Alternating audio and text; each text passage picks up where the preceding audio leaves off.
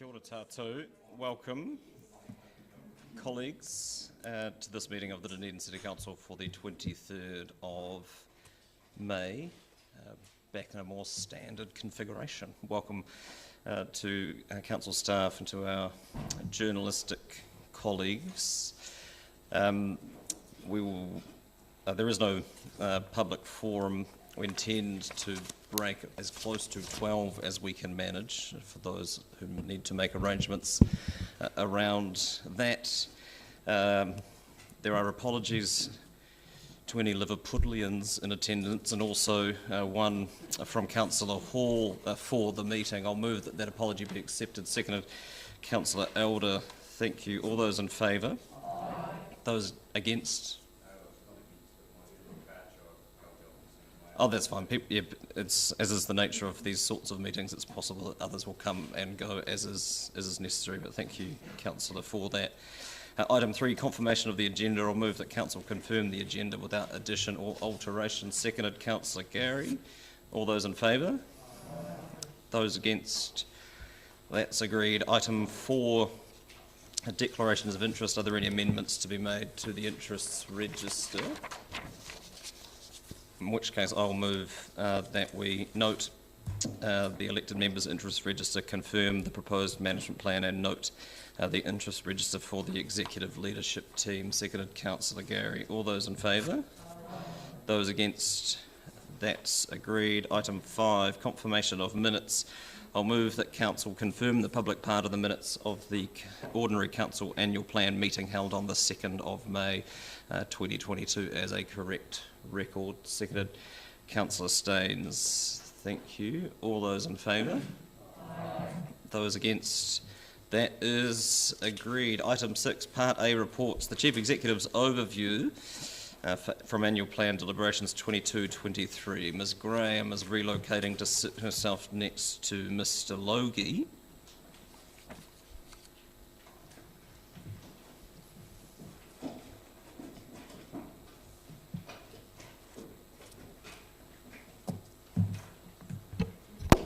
Give you a moment to adjust. Tēnā koro. Anything you wish to add by way of opening at this point?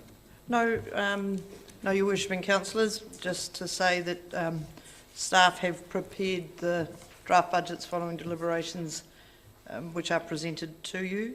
Along with that, there's a series of other reports that have been requested and an outline of both the decision-making framework and process for today, and summaries of the various requests from your community. So Mr Logie and I are happy to take questions at this point or when we get to the substantive items. Sorry, Councillor Van Evers. On page 30, item 18, it says the investment plan currently being developed with will help in ensuring the delivery of a consistent income stream from DCC investments. Does this refer to our investment in Waipori, or does it refer to our massive hundreds of millions investment in the DCC companies?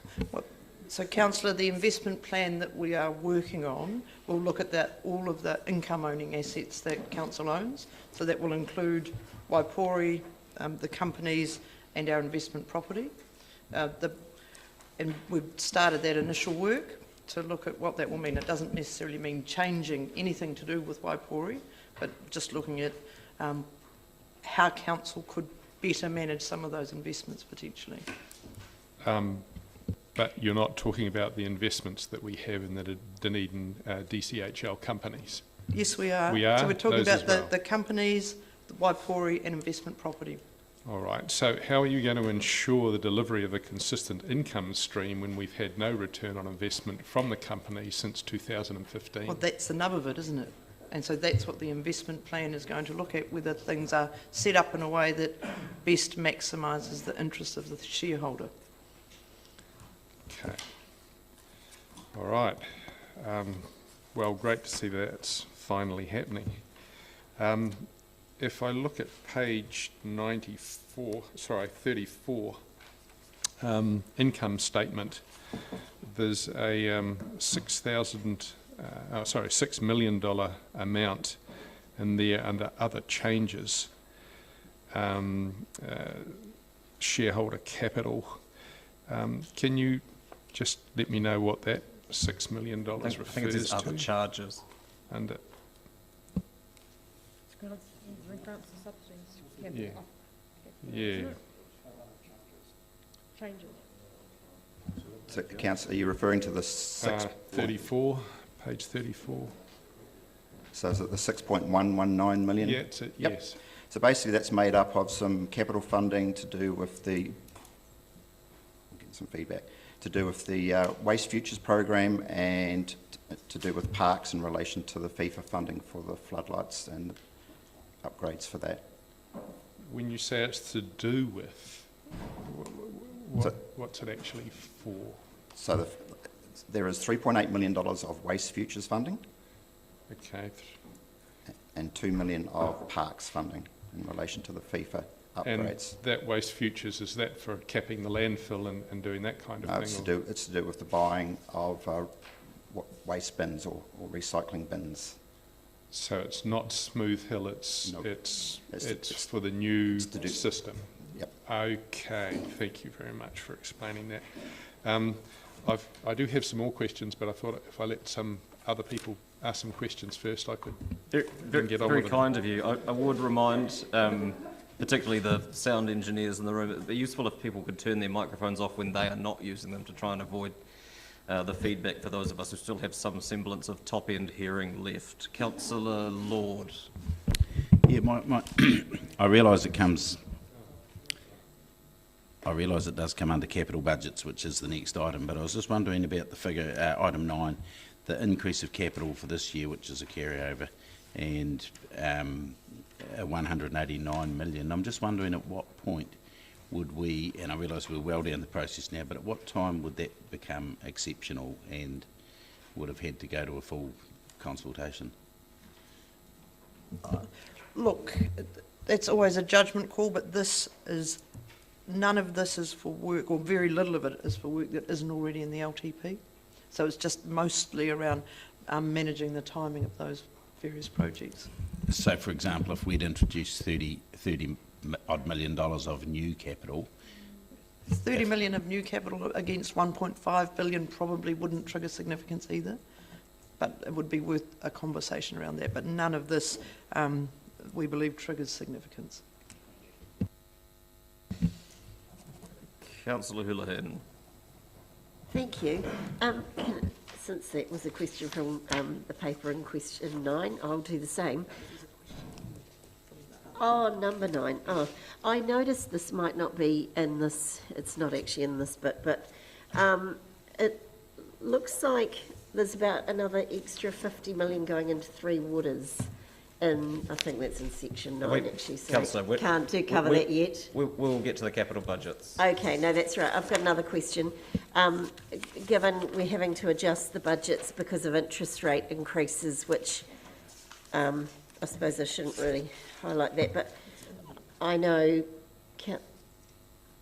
yes, oh, it is in here, yeah. Okay, oh, well, I can ask that, I think, because it is in here, the 50 million for Three Waters. Is my concern with that is it wise for us to be investing a whole lot more money in that when, of course, the government's going to, well, it is at the moment we think is going to take over and run all of that? Why? I mean, I'm just wondering, and I think a lot of people wonder why we put a lot more money in there, given that's the case. Well, and with the leave of the Mayor, I'll answer that, even though that is in the next item, but I'm happy to answer it. This council has committed to continuing to deliver our Three Waters program of work at an accelerated rate, and at the previous meeting we've funded 4.4 million in each of the next 2 years for additional staff to do the planning and the work to deliver on that Three Waters program of work. So that is the council's position at the moment. Subsequently, we have also been speaking with government officials about what the plans are for the transfer of debt when the new entity, whatever form that takes, happens. At this point, they haven't given us any certainty about what that transfer of debt looks like, but have given an undertaking that they will do that before we adopt the final annual report, the draft annual plan at the end of June. And so on that basis, we are proposing to continue with the program, and it's able to be accelerated because we have good procurement in place, we have good delivery, and ultimately we've got infrastructure that needs to be replaced. And so from our point of view, it's prudent that we crack on and get it done. Thank you.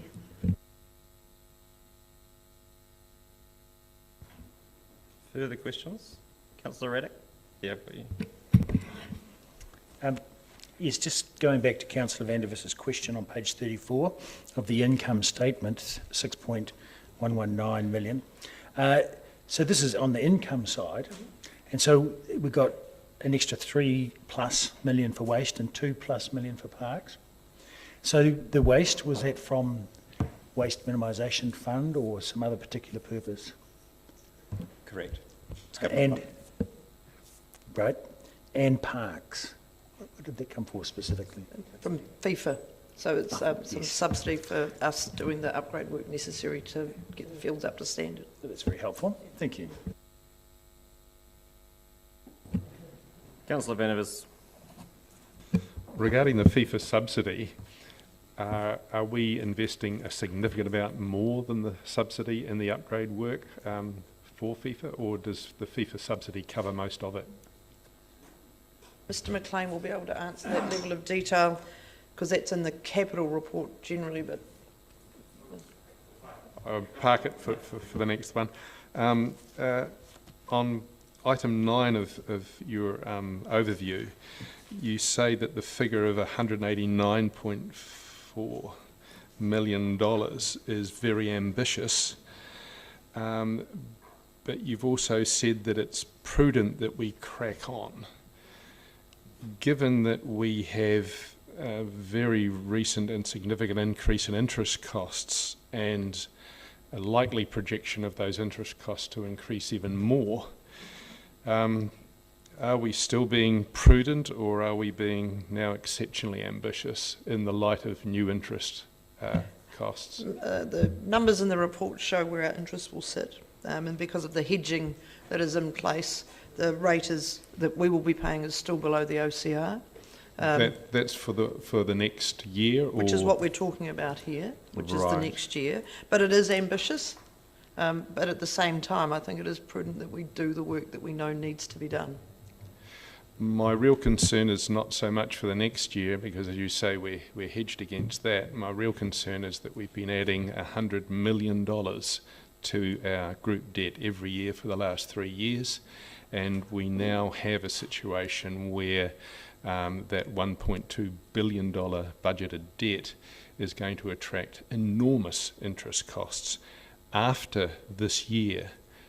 I know this report refers to this year, but the implications for after this year are also very strong. Have you taken them into account when you say that we're being prudent in doing what we're doing currently? Yeah, and we have.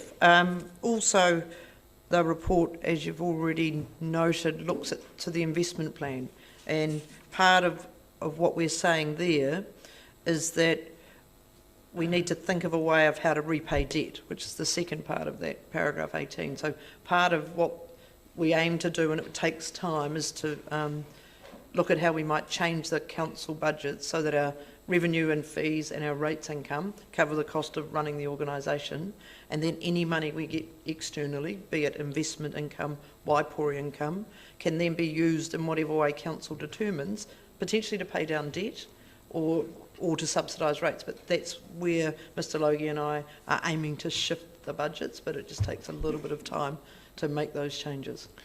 Regarding the possibility of repaying debt and the effect that Standard & Poor's has on our interest rates, how do you see the loss of $3 billion worth of investment in our Three Waters infrastructure as impacting our Standard & Poor's rating in terms of we no longer have most of the infrastructure, or we will no longer have control over most of the infrastructure that a lot of that debt was raised on.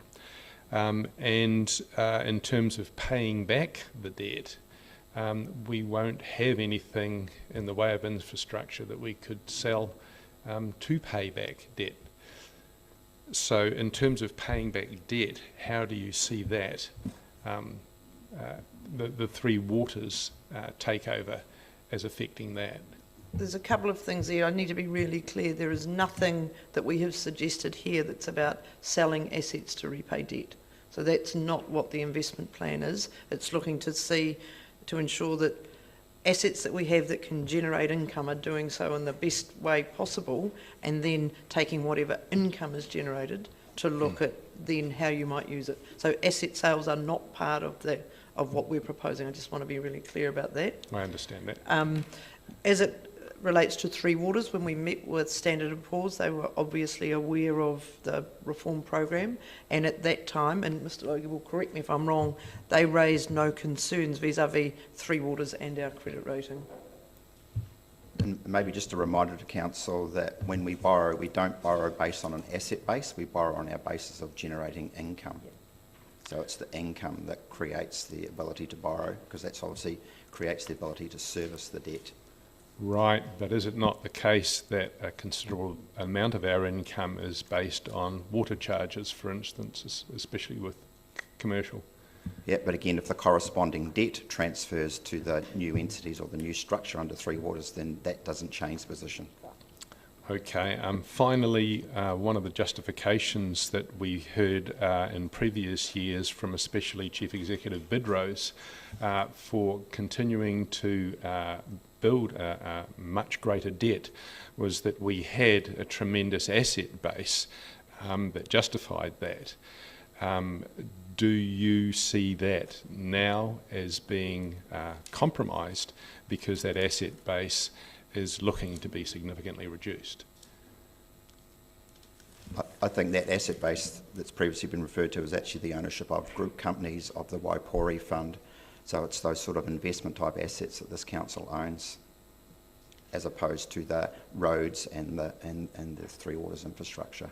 So when Chief Executive Bidrose talked about the billions of assets that we had, you don't believe she was referring to Three Waters at all? Councillor, I don't think it's fair. Again, I can't comment any further on what CEO Bidrose said. Comments made by staff past.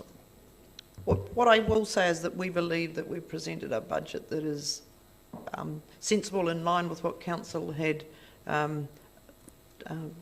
took out for consultation in January, and that all things, when we weigh it up, it is in line with what council asked us to do. Thank you.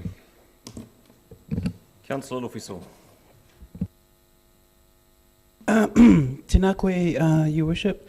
Aroha mai, apologies for the left fieldness, or out of left field nature of this question, and I think it's for you. Over the years, and I've lost concentration, but over the years it's been raised that local government needs to seek from central government the ability to expand the revenue base beyond rates and whatever else we're permitted to do. How far is LGNZ with that, in your opinion? I think there are a few more perennial discussions within local government than how to move beyond a reliance on rates and fees and charges. It's certainly coming through, as you would expect, as a strong theme in the discussions around the Future for Local Government review that DIA are currently leading and that LGNZ are actively involved in, but nothing that would have any impact on next year's budget. Which may or may not help. Councillor Walker. Thank you, Your Worship. Just a very brief question in response to some of the questioning from Councillor Vandervus. And I guess it's for Mr Logie. Mr Logie, would it be fair comment, or from me, or a question to you, to ask that it would be impossible for any economist anywhere to predict where interest rates will sit in 1, 2 or 4 years' time. Hence the reason we adopt the prudent methodology of hedging against rises up and downwards. Yes, certainly events in the world over the last 4 months have created a degree of uncertainty in interest rates. I get a daily update from one of the banks, and it's fair to say that value is moving around quite a bit. And some of the commentary that you hear in the media, etc., is saying there's different views as to where interest rates are going.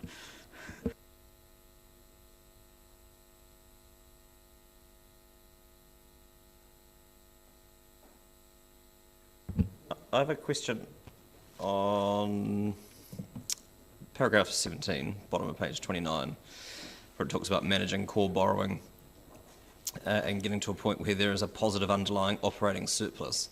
Is that effectively trying to manage the cash flow or the forecasting of expenditure over the course of a year to better align with cash flow so you don't have to borrow in the short term and then clear that later in the year? So it basically refers back to the financial strategy. So in the financial strategy, we've got 2 metrics that we measure. One is the balanced budget, which effectively is a positive operating surplus.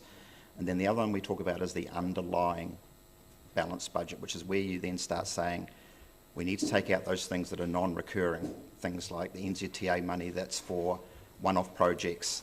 So that's part of that. So if you refer back to the 10-year plan, we talked about getting ourselves into a positive under that metric by the end of the 10 years.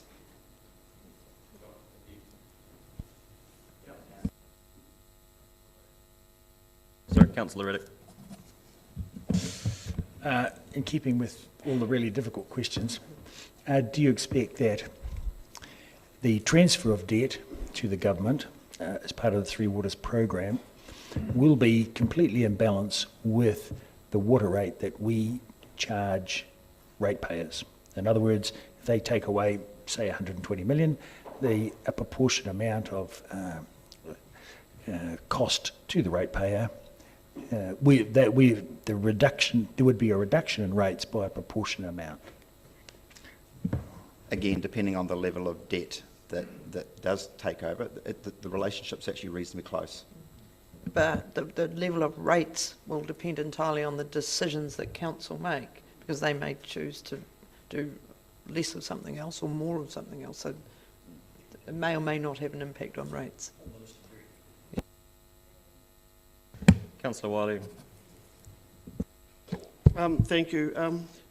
Just for clarity, Mr. Logie, in paragraph 24 we talk about 179,000 for 0.1% of rate, so that's 1.79 million per 1%, and I guess multiplied by the 6.5% projected, essentially what we're looking at from increase in rates would be 11.6 million. Is that correct?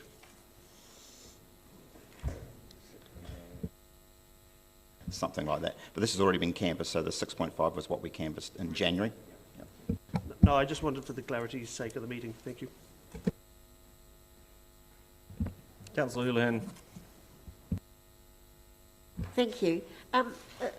Given some of the questions previously around the interest rates, one would assume wouldn't you say it's prudent when you're forecasting out, i.e. for last year when we did our 10-year budget, the interest rates were set. Now, I believe they were set at the low rate of 2.5, I think it was, that we've got, which is a very good rate. And now, of course, we're having to adjust. At the time, questions were asked why we didn't put a scenario in of interest rates going up. And now, of course, that's happened and we're having to do that and increase our costs. Is that something now in the future we might look at changing? And so I'm having to answer that, and the report covers that. So the 10-year plan assumed 2.85%, which was higher than the interest rates at the time, and then but we'd hedged differently than that as well, and so this year we are proposing something slightly higher, but we're aware of it. But you have to put a figure in. We'd put a figure in based on a hedged and the best information we had at the time, and now we're adjusting, but we're still in a reasonably solid position because of the approach Treasury is taking. But also, again, I just refer back to the world has changed in the last 4 months. The OCR forecast last year, we're talking still sitting at 0.5%. That same forecast is now 2.36%. And that's changed really recently because of what's happening in Eastern Europe. I think when you've got a 10-year plan, and of course at the moment we're doing 1 year of those 10 years, but is that things can change very quickly in these volatile markets, is doing best case, worst case scenarios when we're planning our budgets, is that something we consider? No, not at the moment. We've got this year's budget where we have got certainty about what our interest rates will be because of the hedges that are in place. Next year, anything could happen, and at that point we will, in drafting the draft annual plan budgets for next year, we'll have an idea of what the interest rates are in January, and then come May we'll have an idea of what they are again when it comes to deliberations. Thank you. Can I go back to a question we had earlier around Three Waters? If, with your answer, when you said that depending on what the government pays us for repayment of debt, in the context of us now putting an extra 50 million in Three Waters into our budget, yes? Sorry, we haven't put an extra $50 million into the budget. We've pulled forward work that was in the out years, just to be clear. So we're proposing to spend more in the next 2 years than we had said in the LTP, but it's not work that wasn't already in the LTP. It's just we're in a position where we can deliver it more quickly. Right. So this is work that, just to clarify, that the government could be paying for, that we're bringing forward to pay for ourselves. Is that the case? No, that's not what's happening. So, yeah, I think this is going to be easier to deal with when we get to capital budgets. So okay. These are very specific questions, but we signed off on a 10-year plan to do this work. The proposal here in this paper is to bring forward some of that work to get it done by the 30th of June 2024. There's a separate conversation with DIA and KPMG and others around the methodology they're going to use to assess whether our assessment of what our Three Waters debt is accurate or not, or fair or not, as it relates to the potential transfer of that. But these are decisions that we are making, or being asked to make, or being recommended to make in terms of accelerating the work that we had already committed to doing in the 10-year plan. Thank but you. I would appreciate. Could I just do a quick final question around that? No, I want to deal with capital budgets when we get to the paper on capital budgets. Okay, it was just a question. It's going to be a long meeting if we're jumping all over the agenda. Councillor Raddick. Yes, just a question on the interest rates for clarification, because it appears to me when I look at points 13, 15 and 16 that we have been erring on the side of caution consistently and doing better. And so it seems to me that previously the interest rate was assumed to be 2.85% and we've achieved 2.5%, which is better. And our forecast for the coming year, the general forecast currently for the OCR is 2.36, but we're planning on 3.6, so we're erring on the side of caution. Councillor, it's going to be a long meeting right? if people spend the meeting reading the papers out loud. Yes, well, that's correct. I just want to establish very clearly that we are erring on the side of caution in both ways. And you can speak to it in due course. Are there questions of the report? There appear to be none. I'm happy to move the recommendations as per the order paper. Seconded.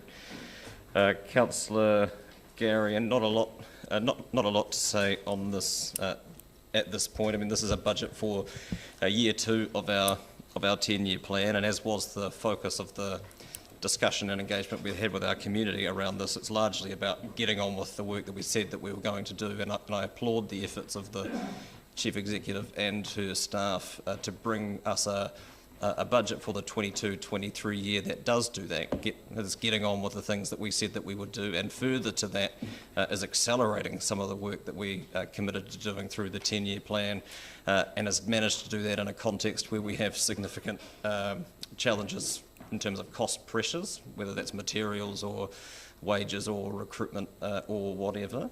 And all of that is being done in a way that is come in south of the 7% rates rise that was anticipated in the 10-year plan for the 22-23 year. And I think that effort in the round is worth our thanks, and I offer it now, and we'll take further speakers. Councillor Vandevers. I very much appreciate the Chief Executive giving us a very condensed summary of what is proposed, and also completely accept that in what we have been presented with, that staff are responding to decisions that have been made by Council. And given the decisions that we have made, and we've been making over some time now, I can see that this report very fairly represents the best staff response to those decisions. Having voted against a lot of those decisions, especially the big spending ones, I have, however, some very severe reservations about not just that we're getting on with what was proposed, but that, as the Mayor has just said, that we are actually accelerating work and doing much more this coming year than was proposed in the 10-year plan.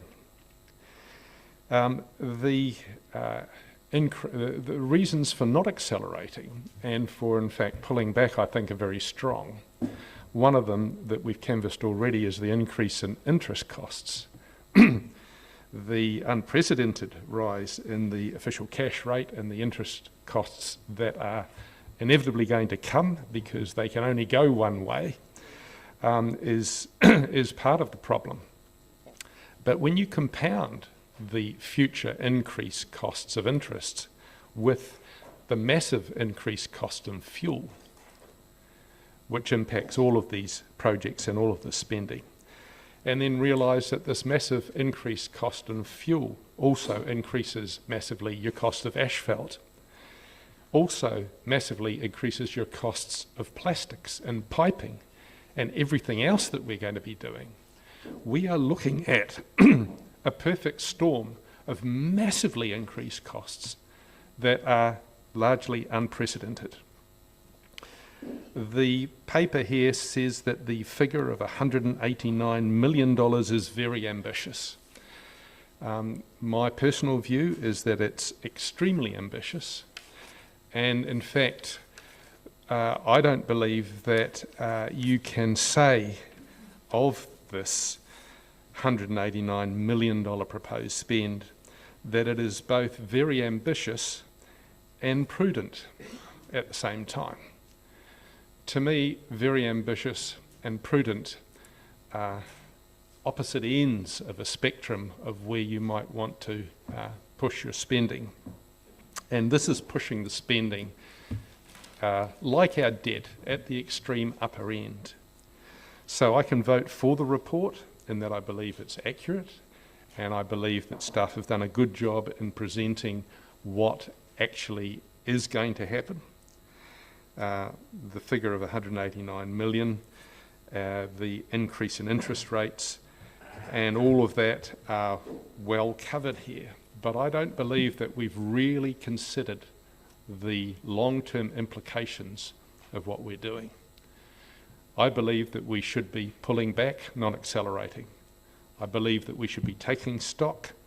I believe that we need to be looking at debt repayment, and we should have looked for many years now at council company returns on investment, only now beginning that process. So happy to vote for this, but with the many reservations that I've just listed. Thank you. Councillor Houlihan. Oh, sorry, Councillor O'Malley and then Councillor Houlihan. Thank you, Bishop. I think the issue really is inflation versus interest. If you believe that the cost of production or the cost of delivery is going to go up at a rate that's higher than inflation, then the earlier you deliver, the better. So I would argue that what we're dealing with here is ambition in delivery and prudence in fiscal outcomes. And that's really why I'm happy to go with this. Quite literally, if you postpone it for another year and we have 8% inflation, then the cost of delivery's gone up 8%, which is more than the percentage you're carrying on the interest to carry that capital work. So why would you deliberately expose yourself to increased costs by slowing things down? Thank you. Councillor Houlihan. Thank you. I actually think council's been put in a really awkward position with what's happening with Three Waters, and I certainly don't blame council staff for this, but in normal circumstances, it's great to accelerate work and get it done as quickly as possible. However, I have concerns about us accelerating work and bringing in moving 50 million forward into our budgets. That's money that until we know what's happening with Three Waters, that the government could be paying for that. And right now, if we're going to be paying for it, there are a lot of increased costs. Times are tough at the moment for everyone, and increases are happening right across the board, as everybody's said.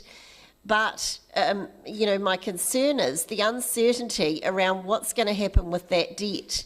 Now, we don't know, we're committing that money, and that's ratepayer money, but we don't actually know what's going to happen with that 50 million and the other money we're spending on Three Waters as well that's sitting there, that obviously we want to get that back, but there's no promises on what we will get back and how much and what that will mean for council. From a financial position, what does that mean for us? Where will that leave us?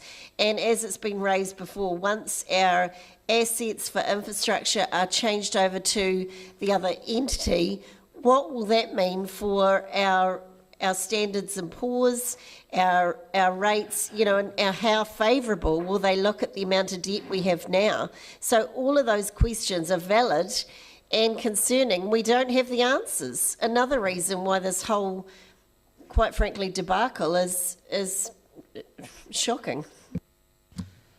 Councillor Barker. Thank you, Worship. I support this. It's a good report which covers all of the capital expenditure that we've discussed in many, many meetings, and we did agree with the Three Waters to accelerate this so that it would put us in a better position for when the reforms happen, and we owe it to our city to make sure that we are prudent around this. I agree with accelerating the work. I think that the CEO and the team have worked very, very hard on getting us into a position where we can accelerate the work. The other option is don't do it, and we know that our community is calling for us to work on our infrastructure. When we look at our residents' opinion survey, which we always look at, 29% were only satisfied with our roads and our infrastructure, 38% with the footpaths, 33% with the road conditions, and so on with water, etc. So we are delivering what our ratepayers are asking us for. So happy with this, and we'll have more questions for the next part about some of those capital projects. Thank you. Thank you. Councillor Lord. Yeah, thank you, Worship. Yeah, I just probably want to partially respond, and it's sad she's left doing Councillor Hurlin's comments. We don't know, it's been clear from the CFO that we don't know exactly what's going to happen with the debt that we've got on our books or how that is going to be taken over by the Crown. But I'm reasonably confident it'll be a whole lot easier to prove $50 million worth of brand new receipts on brand new work that's been done that we can see in a given year. I think it'll be a lot easier to take that debt and explain that this is a justifiable position before we let our assets go than trying to retain a spurious debt that might have happened 30, 40 years ago and say, well, we're still carrying this much debt on our books for this. That's historically old pipe. So as Councillor Barker's just said, I absolutely think this is the right way to go. And the better we get our network up and running before these assets may be taken off us, the better. Councillor Gary. Thank you, Your Worship. I've listened to my colleagues, and it astonishes me that sometimes the very people who have talked about infrastructure and the need to address the work that needs to be done are possibly the same people who aren't keen for the work to be accelerated.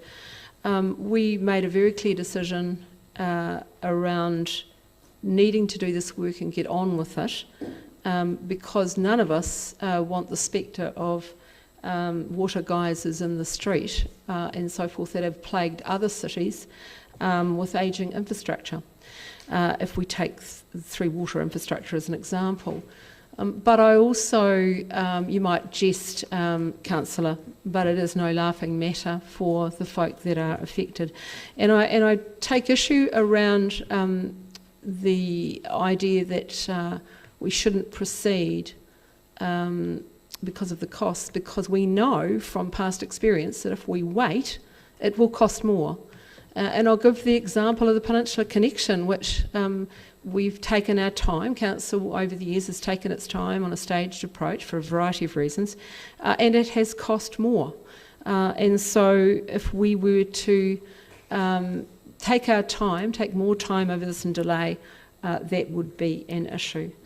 Our community expects us to address these matters, and I just want to also acknowledge, as others have, the work of staff and the leadership of the CEO in this regard, and the fiscal responsibility shown in these matters. Thank you. Thank you. Councillor Walker. Thank you, Your Worship, and I'll try and be brief because there'll be a bit of repetition. Yeah, just as others have said, I support this also, and it's great to see us getting on with and indeed accelerating work in areas that the public actually have indicated they want to see us doing, which is the repairing of some of our decrepit, ageing underground infrastructure, which is never, as you'll all know, that politically sexy. And I also think accelerating work in uncertain times, which we are in times of economic uncertainty, is actually an indicator to families who are doing it tough that, you know, we're providing surety about the growth of our city, and with that comes the provision of jobs, of course, and jobs are integral in times of difficulty. And Councillor O'Malley, I think, hit the nail on the head actually when he said ambition and delivery in response to Councillor Houlihan's question about what do we get for the 50 million. Well, what we get is what we promised to do actually, and as mentioned in previous reports, it plays. You know, I think Councillor Barker mentioned it, and it's been mentioned in previous reports, that it puts us in a really strong position if and when, because it is an if and when, the Three Waters reforms proceeds. So, yeah, thank you. I support this. Councillor Elder. I just want to support what other fellow councillors have said about this, and in particular our investment in Three Waters. We don't know what the future holds, but this investment in the Three Waters is helping our community achieve their goals of safe and reliable water and good infrastructure, but it also enables us to have really good forward work plans. So whatever happens in the future, we are in a good position. So I really endorse this plan, and I look forward to the implementation of it. Thank you. Councillor Reddick. Yes, I can support this report, and I'd particularly like to compliment the staff on their good management of the situation with the money that we have in front of us.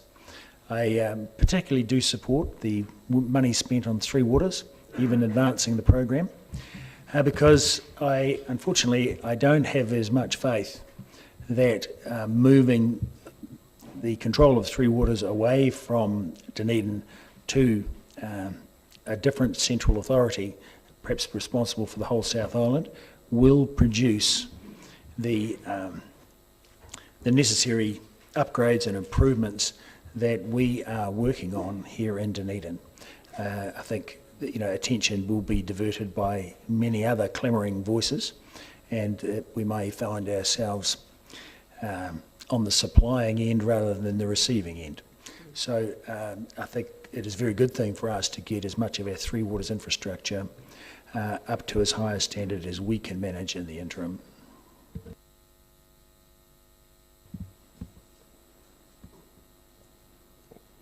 Councillor, you've spoken in the debate, and just in speaking in response, I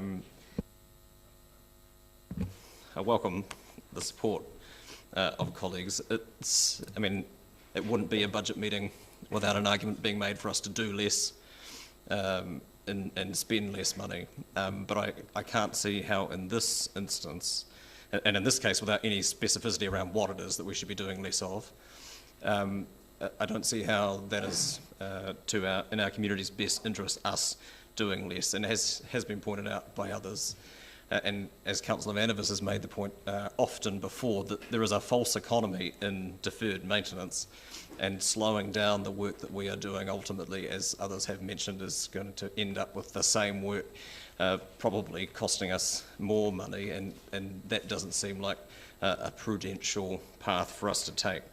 And because the spectre has been raised around the Three Waters reform for the first of at least 2 occasions over the next few items as we get to capital budgets, I mean, I share the concern that I'm sure we all do around what this means for our ability to plan and deliver core infrastructure in our communities, which is the strongest argument you could possibly make for getting as much of this work done now while we are in control of planning and service delivery between now and at least the end of June 2024, rather than slowing down the work and then leaving it up to the mercy of a larger entity. And I applaud the work that staff have done to, from a procurement point of view and from a planning point of view and from a delivery point of view, to get us to the point where we are able to do more of that work from our 10-year plan over the course of the next 2 years. And just touching on the debt transfer question, and it is frustrating going into a budget meeting without having clarity around how that will work. The real, what's unclear is how historic debt will be treated within the Three Waters group, and this is to Councillor Lord's point.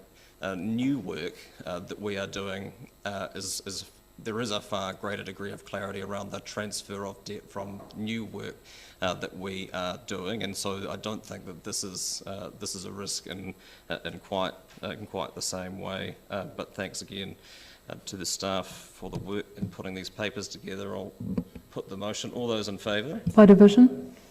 We can take it by division. Yeah.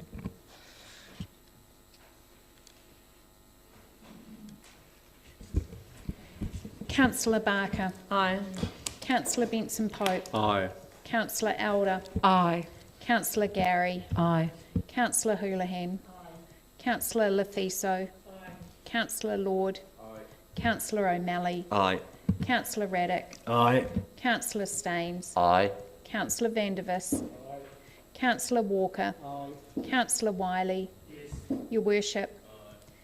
Carried unanimously. That is agreed. Thank you. Item 7 is the capital expenditure report. You're staying here for this? I figure that there'll be people joining Gavin, not me. Okay, that's fine. Mr. Logie, welcome back.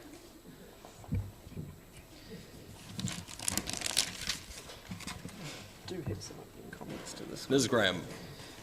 Thank you, Your Worship and Councillors. So, although it's been canvassed a little bit in the previous item, the capital expenditure report presents in more detail the plans we have for CapEx for the next year. Circa $189 million, give or take, which is an increase in what was in the LTP as a result of some work being pulled forward that was in the LTP and other work being costed more accurately with just the changes we have in approach to both procurement and the management of projects. And so that would be a fair assessment, Gavin, and some depreciation as well. And there's also just some projects that have been obviously deferred this year, so obviously the timing of the Mosgiel pool, just the way the cash flow is flowing, so it's had to flow into next year. And at the same time, you'll see there's been some changes to timing to a couple of the vertical build projects, notably the South Dunedin Library, and that's been canvassed already, but it's a function of us not being able to relocate the existing tenants in a facility that meets their needs, which is unfortunate, and so we've decided that at this point that we would just delay that project until their tenancy ends, which is January 2025, because even if we were to relocate them somewhere now, by the time somewhere else is fitted out with the needs that are special to the trust, there would be very little time left between that time and the end of the tenancy. So that's less than ideal, but we had to make a decision, and so we have done that, and we've relayed that to the community. At the same time, we have freed up some space in what we formerly was the Veggie Boys site for the South Dunedin Community Network to utilise that space as a public facility, and it's being made available to members of the community, and they already have quite a range of ideas about what they will use that space for the next 2.5 years.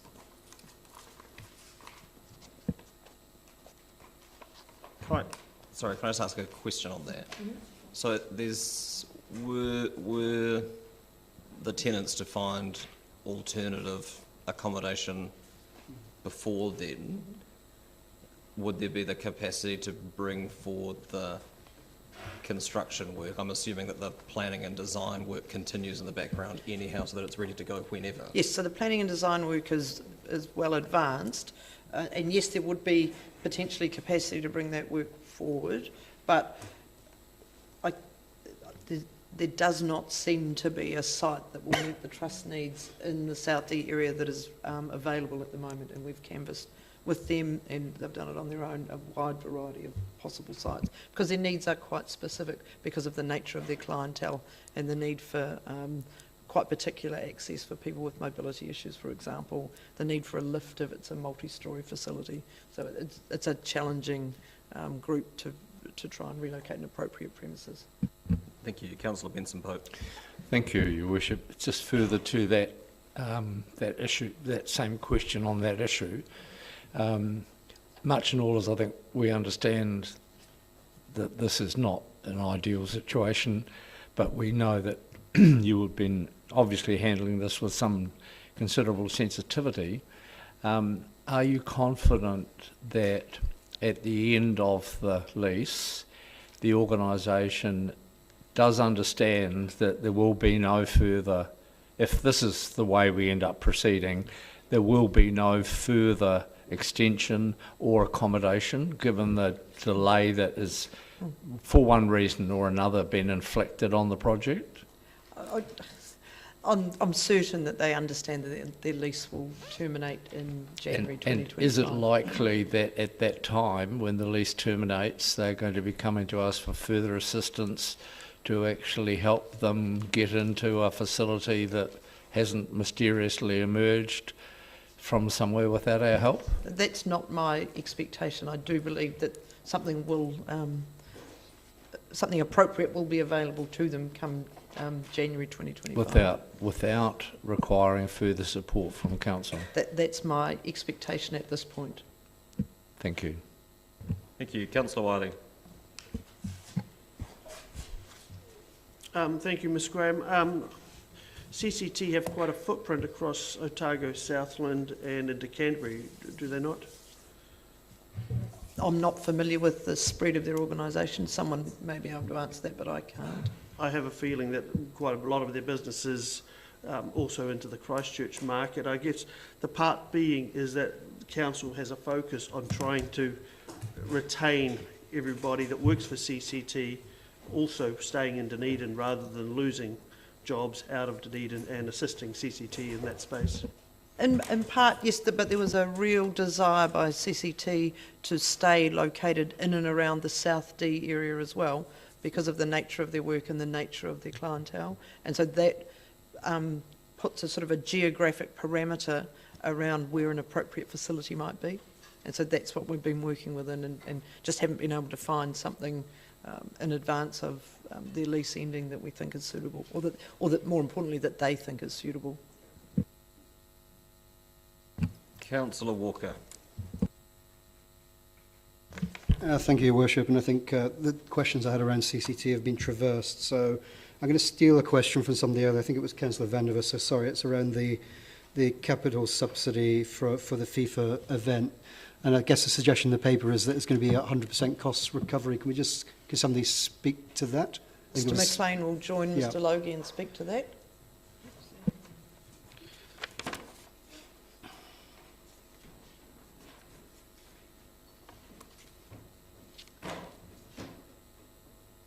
Welcome, Mr. McLean.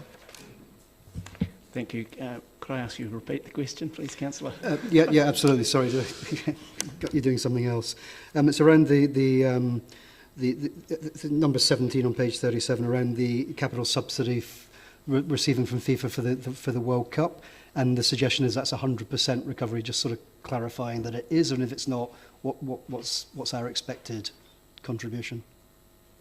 Thank you, Councillor. At this stage, it's funding from MB to help with all the host cities, and the indication is it's funding of up to $2 million at this stage. So the answer to the question is yes at the moment? Yes. Okay. And my second question is it's on item 26 about accelerating replacement of the ageing fleet to about 950k, I think it was. Can I just confirm that when we replace the fleet, they're now all electric, or they percentage qualify is? as electric. Some of them are hybrids. I think they're plug-in hybrids. I think. So there's a variety of vehicles that we require on the fleet. So utility vehicles at the moment, there are no EV options or plug-in hybrid options that are affordable. But certainly where we can, so the building services is an example, so we're putting plug-in hybrids in for them.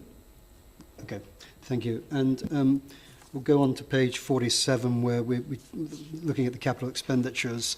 And excuse my ignorance here, and people who know me know I know nothing about vehicles and engines and those sort of things. But under fleet operations, there's a line item there for heavy vehicle replacement. Can you just give me some examples of what that would be for us?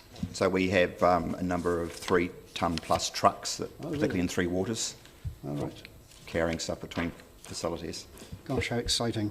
And also on page 49, again, this is just me being ignorant of what it means, under the 7 crem, it's city-wide beam expansion. Can somebody explain what that is? I think I've got an idea what it is. I know, when you're doing cemetery developments, you have to put beams in, as I understand it, so that then you can put the headstones on where you bury the people.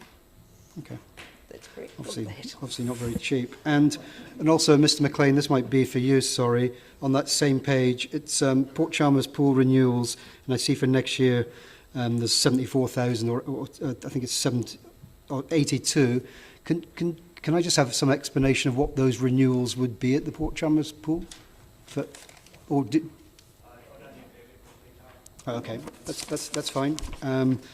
And the final question, and I'm sure some others were probably going to ask this, in terms of our if we sign this off to bring the money in for the tunnels, trails completion. So my reading of the capital expenditure on page 51 suggests that work will start in 22-23 and then be 23-24. Am I reading that correctly? You are, Councillor. Great, fantastic, thank you. Councillor Barker. Thank you, Worship. I have a few questions. Thankfully, Councillor Walker has asked some of them.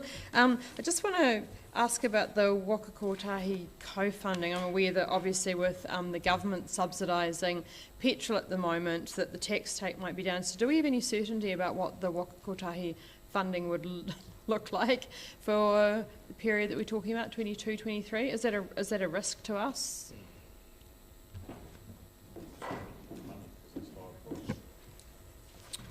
It's always a risk until the project is approved by Waka Kotahi, but all of the projects are in the National Land Transport Fund, so we're not expecting any projects that we've assumed will be funded to not be funded. Great.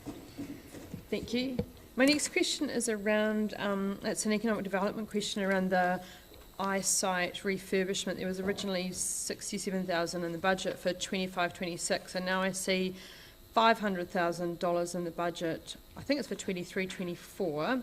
So there was an announcement today by the government about that they were going to put over $5 million into eyesight. So I wonder if you could just expand perhaps a little bit more on why this project turned up and what it's about. Yes, Mr. Christie will do that. Yes, morning councillors. So the Eyesight New Zealand have been looking at rebranding and refreshing the Eyesight network in anticipation of visitors coming back into the country. We're pleased to be able to see that the government has also announced their support of that project this weekend. So we'd anticipate details will be worked through, and we've allowed a budget for that for next year.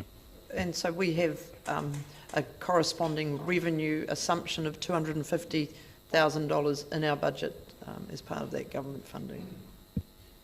Okay, my next question around that is how does that, does the timing fit in with the destination plan and the product development? I ask that question because the way that visitors are receiving information is different in the modern age. I guess I wonder if, did government look at that when they were looking at the eyesight refurbishments? Yes, I believe the government will be considering that because both the destination plans and this project are funded by MB. Thank you. My next question was around the fleet vehicles, and I noticed there was money for the book bus. Are we able to get an EV book bus? Yes, it's an e-book bus. Okay, cool. Next question is, do we own or lease vehicles? We used to lease vehicles in the past, didn't we? No, we own all our vehicles. We own all our vehicles. Excellent. I just was that number 30 or page about the deferral of the Dunedin Library ground floor refurbishment? I just wondered why that was sacrificed. Might be a word.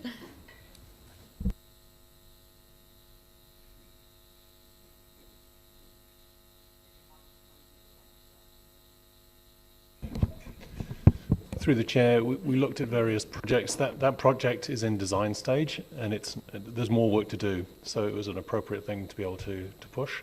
Not our preferred choice, but given where the project's at, it was an appropriate thing to do. And with a little bit of context, with the volume of work that's happening in the city, vertical infrastructure is what we call building refurbishment. It's just about trying to manage a pipeline of work so that we can ensure that we have people available to do the work, and there's some work that was a higher priority as well. Thank you. My next question is around cemeteries on page 49, and I just wanted to understand the cemetery strategic development plan. Is this around the planning phase, or is this around delivering cemetery? I just wanted a little bit more background on it. There was going to be an overspend of $100,000 on that, so can I get some background on that? Yep, thank you, Councillor. So that's development. So we've had capacity planning undertaken, and we've identified the opportunity to undertake capital improvements to essentially expand the capacity of some of our cemeteries, and that includes consideration of constructing an urupā. So do we actually have a cemetery development strategic plan, and did it go out for consultation, or is it just something that we do internally?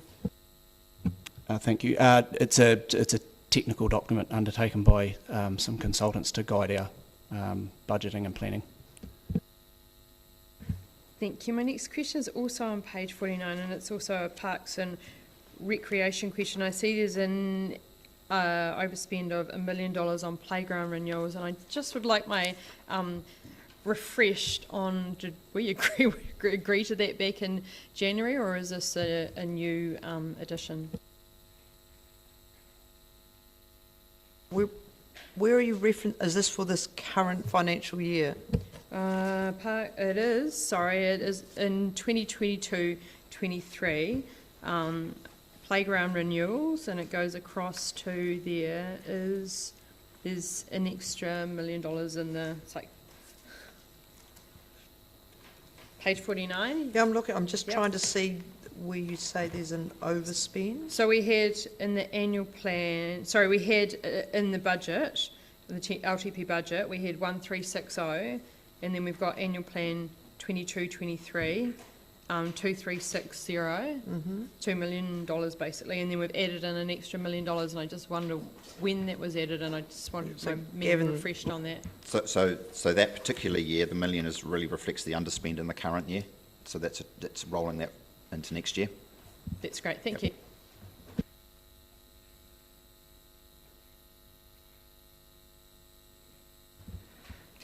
Councillor Elder. Thank you. Just some questions. First of all, just around the Dunedin South Library and your communications with the South Dunedin Network Trust, and I was just wondering what their response to that was. Look, I went and met them face to face to talk them through the delay because that seemed an appropriate thing to do, because I know there was a level of disappointment, an obvious level of disappointment about the delay. But after we had a discussion and then we talked about the possible use of the McAndrew Bay, the McAndrew Road site, they were really quite delighted at that, and I've had 4 or 5 conversations subsequent to that, and have one of the property officers working with them. So they're positive, albeit disappointed, and they've worked with us. They checked the messaging they put out on social media with us to check that they'd gotten the tenor right. So they said they were disappointed and sad, understandable, but excited about the opportunity and then looking forward to it. And I stressed in all of my correspondence with them that the council is fully committed to the delivery of the facility, albeit slightly later than we had intended. Thank you. My next question is just around the Dunedin Tunnels project, and I was just wondering, should we get the Waka Kotahi co-funding of 51% or thereabouts, would that half the amount of price that as a city council we might pay? So instead of 11.393 million, it would be 5.6965 that we would actually pay if we got the co-funding for that trail. Just a reminder to council that when we budget the CapEx, we budget what the total cost of the project is, and then if we get funding, it comes into the income statement. But so we would always budget the full amount. Yes, and just in case. So should we get the funding, then it would be 5. If we get the funding, the budget for the CapEx would still be the same, because that's what we're spending. Yep. Yes, but effectively it would cost us as a council less. Yes. Another question I have, and I don't know, that there is the possibility, given the Tunnels Trail is a trust, that should they get extra funding for this cycleway, they could actually possibly gift it to the council for this trail. Would that be a possibility? We're always open to people wanting to give us money. It's infrequent, but in all seriousness, we would have to always look at what the T's and C's were around that and just consider whether them giving us the money was the best option in terms of delivery, because we will have a project in place and funding in place, and we just would work with the trust. Okay, so, cool. Thank you. Councillor Vandervis.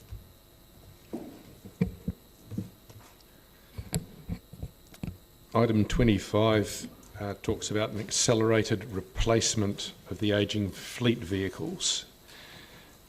Is this accelerated replacement a result of a cost-benefit report that shows that there will actually be a net benefit in doing so?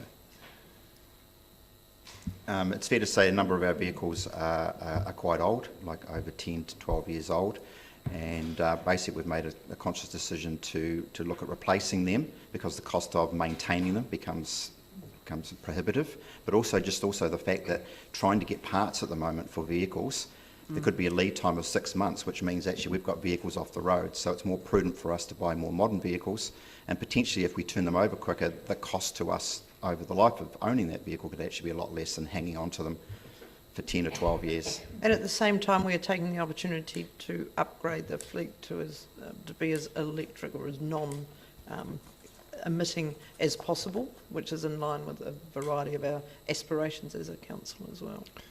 I understand the maintenance and EV shift. I was just wondering if you'd actually done a cost-benefit report, or whether you were just going to accelerate the 900,000 of extra it's been considered, purchases. So we've looked at the vehicles and whether they're fit for purpose, and where they're not, we're replacing them, and where it's prudent to replace them because of the costs we are getting.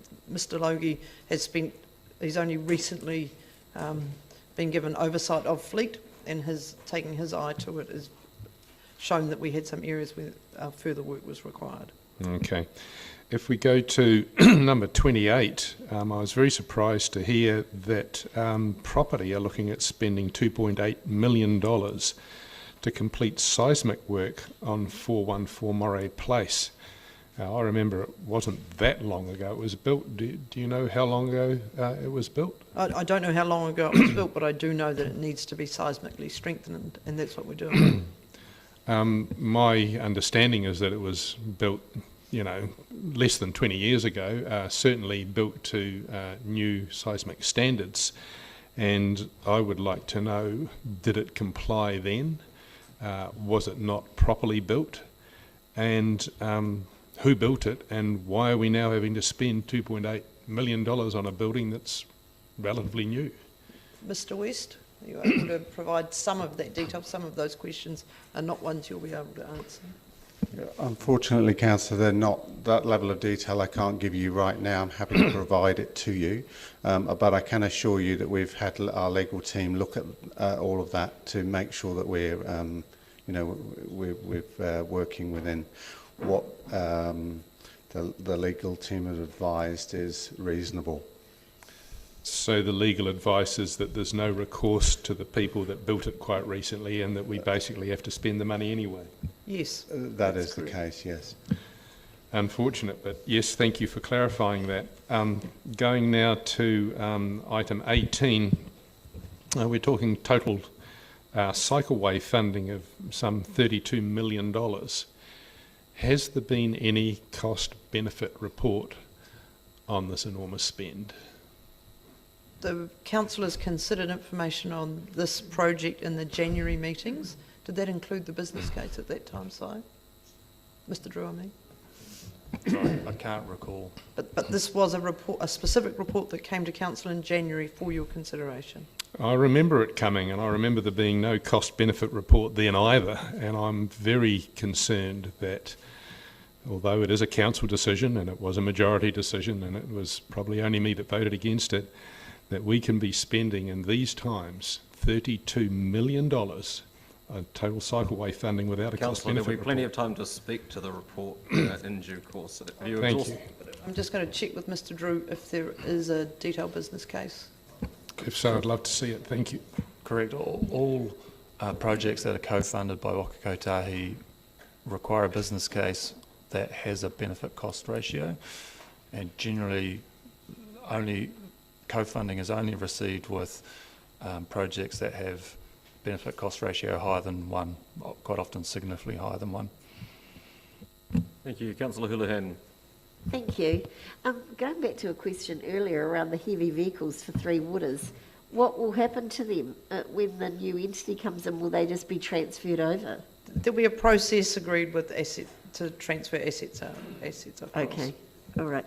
And just a question on page 40, number 36, roading and footpaths. That the budget's increased for the next 3 years. Is it possible that we haven't been doing some areas that we were meant to have booked in and been doing regularly for their maintenance? Because I'm getting quite a few calls from people in Mosgiel saying that they haven't seen anyone from council doing the footpaths, and I'm just wondering if that increase is to accommodate the fact that we haven't always been actually doing it. No, there's ongoing renewals across the city, including Mosgiel. The increase in budgets is to reflect, similar to Three Waters, is just there's an ageing network that we need to replace. How often do we service the roading and footpaths, particularly the footpaths in Mosgiel? I don't have that level of detail, but I can pull all of that out of the system. Well, I think, though, it would be fair to say that in the same way that Three Waters is now in that phase where the planning's in place, we better understand the condition of the assets, and we're now able to deliver at an accelerated rate. Transport us slightly behind in that process, and so this is a function of us starting to learn more about our assets, get a better understanding of their condition, and put in place plans to do the work. So it is an area. The residents' opinion survey has shown that consistently for the last couple of years, that the the quality of the roads and the footpaths hasn't been as good as it could have been. But what this signals is that we are starting to better understand it and getting on top of it and starting to make some of those improvements. Thank you. And just further to that, my understanding is that the renewals work is assessed and prioritised according to need across the city, and that will depend on the relative state of different parts of the network at any given time. That's correct. Yeah, thanks. Councillor Gary. Thank you, Worship. And just a segue into my question, that provides a really good segue. One of my questions, and this I guess is for Mr. Drew, maybe a combined one, of when you believe that volume of work around the renewals for footpaths will be able to attend to expenditure on and work on new footpaths, because we did have a lot of submissions in this, and we do get asked by people, it affects their everyday life. Do you have any anticipation of when we get through that work and get on top of that work, Mr. Drew? Well, there's currently no budget to increase levels of service in areas, so the focus is on the renewals. We don't have a work program to look at increasing levels of service yet. Understand that. I guess what I'm asking is, when you think, and this you may not know, when you think we might be in a position in terms of the volume of work, because I understand there's a lot of work to do in terms of the renewals. Perhaps that's for the Chief. Yeah, and I will answer this. This question is more about a change in level of service, and so it needs to be considered as part of the review of levels of service and the measures. And if council decides it wants to change that level of service, for example, and increase the amount of footpaths and how they're funded, that would be a conversation to have then. So my sense is it would need to be a 10-year plan discussion. Understand. Thank you for that clarification, though. And my second question is around, I think it's page 53. So, Mr. Drew, can you tell me, and I'm not sure if I've got the name right, but I think somewhere in it we talk about watercourse program, and is that the same as public-private stormwater program? So the watercourse program is a new one. And can you tell us how far that work will take us through the priority list? Would you have that level of detail? Or maybe I've missed it. Paragraph 38 of the report shows that. So it adds, we get Motu and Bath Streets. Yes, and then I did see that. I was interested in terms of the total priority list as it stands today. The paragraph 39? Yes, I saw that, but I'm wanting to know how far through that list it is. So that'll get us to 4 of... 12? No, it gets us to number 4 yes, on the 12, list. though, No, on it's the bigger list. than that It's now. bigger than that now. Yeah, it's in the range of 30 plus. Okay, that was really the basis of my question. All right, thank you. And finally, Peninsula Connection, what capital expenditure would it add if we were to do the section of the Peninsula Connection from Allens Beach Road to beyond Portobello School? I'm not talking about the upgraded footpath, I'm talking about the actual program. What would that cost? What would that add to the capital program? So that's quite a technically challenging part of the project, so it's expensive. The 2020 estimate was $4.5 million to get from Allens Beach Road to the bus stop, which is about 300 metres past the school, and that's at the start of section 10. And do you anticipate that that figure would have gone up in the interim? I do. Okay, so 20 million. Thank you. Councillor Millie. Thank you, Worship. I'm basically following up on questions now that have been asked. 25 and 26 is the vehicle one. I just want to make sure that we've got a carbon neutral 2030 target in place when it comes to that. And can we report on the progress to that carbon neutral 2030 target as we go? As it relates to vehicles? Just, yeah, actually on that particular point, yes. We'll be able to provide an update on the makeup of the fleet. noting that we still have a few vehicles where we can't meet our operational needs and our carbon aspirations, the utility vehicles, for example. Oh, I completely understand that, Yeah. and it's But only yes, 2022. we'll provide an update to a relevant committee at some point. It's just sort of where we are on the Yep. journey. 38 and 39 are the watercourse paragraphs. And I kind of want to come from a different direction on that. And I think you kind of touched on it when you said that it's now 30. From my recollection, and these are just conversations I had with Mr. Dyer, around about half of our stormwater system is not in our title, it's in private title. Is that correct? That's correct. We are trying to determine the extent of private watercourse ownership at the moment. And this number I may have wrong, but I have a feeling that ours is valued at around about the 300 million mark. Yeah, it's of that order. Yeah, so 3 million a year would be a 1% renewal rate. So when you're looking at, just want to clarify that 5.8 million, is that 5.8 plus 3.5, like 11 million, 12 million this year, or is it we've got zeros in there and we're adding in a certain amount of money every year, so it's 5.8 million for the next year? It's 5.8 for the next couple of years to do the next two on the list while we... So yeah, so 22 and 23, and an original, an addition, a further 5.8 sitting on top of the 3.5. Correct. Over 2 years-ish. I'm not trying to get a percentage return on 300 million, so we're talking around about a 1.5%. So you're talking about a 75-year asset life. So I guess we are starting to come in relatively close then to the potential asset life if we were looking at that level of maintenance. Renewals? Yeah, I wouldn't want to do that math on the fly. No. And just acknowledge that there's some backlog to work through as well. So I guess what I'm really bringing up with this questioning is flagging that there is an emerging thing happening here. And then my other question is, if the government goes ahead with its plans and there's an asset transfer in 2024, when would you have to have the asset list drawn for them to start talking about the transfer? They are indicating they would like draft asset management plans by June 23. If I might, may I just ask a question of clarification of you, Mr. Drew? The accelerated work that Council has signed off included some work in this space?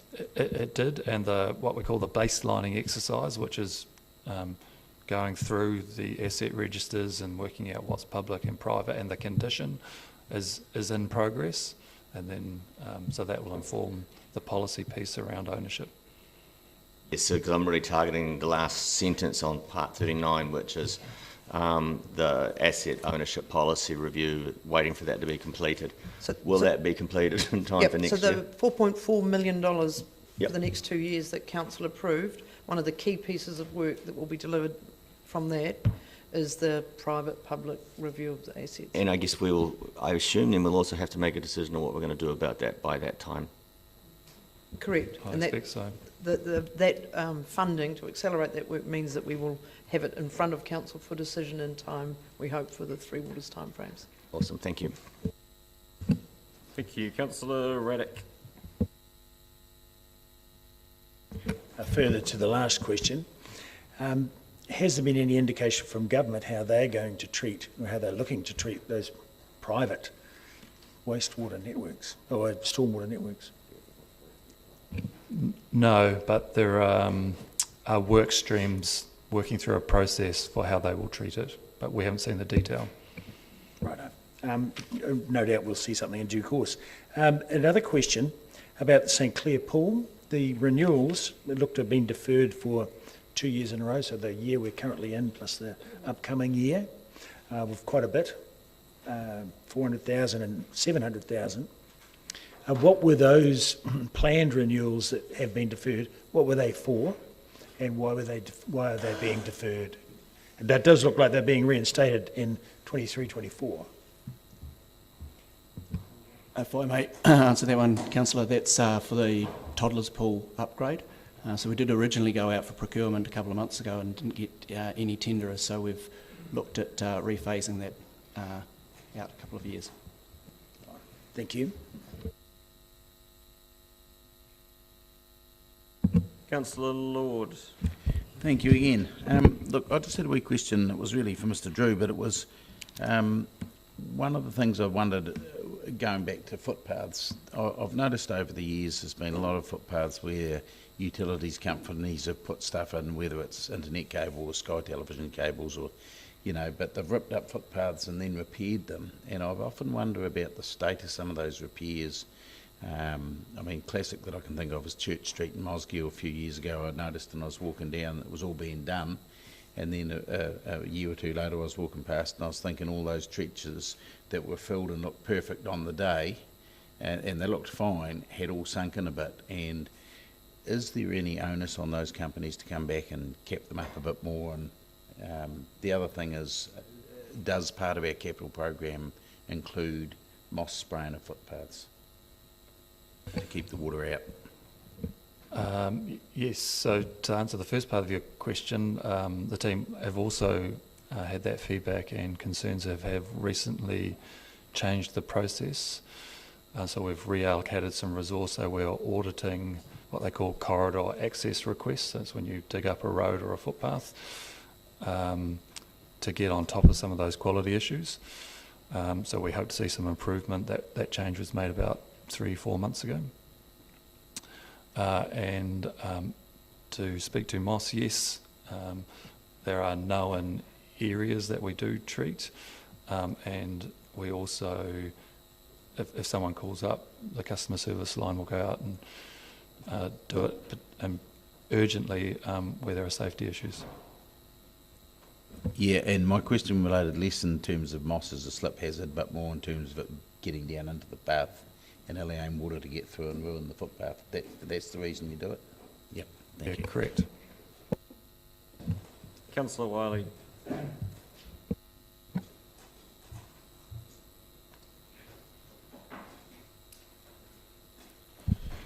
Thank you. Question for Mr. Drew.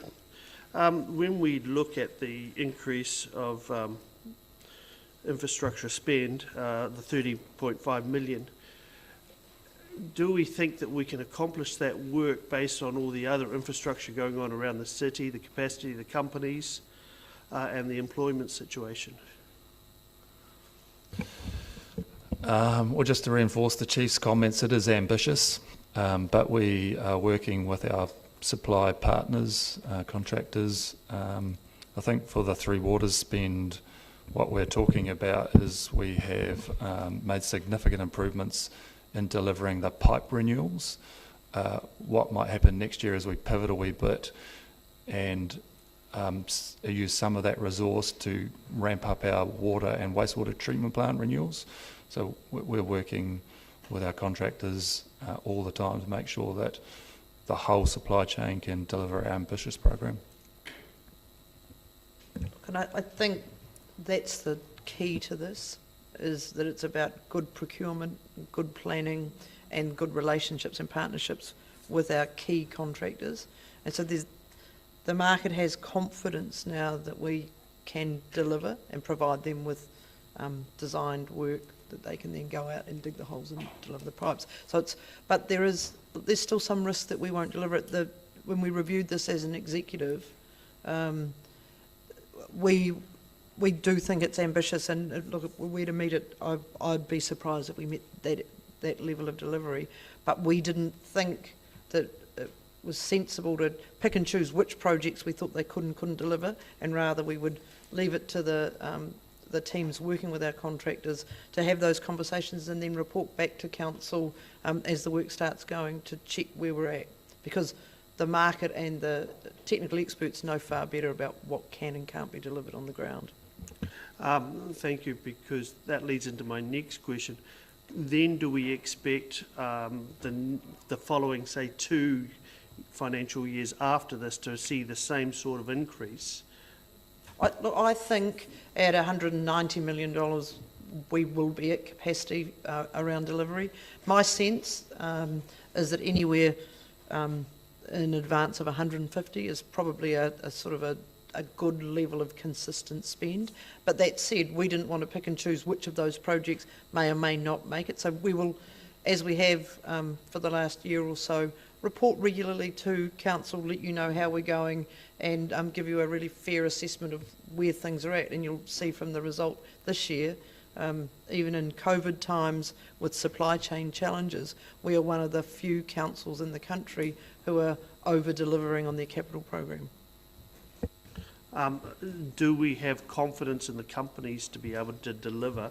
And are they, and with this work, have they already indicated that they will be investing more into Dunedin and into the Dunedin workforce? Indeed. Well, we have got really good teams and partnerships in place with several of our key infrastructure partners, and the procurement model that we have developed with them, and the long-term contracts that council agreed to in some of these spaces means that we now have given the market certainty where they are prepared to invest.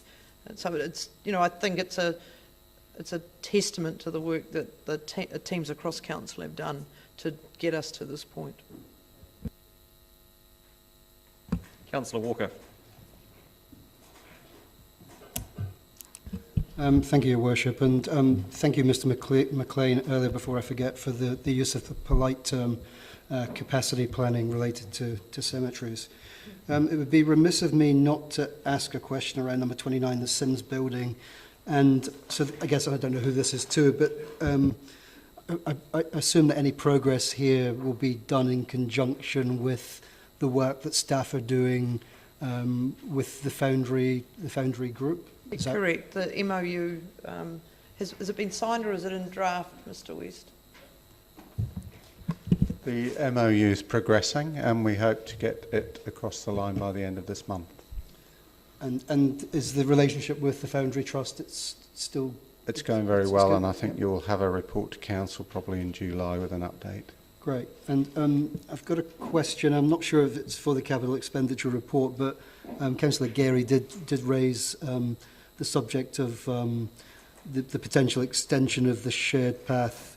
And I guess the question would be to Mr. Drew in relation to the last week's announcement by the government in its emissions reduction plan. There was quite a substantial amount of money in there for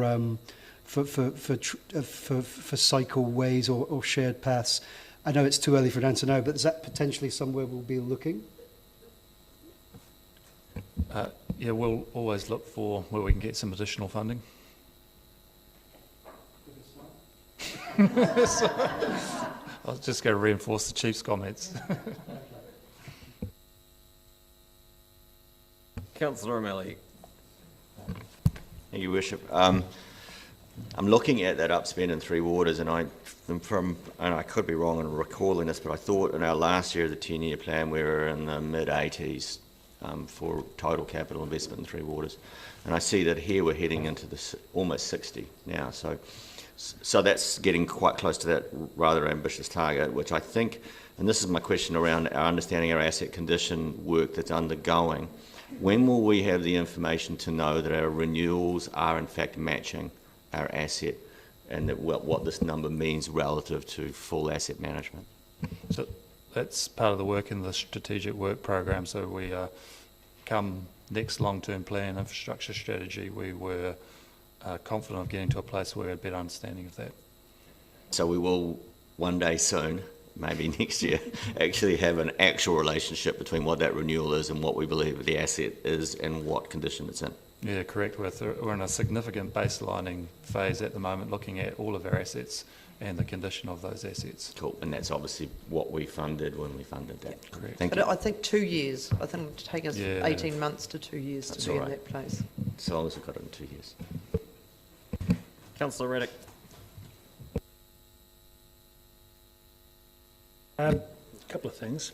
Firstly, about Port Chalmers, I did make a note about the Sims building, but I'm just curious, what do we get for our 800,000? So that's the remediation of the bank and the clearing of the asbestos on the land behind the physical Sims building, and we had money tagged for that in the property budget, and so as part of what we're working with the trust to do, that will be our commitment to help them just on checking that this. side. So just as was spoken about when we had the presentation earlier, or months ago. That's good, thank you. And it's very good to hear that the discussions with the trust is going well. I'm just wondering about Motu Street. and the repair of the watercourse there, which I get to look at on a regular basis, and what a wonderful job they're doing. But my question is, was that a private watercourse? Was the drainage under the ground there private, or was it part of the DCC network? No, that was one of the private watercourses. Okay, so two subsequent questions. So what, in terms of payment for all of that work, does that fall to us? Is there any private involvement or contribution to that? No, that's, if you recall, there's a paper that came to council a couple of years ago about the private watercourse program, and at that time council made a decision to fund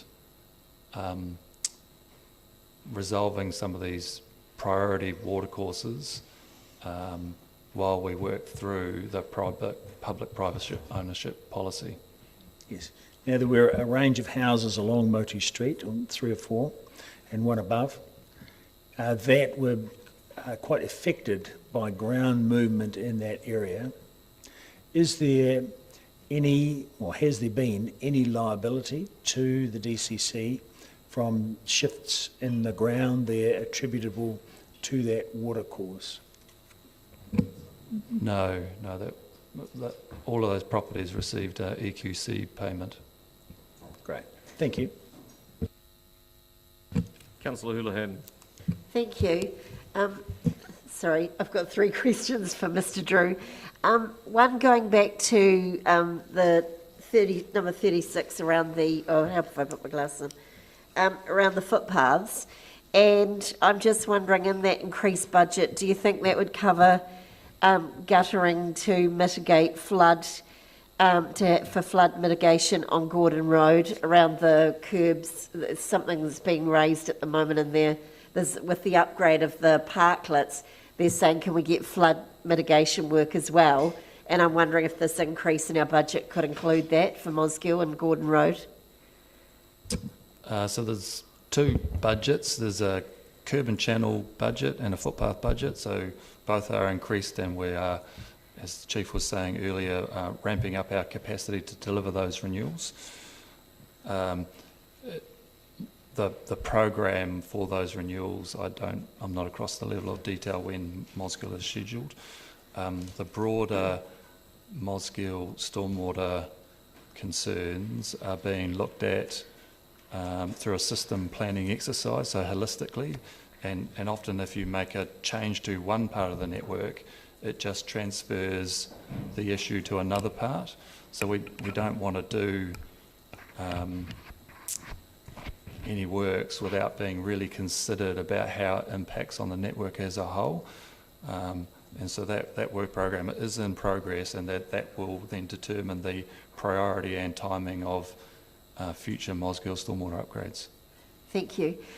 My second question ties in with what was discussed earlier, and it sort of, I think, was answered, but just to clarify, do you think that given we've signed a few years ago to take on the contractors for a 10-year contract, that's now showing as a benefit to the fact we can excel, you know, when you want to do more work, that the fact we've got those people there and ready, is that, do you see that now kicking in as a benefit that you hope for?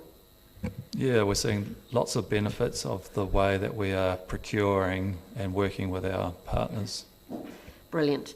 And my last question is, the contracts we have got, given that every builder that I see and talk to and people in those industries are saying they've got major increases in costs for everything, how are our contractors coping with the costs, and does it affect any of our contracts?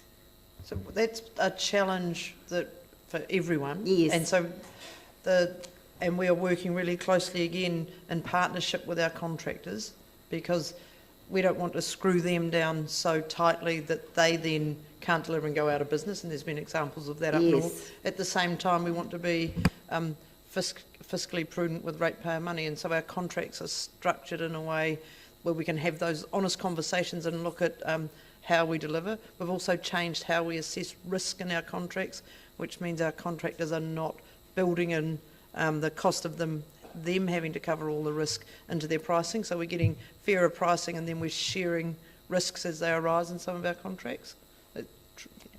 That's correct, and we're seeing some real benefits from that risk-shared approach. And it's just about having honest conversations with them, and in terms of capacity, in the same way that we put in place long-term contracts for the pipes and the underground stuff that's just hidden away, we're putting in long-term contracts for vertical infrastructure as well, so that we can have some certainty that we will have builders available for the work we know we've got to do on our above ground infrastructure. So we've taken that approach and applied it to a different part of our infrastructure as well, and that's will mean that we have got tied in, I think, 2 main contractors. Is that right, Rob? Yeah, 2 main contractors for vertical builds for the next period of time as well. Well, thank you. And so does this mean, by what you're saying, that our contractors have voiced concern about their costs going up? Like, is there a concern that they might not be able to do things on the targeted budget that they had set? So that's where our contracts are structured in such a way that we have the conversation about price, and partly one of the things we have tested in the capital budgets is that we're getting value for money, but noting that some of the increased spend is a result of costs going up. That's just what happens, but the approach we're taking is still seeing us deliver really high levels of work on the ground, but it's always a conversation. So costs have gone up, and we've built that into our contracts, and because we're sharing the risk, that means that the cost of the actual goods and the pipes or the nails have been factored into the contracts. So that's what I was going to ask. When you say sharing the risk, does that mean they've come to you and said, oh, look, this was going to cost more than we expected. Will you share some of that extra cost? Is that what you're meaning by that? Simon will answer that one. No. So when you price a contract, there are some things you just don't know. Yes. So often that the things you don't know was taken on by the contractor, so they put a pot of money in there to account for in case something happened.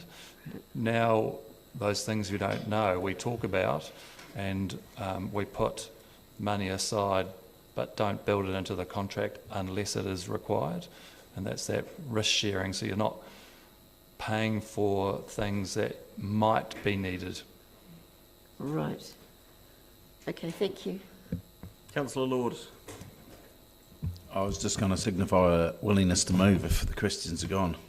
And there appear to be none. So it's been moved by Councillor Lord. Is there a seconder? Seconded Councillor Walker. Would you like to speak to it, Councillor? I might as well. Look, these budgets have been put together by staff, and I think sometimes for individual councillors we feel like we'd like to spend money ourselves and do it our own way, but that would be very, very poor governance. One of the things that's happened over the years since I've been on council, and I think particularly the last probably 3 to 5 years, has been a huge focus on getting asset management plans that truly reflect the state of our assets. And the Chief has referred to that it's happened in water, and consequently we're seeing this year, in this current year, we're seeing 103%. At our last meeting was the spend for the year with Three Waters, and the Chief said earlier that, and I hope I didn't take the words out of her mouth, I hope I'm not putting words into her mouth, but the implication was that transport and other departments are finding the same stage. We know with property there's been things investigated and things found, and I sort of think we have a couple of choices. We can not know and not spend, or we can know and spend, but knowing and not spending would seem a very ridiculous plan to me. These plans are ambitious, and I can just sit there and just think even the overspend in Three Waters this year will probably be equal to my early years on council's total capital expenditure. That's the overspend in Three Waters is going to be that much a significant lift.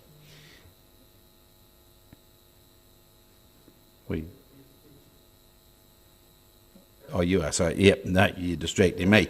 Yeah. So, look, I'm happy to support these very ambitious budgets, and I just think it's appropriate.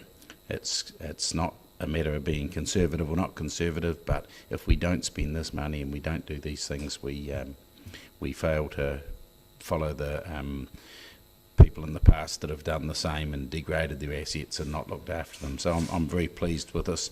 I'm not going to try and individually say we're spending too much here and not enough there, because simply that's not my role. But what I am pleased to see is this. So thank you. Thank you. Councillor Wiley. Thank you. When we read this capital expenditure report, we look and think of what could we take out, what could we not do. But I think the key part that I've heard today, and is also iterated in this report, is the fact that actually this is about getting the best bang for our buck in doing the infrastructure work, giving companies confidence that this work is going to be done, and they're going to have work plans that they can work to as well. We all know the challenges being faced by the construction building industry, but giving those industries confidence that they can do their work in Dunedin, that it's going to be funded, and that actually we're going to deliver for the ratepayers, I think is the key factor that I look at. And again, I look at this and go, what could we take out? What could we not do? And I think we could get nitty-picky on this and really try to drill down. But I don't see a bad spend here, in my opinion. And I think that's the essence of this. There is a lot of positives, and I guess the hardest part is, will we get through it all? Well, I guess if we don't get through it all, we haven't spent the money. We haven't wasted it, but we haven't spent it. And I think that's the part. So what would this infrastructure spend do for us? Well, actually, a lot of that money is going to come back through the city. There's going to be a lot of employment. We've got a lot of other projects taking place. And even better, anything that we can do to fast track housing development in the city through some of the spend has got to be an asset. And I think that's the part which I think in 10 years' time, people will look back on and say, actually, that council did a good job in the 2022-23 plan. And I think that, to me, is the key factor that I've looked at as I've gone through this report, is I'm comfortable and confident that in the 22-23 year, that actually we can achieve quite a lot. Thank you. Thank you. Councillor O'Malley. Thank you, Worship. I would have to say that looking at this here, the increased capital expenditure is basically a result of increased delivery more than anything else. And I want to acknowledge the work of the PMO and actually forming the PMO in the first place, and the establishment of long-term contracts, which at the time were referred to as jobs for the boys. Well, not by everybody. I never did ever refer to it as jobs for the boys, but there was a tendency to, as we do in Dunedin, I think, to knock things before we even give them a chance to run.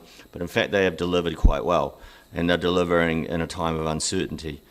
And speaking of uncertainty, why should we or not deliver into the Three Waters environment at this stage? I have a feeling that it was couched very well by Councillor Lord, who said that if you take on a capital expenditure now and debt now, it's going to be clear and obvious what you've done.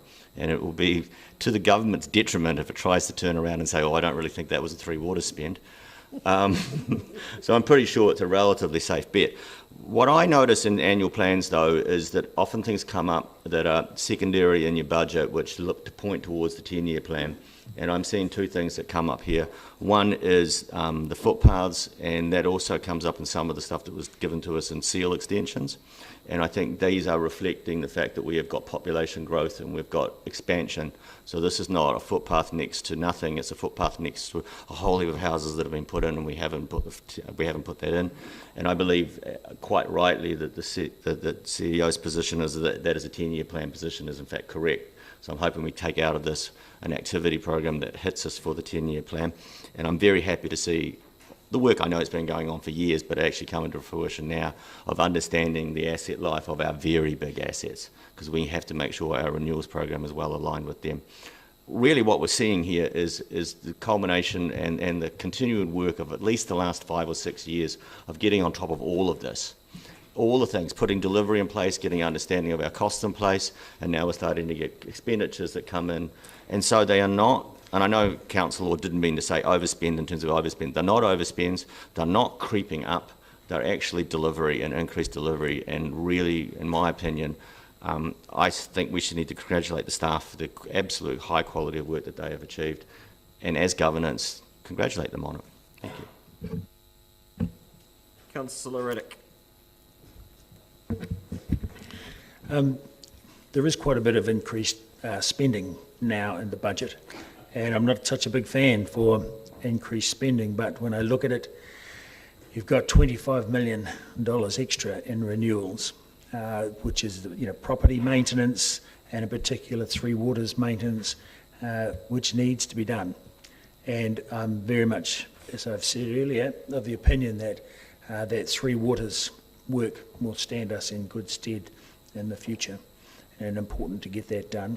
In the property side, we've reduced our capital spend but put a lot more money into renewals of the various buildings, and that's a far better situation than having them fall down or deteriorate even further, causing damage inside. So I think it's just like any personal property owner around. They do need to maintain what they've got, and if they left that to fall to wreck and ruin and spent money on building some nice new shiny object, they would soon find themselves incurring even more expense. So it is with us.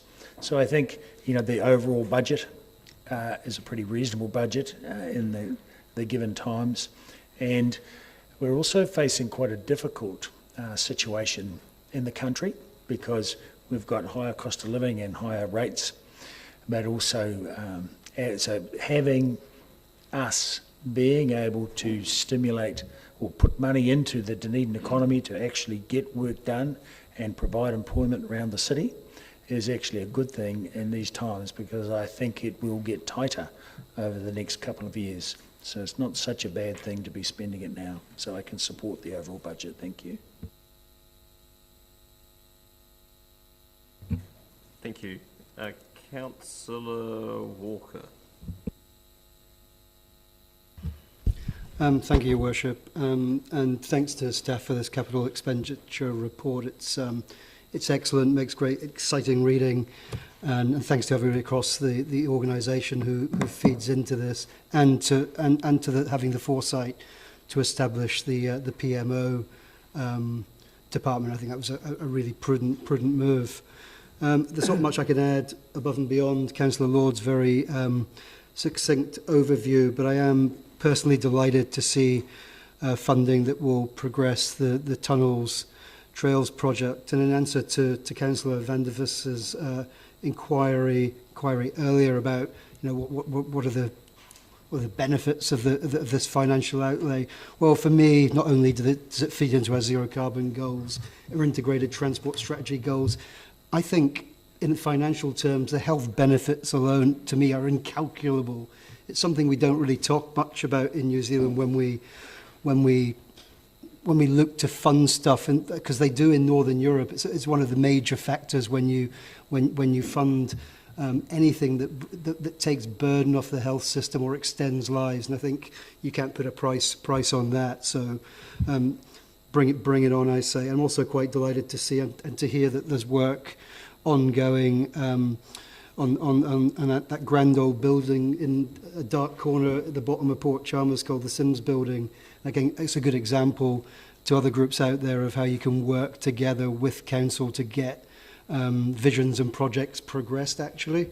So let's hope that sometime in the future that we're all dancing around a dance floor down there to some international band.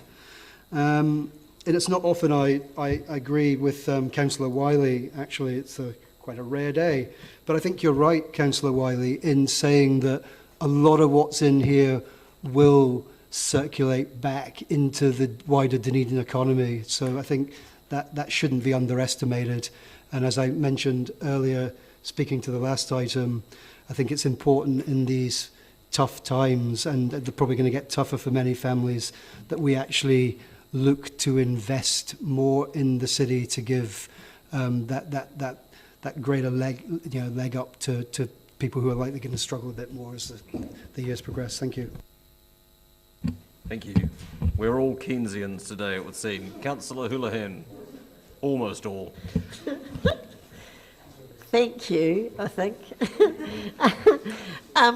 Do you mind? I might just take my mask off. I'm getting hot under here. I have to agree with Councillor Walker around the cycleway, and I want to applaud Councillor Elder for the passion she has showed to that cycleway and the work she has done. She has been an absolute champion, and I just hope we get to see this come to fruition and it doesn't sit and sit and sit like it has for far too long. So there's about 23,000 cars, I think, correct me if I'm wrong, that come in from Mosgiel into town, and this, once it's done, will give another option for people to get on a bike, and particularly on a electric bike, you know, they could be in town quite quickly and safely, and I think it will also benefit a lot of kids if it's a safe way to get through the tunnels. And of course, the bigger benefit, I think it will be a tourist attraction if we could particularly tie it up with the Central Rail Trail and have all of that connected. I see huge benefits for our city to do that, so I 100% support the cycle trail from Mosgiel into town. And I also just want to say I also support more money being spent on footpaths, and, you know, just as some other councillors have mentioned, I think they've probably heard it too, I've had so many complaints around vegetation and footpaths and the state of them and the maintenance. So hopefully that can be improved in the next year and the next few years ahead, because I think we need to review our service that we're giving here, and I think it needs to improve. And I hope that in the increased spending we can add some flood mitigation around the gutterings in Gordon Road and Mosgiel, because it is needed and there's a real concern around that. And hopefully we can see better improvement of our vegetation right across the whole city, because so many people have complained about the vegetation being overgrown, looking messy, and people do view a city on how it looks, and if it looks messy, it's something that upsets them. If you look through our deliberations and the reports from all the community boards, almost every community board has commented on it. So it needs to improve, and I'm sorry, but we do need to do better in that area. Thank you. Councillor Vandervis.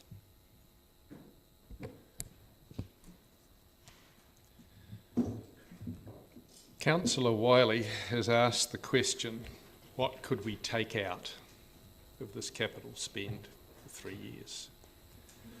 First, foremost, and obviously, we should take out the accelerated budgets which have not been consulted on and which are going to be debt funded on top of the debt that is already running out of control.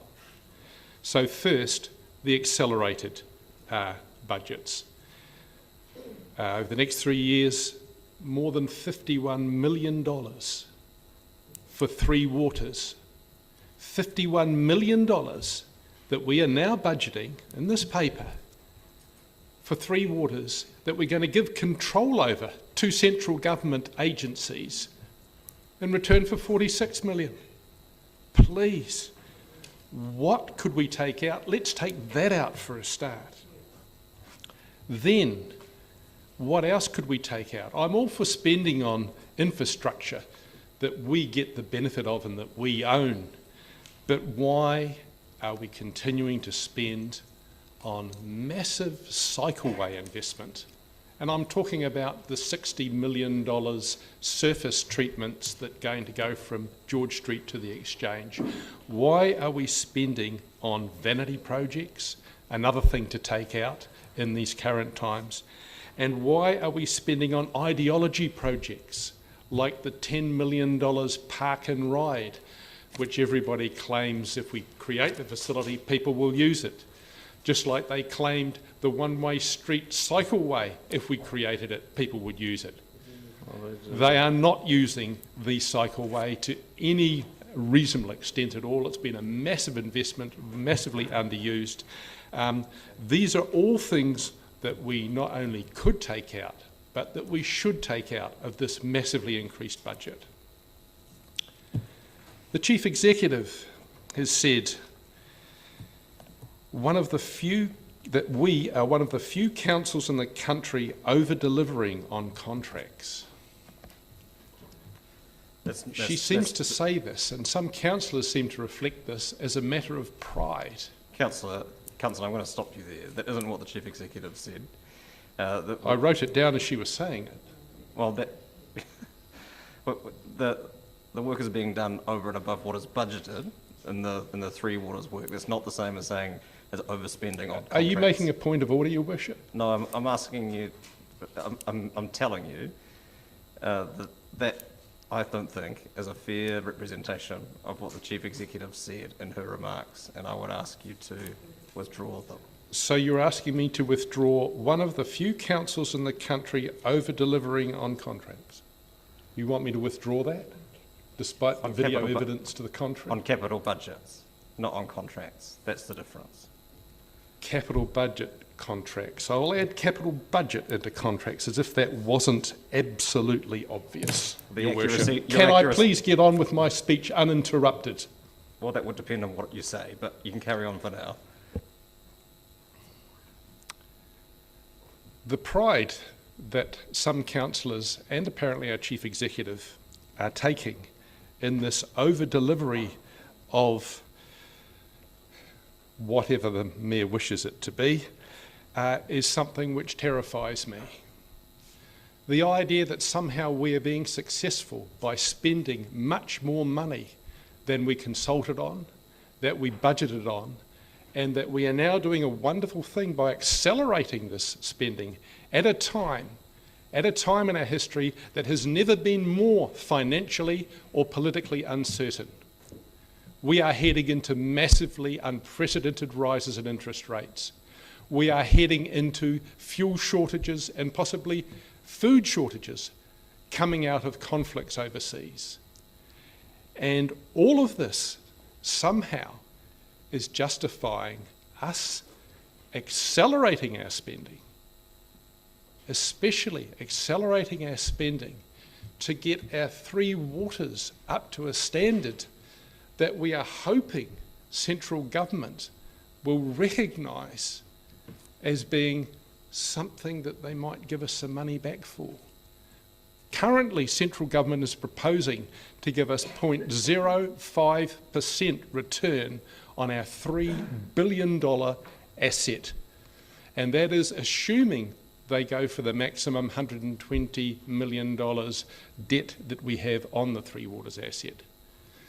Again, why without public consultation, without a public demand that we increase this spending, and with all the dreadful circumstances that financially that we're heading into, why would we do this now? My only reason that I can imagine why this council is doing it is basically because we are intent on towing central government's party line. This council is basically doing Mahuta's bidding regarding Three Waters. This council is doing central government bidding regarding massive spends on cycleways, which we've seen already are largely underutilised. This council is not being financially prudent, as claimed. I will be voting against, obviously. Councillor Gary. Thank you, Your Worship. We have contractors who are certain about the pipeline of work ahead, and the arrangement we have currently has meant that they have a commitment to Dunedin. We're working much smarter in that space through our PMO office, and we're showing that we're investing in our city, and I consider it to be a considered spend. And contrary to the previous speaker, I consider the work that we are doing is responding to our community if you have a look at the submissions to our annual plan, and Councillor, it isn't a matter of just to take into consideration the submissions of our community. Above Point all, of order. Point What of order, submissions Councillor from the community asked for an acceleration of the already massive spending? I haven't finished the sentence. What's the point of order, Councillor? My point of order is that what I had said has been grossly misrepresented. I'm not going to withhold the point of order. I think you can let the councillor finish. The point was yet to be made, Councillor, if you had continued to listen, and it was around the cycleways in particular. We had a massive number of submissions in the hundreds around one particular aspect of the cycleways, and so we're responding.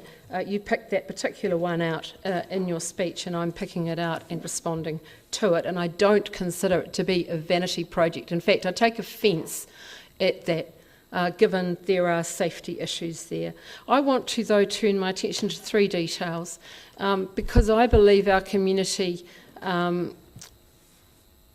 the things that concern them on an everyday basis is what they respond to, and we have our bigger projects in here, yes, but I want to give a little detail to a couple of them. One is footpaths, and I commend the staff for the program of renewals. We need to attend to that first. That clearly is something that affects our community on a daily basis. We had a number of submissions around new footpaths requested, and that would come later, and the Chief has mentioned a pathway that we might address that through levels of service if we choose to do so. The watercourse program, previously called public-private stormwater program, and I was pretty shocked. I hadn't recalled that it had grown to 30 from the 12 that I did recall, but I know that there have been projects added to that.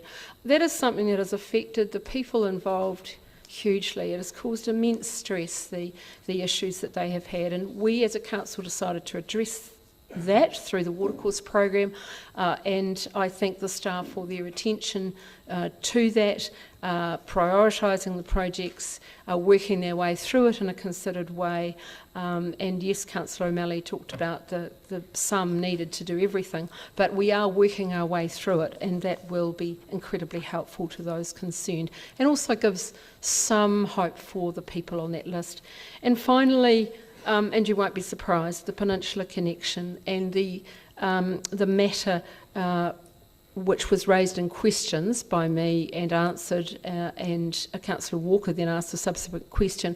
The $4.5 million that would be needed, because it's a complex section, the section from Allens Beach Road to the bus stop beyond Portobello School. We had a number of submissions, and we heard from the students at Portobello School and the principal and others in the hearings, and I want to acknowledge them for coming along to do that.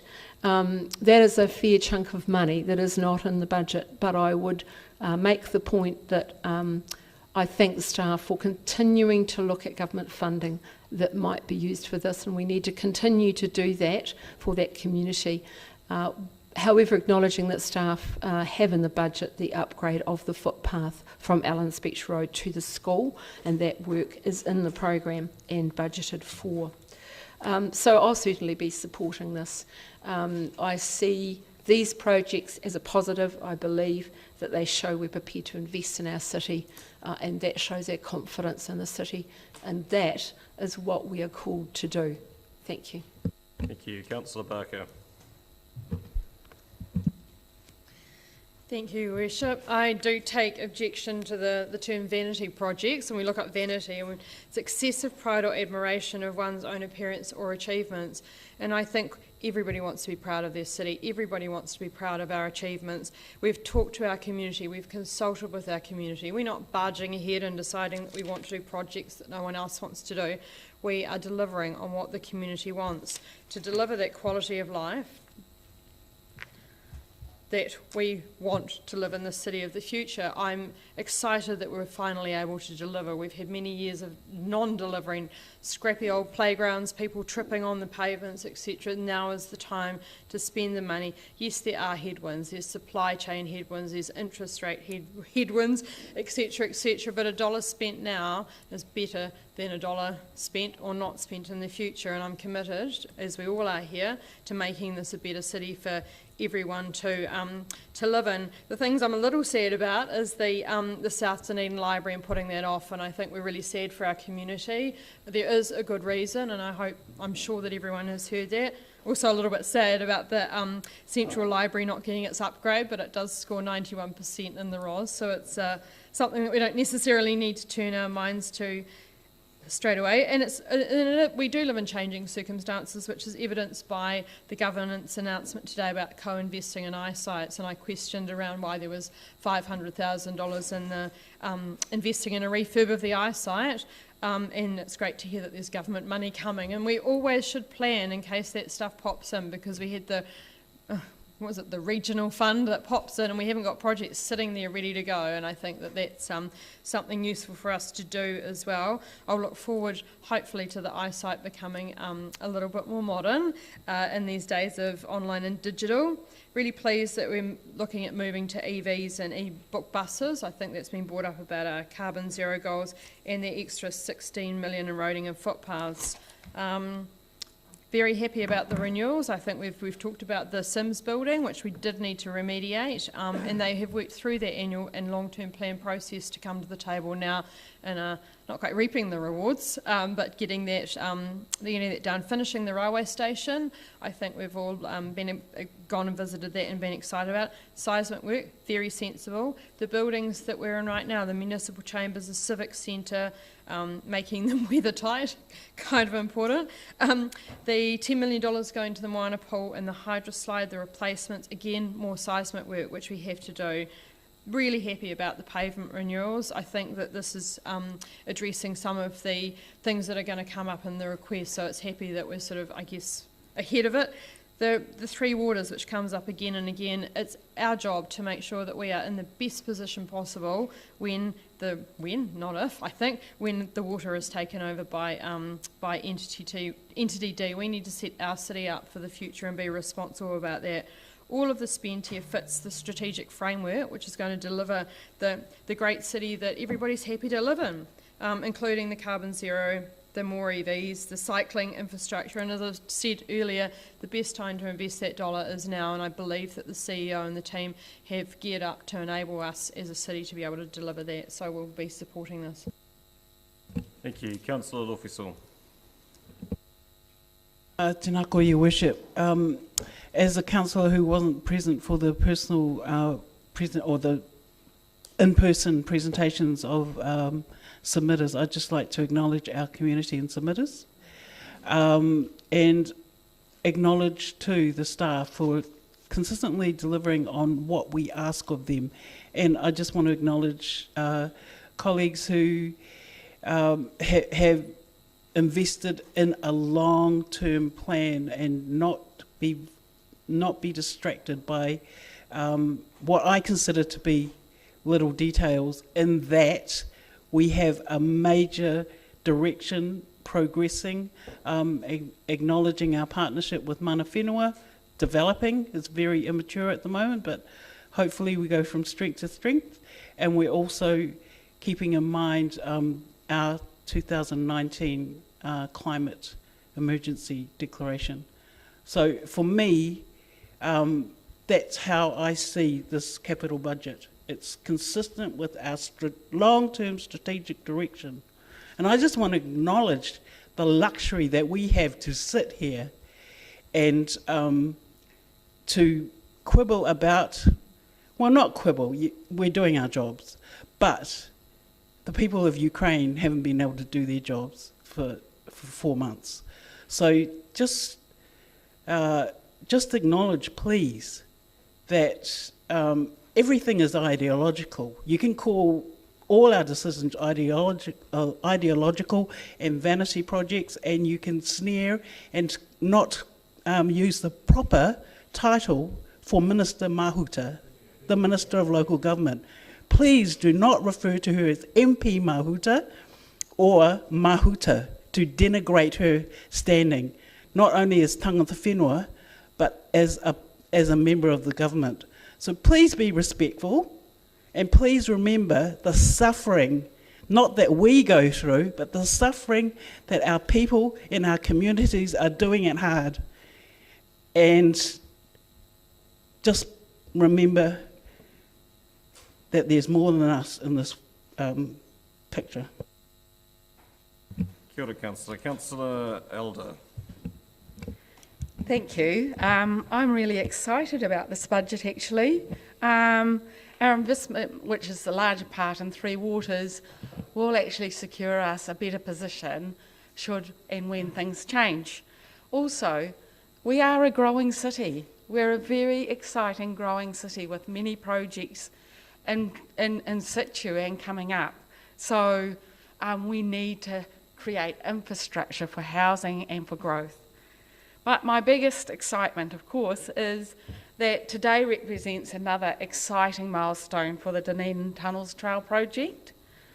And I talk to that because, in fact, our city has overwhelmingly voted to endorse this project, with nearly 2/3 of all submissions to the annual plan giving option 2 of the plan to amend the timing and increase the budget to deliver the Tunnels Trail project. A great big tick. I mean, that's amazing. And why not? The data is convincing. Over 23,000 and climbing live in this catchment, and we're doing a lot of growth in that area. Over 4,000 primary and high school students live in this catchment. There are over 37,700 vehicle trips a day in and out from the south of the Caversham Tunnel. The Lawrence to Waihola Trail reaches Waihola in March next year. This trail, of all trails, has the potential to make a big impact in this city, and it ticks all the boxes for the Waka Kotahi co-funding. And I note that the government has actually declared that there's $350 million for cycling, walking infrastructure in the next budget round. So it creates an end-to-end cycleway, providing a flat shared path between Dunedin CBD and Mosgiel Centre, and it provides access to Caversham, Concord, Green Island, Abbotsford, Fairfield, a long way. To me, this is actually also about equity and those people having both a commuter and a recreational path.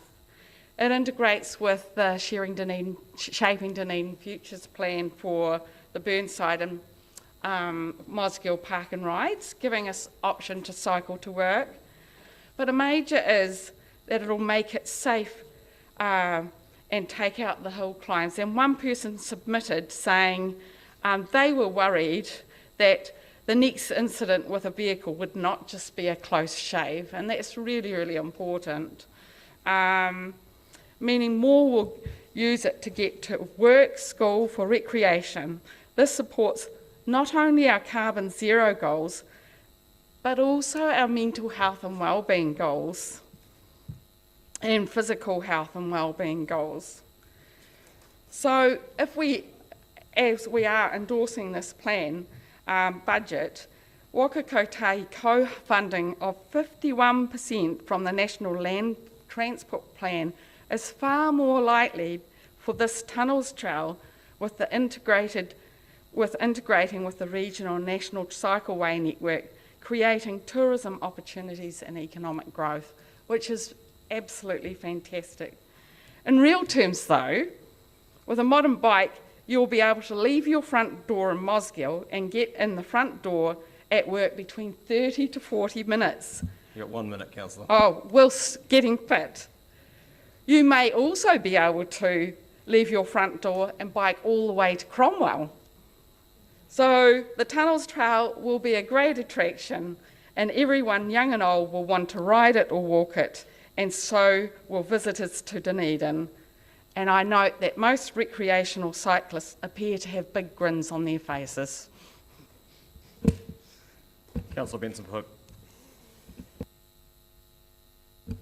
Thank you, Your Worship. Well, previous speakers have done us all the favour of listing the achievements that have happened in the term of this 2.5 years of this triennium and its predecessor, and I will spare you a repetition of those, but I do want to thank Councillor Lofiso in particular for the principle of the comments that she made. I'm repeatedly embarrassed by the indignity that is visited on people by one member of this council in particular, and I'm glad that matter has been highlighted. For those of you that drive around with your eyes closed, I'd encourage you to look at the wider perspective of the city at the moment. I'm not a great fan of tower cranes, and let's hope we don't have too many, or even competitions about what you call a great big hunk of metal. But the wider context of development in the city is unprecedented in recent decades. And what has it done? You know, not just central government projects, but our developments of various kinds. Well, it's changed people's attitude, actually. Look at the building projects that have suddenly begun to spring up, private building projects that support our desire to intensify our urban form, to make transportation cheaper, to animate the central city that we're spending so much money on, and with very good reason. And think about the wider context of not just what's physically happening here, but think about the employment that those government projects and our own projects are providing for our and other communities and other workers who are coming here because there is so much skilled work available. I think it's really important that that's not underestimated, and I think it's really important that we bear in mind the extraordinary expenditure that central government has put into supporting our many parts of our business and commercial communities over the last 2.5 years. That's the other part of, I'm not even talking about last week's budget announcements, but I am talking about the amazing support that went in to support, money that went in to support our communities at a really difficult time because of the first wave of COVID. That to me is an illustration of exactly what good public policy is about. Spending money when it's needed to support and encourage communities. And that's what government did, and that's what this authority also did at this time last year. It resisted the calls for retrenchment, cut the budget, slash, don't spend, and thank God it did, because that ensured that this city is continuing to grow the way it has in recent times, and with these capital spends will continue to do so. Thank you. Thank you. Further speakers? Well, I welcome my Keynesian comrades, old and new, to the debate about the role of this council and the role of public spending in supporting our local economy. And I certainly echo the comments of Councillor Benson-Pope in that over the course of the 10 years that is mapped out in the 10-year plan, we have already seen and will continue to see an eye-watering amount of development, public and private, going on in the city, and it's our job to provide the supporting infrastructure around that, and that's things that are being done below and above the ground in order to take best advantage of the investment that is currently underway and that has been signalled. But we're not here to debate the 10-year plan. We're talking about next year's budget. But because the inevitable relitigation of the 10-year plan has happened, it's useful to offer a few remarks in response. It's been suggested that we shouldn't accelerate the work that was agreed to with our community in the 10-year plan, because we haven't consulted directly on the idea that we would bring forward that work, even though it is work in the Three Waters space in particular that we had already committed to, albeit in years further out. But then in the same breath, it's been suggested that we should just strip out projects like the Central City Plan from our budgets, which have been agreed to with our community, without consulting on that. And I don't know how both of those things can hold true. But certainly, I think the most extraordinary thing for me at this meeting, this is the 9th budget meeting I've had the privilege of being a part of at council, and it is the first one where anyone has argued that we should slow down investment in our water infrastructure in the city. And I think that is extraordinary, because that is exactly what we would be doing if we didn't take advantage of the opportunity that our staff have presented us to get on with the work that we've committed to doing, and doing that faster and improving the state of our water infrastructure faster.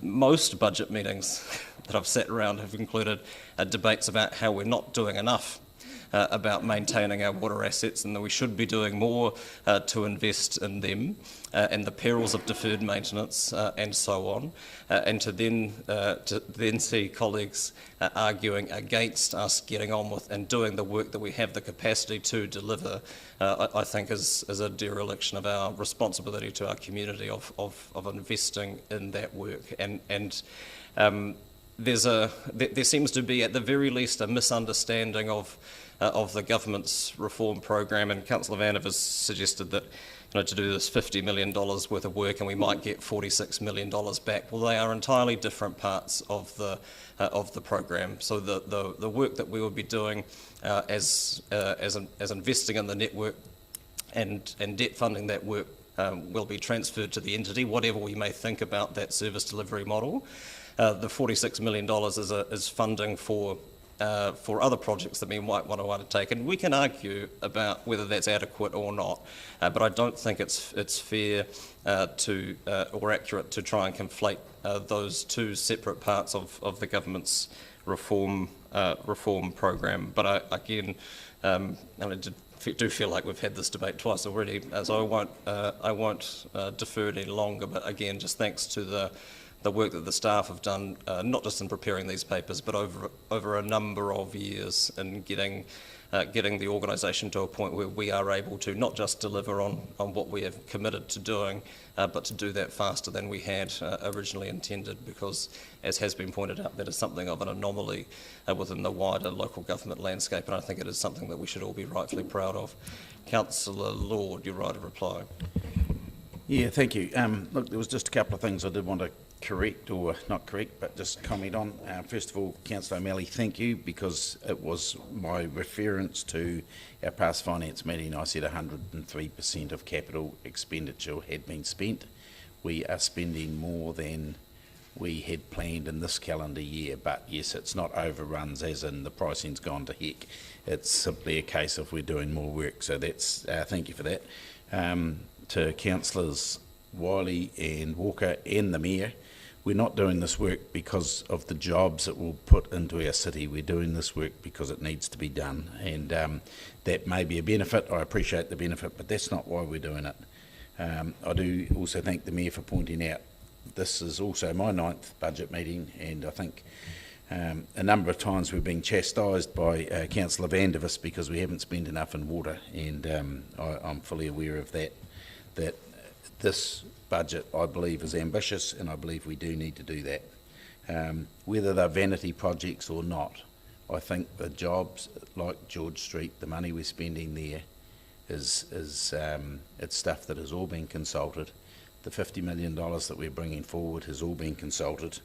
And I think one of the things that also came out, I asked somebody I can't remember who I asked, was it Simon Drew? Mr. Drew, I asked Mr. Drew at our last finance meeting, are we in the situation where we're seeing more planned maintenance on our water and less reactive maintenance? And the answer was yes.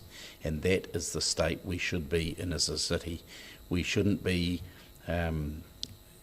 trying to be in Aurora where we're not spending our capital program and we're having problems because of it. What we should be doing is actually having planned maintenance and not reactive maintenance. We don't want geysers in our street. We don't want sumps. We don't want failing effluent plants. And this type of work that we're spending in every budget, this is what it's aimed for. It's not operational expenditure, as Councillor Houlihan was talking about, green grass and the things around the town. They're part of our operational budgets, but this is long-term plans for the good of our city. So I hope we get a 15-0.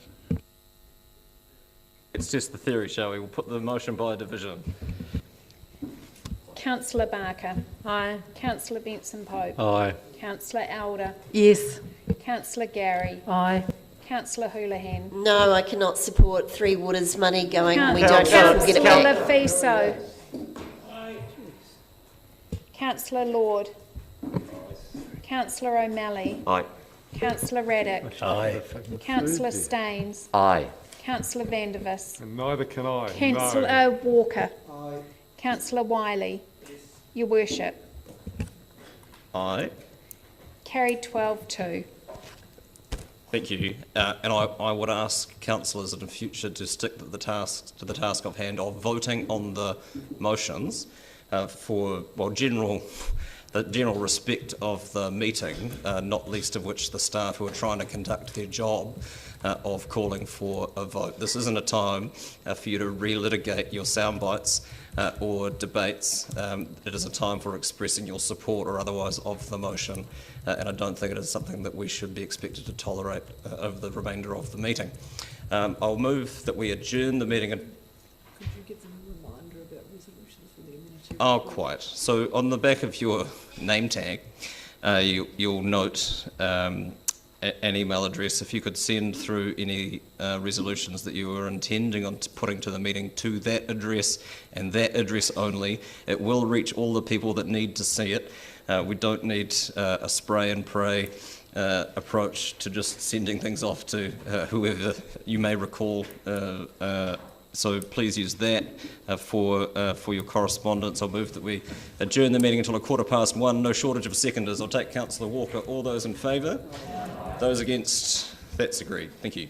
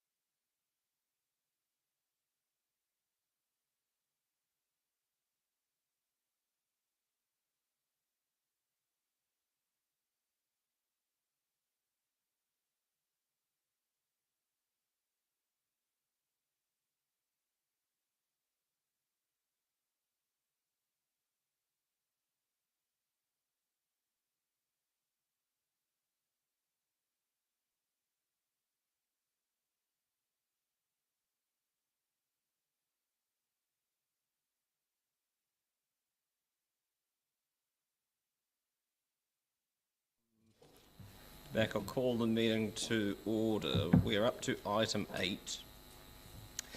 Annual Plan 22/23 requests for funding and amenities, and it's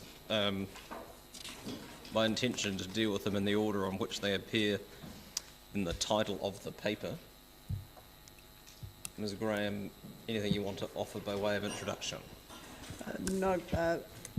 If I may, Your Worship and Councillors, this is the second time we've attempted to take this approach to submissions, having learnt a little from the first time. And you'll see we have tried to capture as staff in the attachments all those requests that the community has made for things not currently captured, or in some cases already covered. They are the things we've identified as amenity, for want of a different word. We've done our best, as we've said in the cover report, to capture everything. There may be things that you have noticed that we have not considered to be amenity requests. They are able to be captured under this part of the process. If you have those, it'd be helpful, and you intend to move something about them, it'd be helpful if you could send that around to that email address that you have on the back of your name badges, so that staff can consider a response, because we've provided staff comment in the attachments with the, I think that's probably all by way of opening comments. The general managers of the respective areas are here to answer questions. If you have very detailed questions, we will look to get appropriate staff across, but there may be a delay in that if the GMs aren't able to answer it, but I'm hopeful that they will be able to. Yeah, thank you. If people had particularly detailed questions with regard to resolutions they were drafting themselves in particular, it would have been helpful to have them in advance. Feel free to copy in your colleagues to those, so you're not all, we want to try and avoid a situation where we've got 4 people writing slightly different permutations of the same debate, which has happened previously. Councillor Lord. Thank you, Worship. My comments, look, I don't want to move a resolution about this, but I just want to ask a question. I didn't see it in the report, but there was a submission 863505, I think it was, 3505. There was a request, or a lady made a comment, Zara made a comment about she would willingly travel long distances in Christchurch to use hot water pools, and she was wondering if there was something could be done in Dunedin. And I'm just wondering, has there ever been any work or thought put into heating the likes of the saltwater pool to a much higher level, or putting some spas alongside it?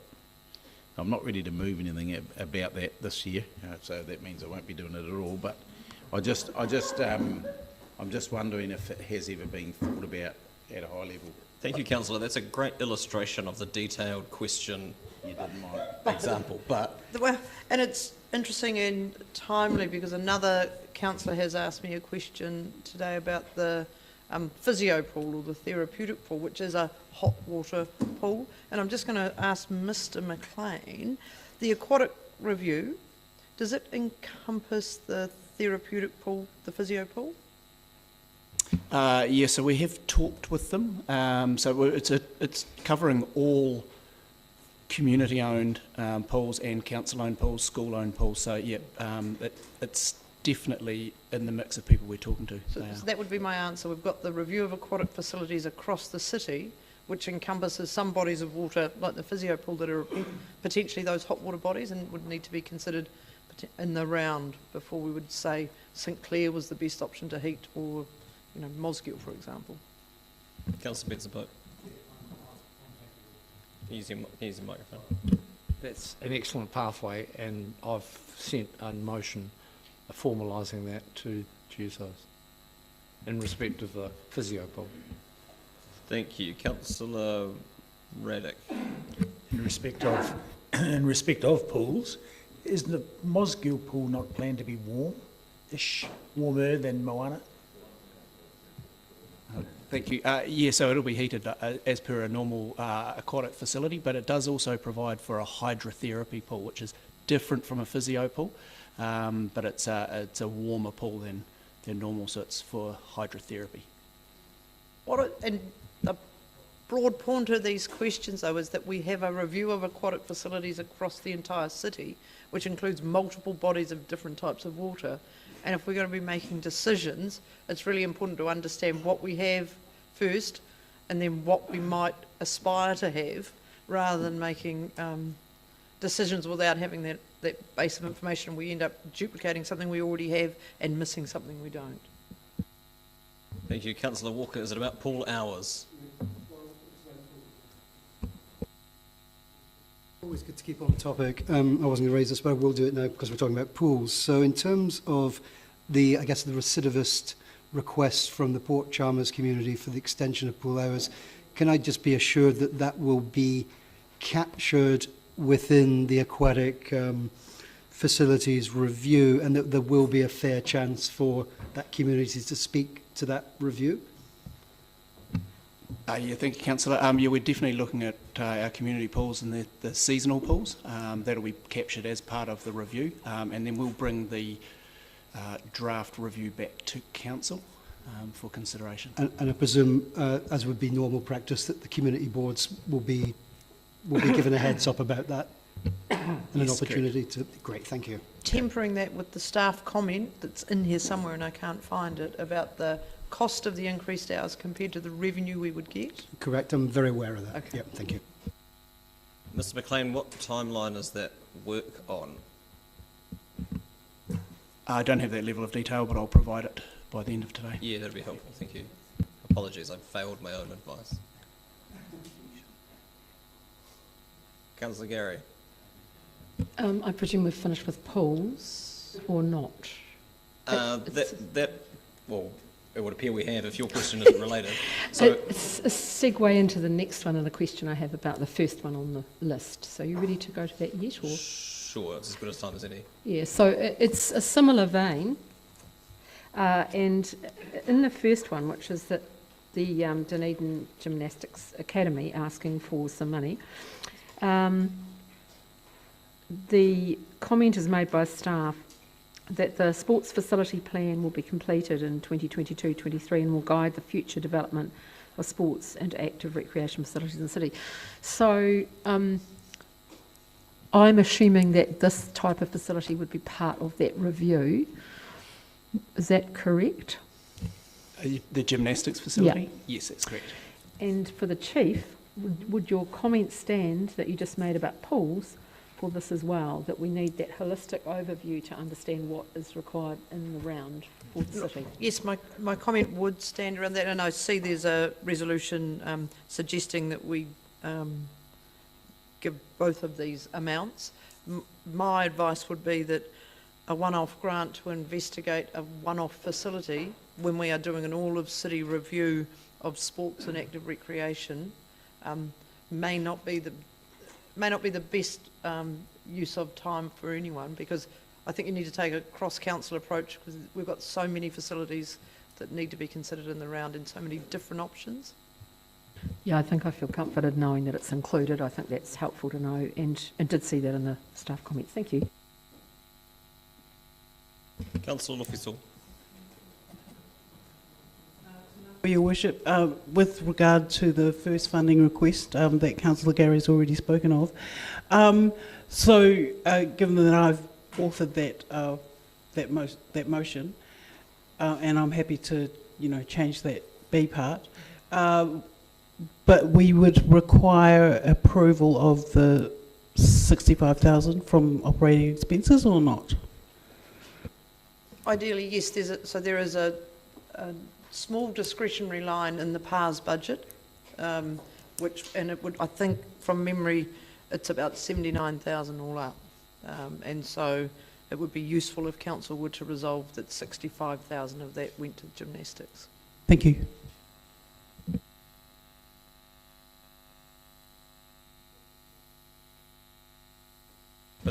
But that would be the intention, were we to resolve to fund it from within operating budgets. Correct. Yeah. Yeah, correct. Councillor That's Barker. the only operating budget we would have to fund it from. Yeah. Councillor Barker. Thank you, Isha. I just have a question. Do we currently give them rental support? Okay, and what level was that? 65,000 was paid in the previous year. Oh, but we have to move it every Yeah. year. Okay, thank you. The decision was only made for 1 year. we're just formalising it. Okay. It had been part of what has been, I think, a misnomer as a discretionary line, and it had been paid from that in the past. I think formalising it so everyone is clear is a far, if councillors are mind to, I'm not suggesting that you will or you won't, but So do we formalising have would an be useful. overall figure that we subsidise many things with rent support? Because I think we do some rates relief and we do some rental support, and you were saying there's like 77,000 in the budget, but is that untethered to something? Yeah, unallocated, I Okay. think it was called unallocated or discretionary, but we noticed it as part of the budget reviews and thought it needed to be formalised.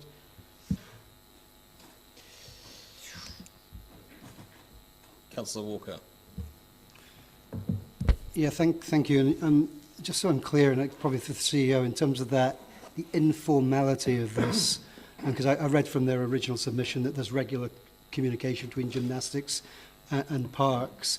And I'm just questioning whether or not that's passed back to them, that this is not a guarantee. It's, I mean, and I guess, are there any other codes who obviously will look at this and will need money, who also fall under that umbrella of a sort of informal basket of income?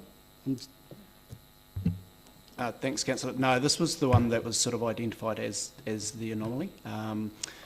They're not in a council-owned facility, and I think the other ones that do receive it used to be through the property grant. Yes, but these ones sit sort of off to the side because they're in commercial buildings. Okay, and correct me if I'm wrong here, because my memory has never been my best quality. It's my recall from this process last time around that gymnastics came to us saying they would come back this year with a quite a robust plan about how to move forward. And from the submission I've seen, that robust plan is just requesting more money and also indicating they're going to come back and ask us for even more money, hence if we go back to the submission they gave us. So am I recalling that correctly? You are recalling it correctly, but I think, in fairness to the community generally, we've had a year this last year that probably wasn't what we intended, with COVID and a range of other things have really constrained everyone's ability to do a lot of things as normal.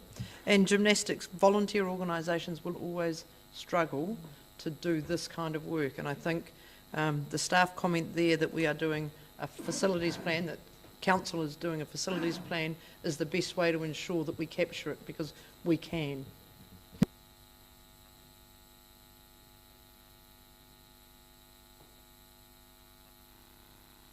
Councillor Lofisol. Procedurally, Your Worship, I misunderstood your instructions as to how you're going to proceed. Is it time to put up motions now with respect to this first submitter, or I wouldn't be so hard on yourself, Councillor. It's less a misunderstanding and probably more a light explanation. So what I meant by that was we will deal with funding requests where they have been explicitly made first, and then anything to arise out of submissions through amenity requests subsequent to that. And I'm aware that various things have been drafted and are being worked on, mostly with staff, and so I'll take some guidance as to where things are, how things are dealt with in a chronological order.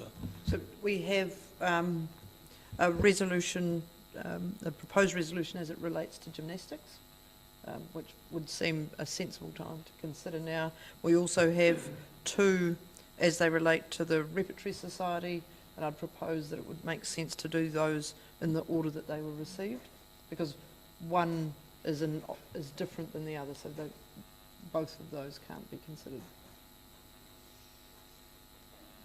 Yep, that makes perfect sense. So I will take that advice. Ms. Adamson, if you could bring up for discussion the gymnastics. And are you issue. removing part B? Removing B, so A becomes... Happy to second, Your Worship. Thank you. It's been moved by Councillor Lofisol and seconded by Councillor Gary. So I'm getting to there, don't worry.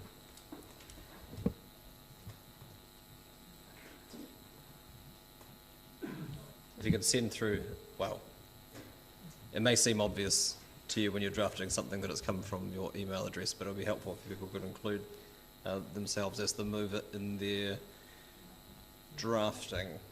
I feel like the opportunity for questions has existed, but if there are questions of staff at this point, Councillor Houlihan. Look, I love gymnastics. My father used to represent Otago for gymnastics, so I'm very supportive of gymnastics, full stop. However, my question is, if we start paying rental support for individual organisations, does this set a precedent? You know, will we have every group come to us asking for rent payments? And while that would be lovely to give it, we just haven't got the funds.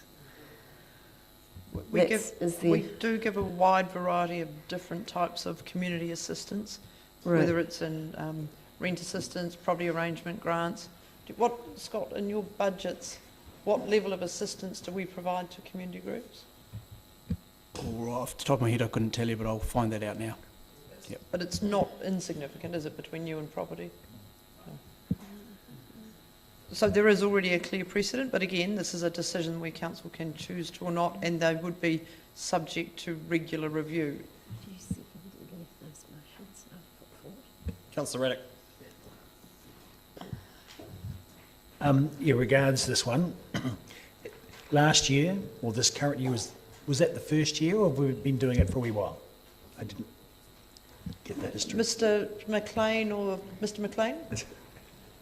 The grant to gymnastics last year, was that the first time, or had that been a regular thing? That was the first time. Okay, so last year was the first time. Councillor O'Malley. I really apologise if this has already been asked, and I know it's in the report, but I just want to confirm the review of sports facilities will be in time for next year's annual plan. Mr. McLean said he was just checking on the time frame for that. Mr. McLean? Well, I apologise for asking it twice.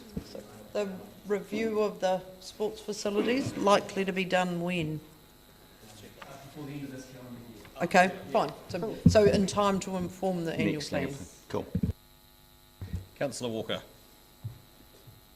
Yeah, thank you, Councillor Murray. That was my first question. That's been answered. The second one, I think I know the answer to, but I want to just ask it for clarity. In terms of if we grant this, it will not have a detrimental effect on anything else in the PAR's budget, because I think you've alluded to the 79,000 that in essence is sitting there. Is that correct? Correct. Okay. It would be likely a saving if it wasn't allocated in this way. Okay. It's been moved and seconded. Councillor Lofisa, would you like to speak to us? Tēnā koe, Your Worship. Very briefly, I'd just like to again record my thanks to the staff for making this particular item, the paperwork on this, so easy and accessible. And it struck me while I was reading the funding requests, and I'm aware that I'm aware of colleagues' caution and wariness about allocating, it seems, in a seemingly random fashion. However, what struck me and what's conscious with me all the time, especially since grant subcommittee meetings and reading all those applications, is that I wanted us to be part of sending a strong signal to community people, volunteers, to say, yes, we are all struggling, and we're going to be struggling for quite some time. This is our new normal.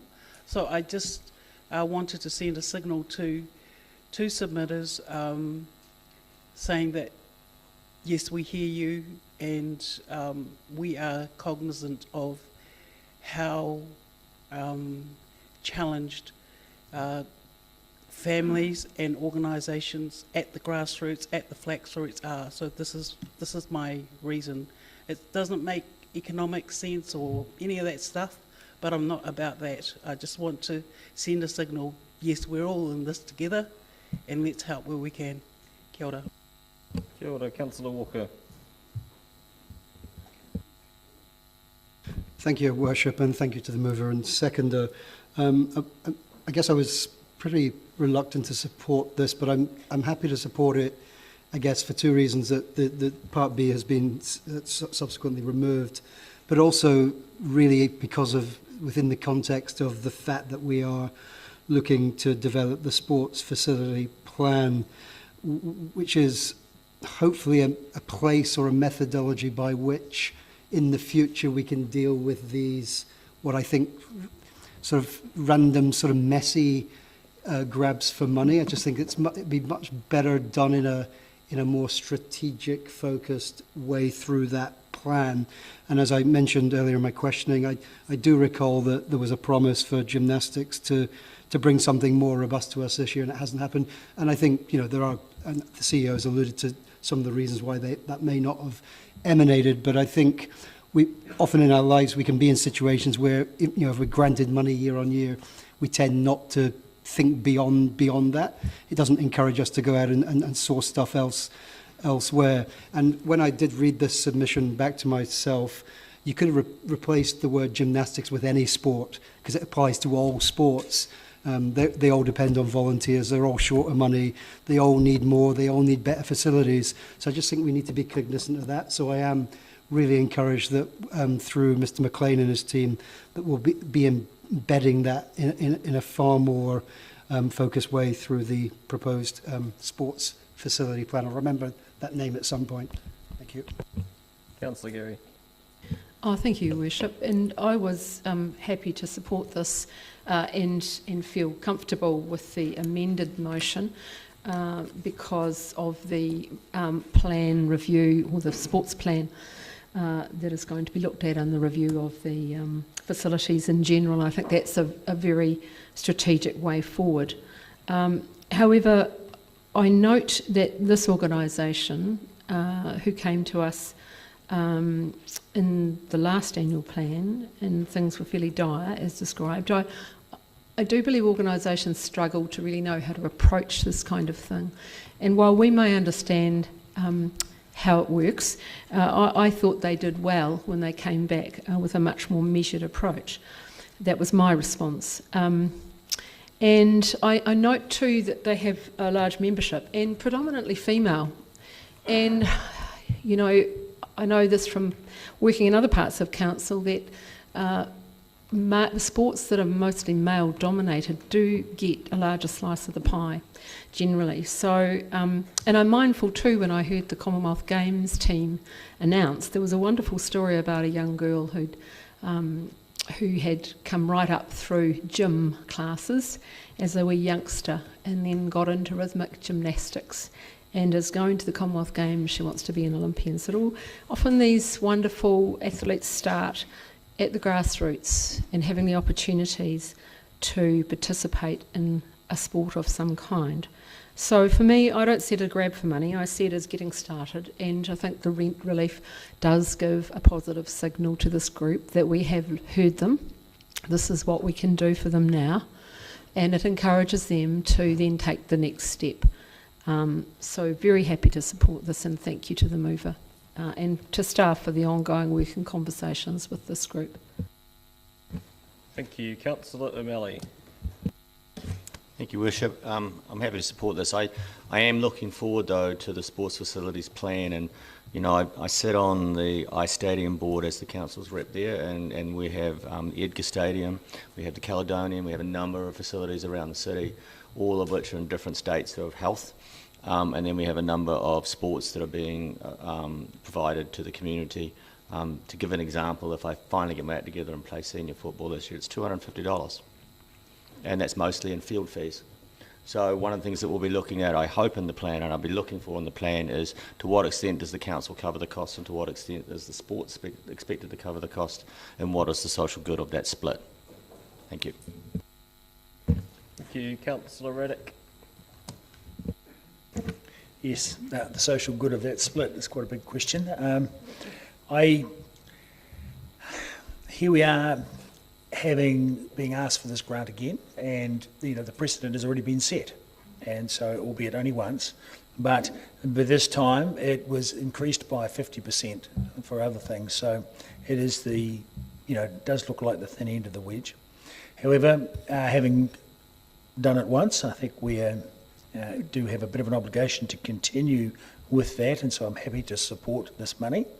However, I'm very much in favour of the overall review, because I think, as we can see from all of these submissions and the staff response to those submissions and requests, it puts everyone in a much better position to get an actual meaningful reply, whether it's yes, no, or maybe. At least it's substantiated by an underlying or accompanying plan. And I would also like to make the point that in item 8 on our list, Sport Otago is currently leading a regional sports facilities review project. So I imagine that our review will dovetail with that. And so we should all end up, throughout the whole province, be better off with knowing what sports facilities are where the gaps are, and what we need to do in future. So, but I'm happy to support in the interim. Thank you. Councillor Barker. Thank you, Worship. I think last year I made a big point about not having scattergun technique towards people coming for money, and in this case I will support this. The money is obviously within an existing operating budget, and I think it's really important for us to support the gym clubs as well. They've got over 800 active members, and it's not just gym, everyone's thinking gymnastics, but there's parkour, tumbling, trampoline, adult gym, cheerleading, school holiday programs. They actually provide something really important in our community. There's economic benefit there as well, as they attract national and local gymnastic competitions. So they're bringing people into the city. And I was a gym mother at one stage, and the facilities were cold and quite shameful, quite frankly. So it'd be good to be able to support them, and also support them in the context of looking at it in a wider range through the sports review facility, which I look forward to reading before the end of the year. Thank you. Thank you. Councillor Houlihan. Thank you. Yes, I am a bit concerned that this will set a precedent for every group, if they can't afford their rent, to approach us. But I will support this because, in tribute to Mrs. Broad, who was my former gymnastics teacher, who has taught many people in Dunedin. She's almost 100, I think. She has gone on and on. She's incredible. She just keeps going. I can't believe it. She is amazing. And so also my father used to be involved in gymnastics, and I spend hours throwing myself, running over to him to try to do the forward flips, and he'd go, do it again, and so I'd go over and over and over it. But looking back, it was a really good time that him and I had together, and it was something of a shared interest. So I think anything to do with sport is really good for kids, builds relationships with their parents, and good for their health.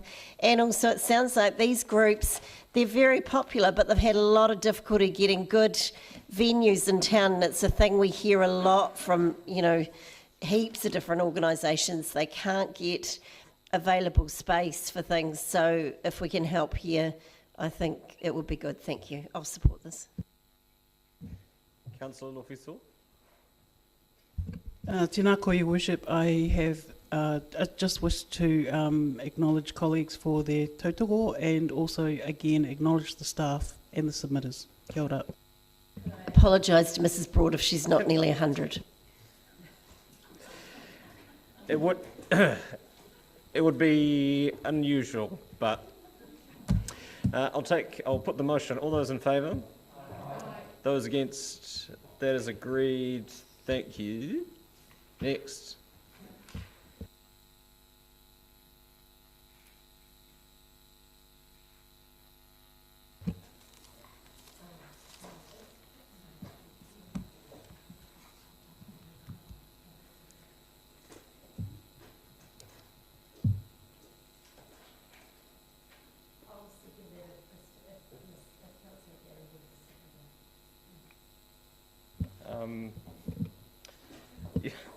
you might want to think through that, councillor, given that you require this to fail for us to get to your subsequent resolution. Councillor Lofiso will second it. Councillor, there appear to be... Have a question. You have a question? Yes, I have a question. Oh, Councillor Gary? Yeah, I wanted somebody to remind us all, because I think some of our memories are a little rusty on this, where we landed last annual plan around the mid-sized theatre. We previously had a preferred option of the Athenaeum with the alternative of the Mayfair, but I just want to check on the step between that and now, and before this proposal. Not sure who that's for. Through the chair, it cast my mind back. So the money was retained in the budget, and then a report was going to come back, but the approach that we got from the network sort of overtook that. So they came back with the suggestion of working together, which broadened the scope beyond what we'd originally envisaged, which is one theatre, investment in one theatre. But currently in the 10-year plan, we have capital to upgrade the Athenaeum, and in the out years, and Carolyn can probably tell me, operating expenditure built in, I think, in the last 2 or 3 years of the 10-year plan. So that's the holding position. Is it? Because that isn't my recollection. My recollection is that we didn't land on a preferred option, that we kept the money in the budget subsequent to further discussion. Okay, well, we can check, but either way, we are looking at further options. I completely understand that, but and it is. Can we adjourn them? I'd like to. I think this is germane to this. Yes, I would really like clarity on that. I'll move that we adjourn the meeting for 5 minutes. Second, Councillor Walker. Thank you. All those in favour? Those against? That's agreed.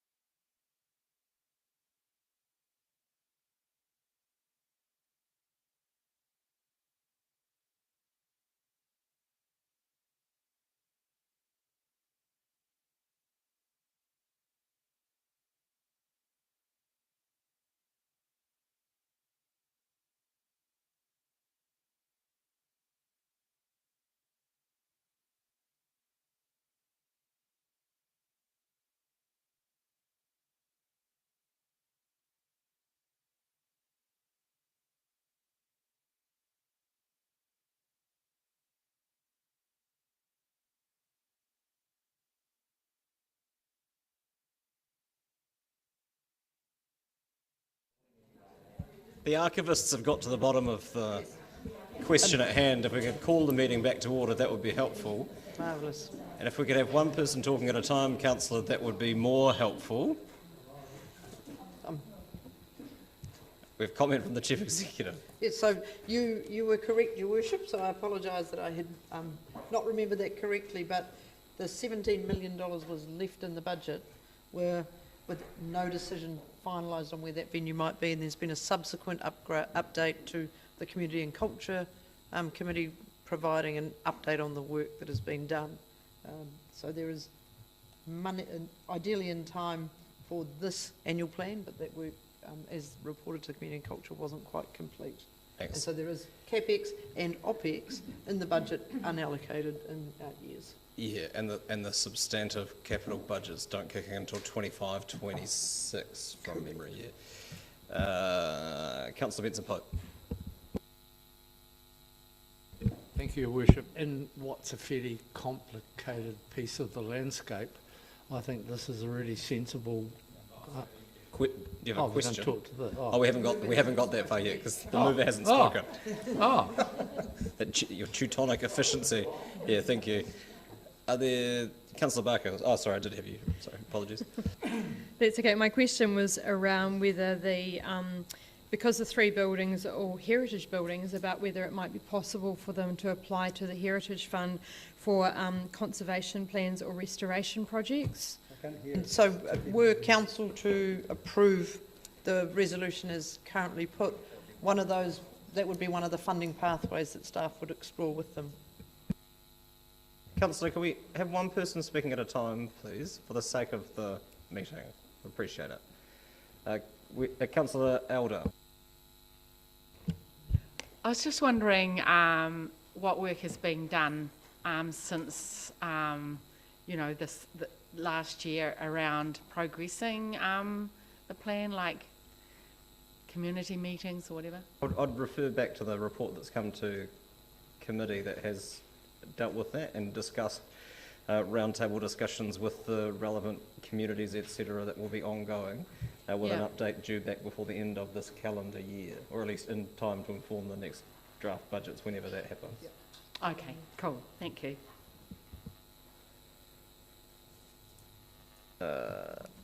It's been moved and seconded. Councillor Gary. Thank you, Your Worship. And look, this was a compromise because it's where we find ourselves at the moment. And so the purpose of this motion is to respond to the Theatre Network's proposal submitted to us as part of the annual plan. What this motion does is support the group to a point where we can examine more closely this community-led collaborative proposal. And frankly, it's a refreshing and positive approach, albeit in the early stages, because we have had a time in the arts community where we couldn't get agreement, but this is refreshing. And it's not a coincidence that the mover and seconder of this motion are the chair of Creative Dunedin Partnership and the deputy chair of Community and Culture, myself, and the chair of Community Culture, Councillor Fiso, because we wanted to signal to the arts community that council's prepared to have this discussion in some way today. What the motion doesn't do, it doesn't commit council to deciding today where it might spend the 17.1 million of the capital budget set aside in the 10-year plan.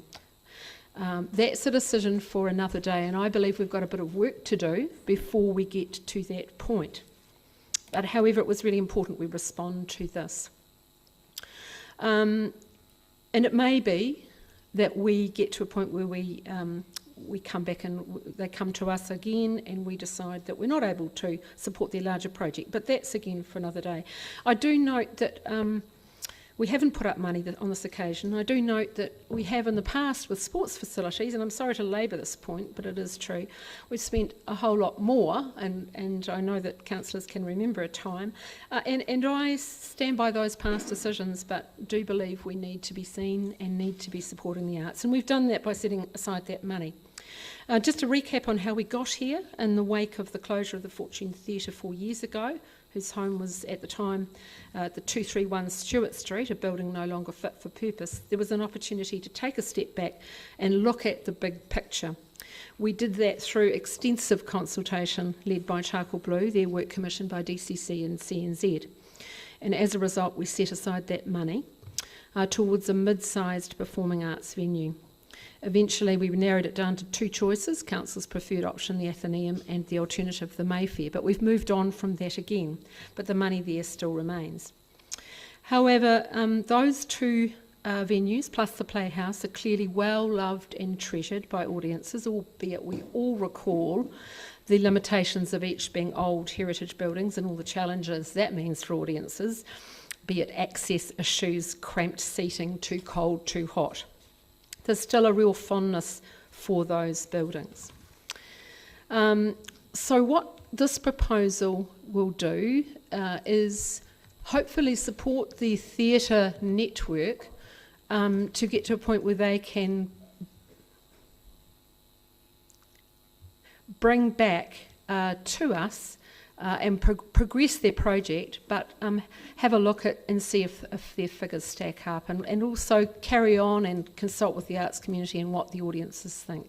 I'm already getting a strong indication that there are many members of the audience sitting on the edge of their seats today looking to our response to this proposal, our support in some way or another. And what does this proposal have going for it that makes me want to encourage them to progress it? Well, I note that it aligns with Council's Aratoy strategy and the UNESCO City of Literature brief and key elements of the Charcoal Blue report. It has the support of significant performing arts practitioners, and with more to come. Remember, it's early stages. They have a meeting set up with Mana Whenua because they want to explore that relationship and establish that relationship, that critical relationship, early on. It includes two of the venues we were already thinking about. It includes an arts hub, and I note the reference in the proposal of a feasibility study in 2021 around the uses of the Athenaeum, which makes for very interesting reading. It has geographic spread and includes youth and various styles of theatre. It has a variety of theatre sizes, artist spaces, food and beverage offerings, all near public transport. And often in the Creative Dunedin Partnership meetings, people have mentioned the importance of the proscenium arch and orchestra pit. The heritage buildings, and that's the key here, because I think that's a pathway down which the theatre network could go for support. And I know there's various views. Two of the buildings have, I believe, formal heritage assessments. One does not. But there is obviously a mechanism through Heritage New Zealand for that to happen. And one thing I particularly liked was the idea of a centre for writing. I'm not sure how many of you have set foot in the Athenaeum Library, but be sure to read this book and you will not be able to stay away. I had to go and have a look after I read that. I love it that this institution, established in the city in 1851, has the potential to contribute to the establishment of a centre for writing in that library space in line with our City of Literature designation. So, in conclusion, let's give this proposal a chance by asking our staff to work with the theatre network so they can successfully find funding to deliver costed design concepts, which will then lead to a discussion with the community about what to do next. I would urge you to support this. I think we want to learn more about it and support it. In the meantime, we'll be doing our own work down the pathway we have gone around the mid-sized theatre. These things can happen in parallel, and we'll arrive at a place where we decide how we're going to spend that 17 million. Voting for this is an important and positive signal to our arts community and their audiences that we are listening, that we are really listening. It may not be all that they want, but it is a start. Thank you. Thank you. Councillor Houlihan. Thank you. I will support this. It's not the motion that I wanted to put forward. I wanted to put forward that they got the 90,000 that they asked for to do the feasibility study on it. However, I will support it so that, we get something happening for this group. What I've particularly looked at is that there are quite a few professional theatre professionals listed on that group that have come together. My preference would be that we had another professional theatre in Dunedin. This will service the amateur theatre, but it will also offer an option for professional theatres to come and use these venues. The issue some of them will have is size. I mean, out-of-town professionals won't come for 130, which is about all the Playhouse will be able to cater. The Mayfair might be able to take some, but it becomes a bit complicated, the numbers for theatre. However, what is obvious to me is that we need and the urgency, I don't know whether a lot of people around the table realise this, there is a real urgency for us to do something around this.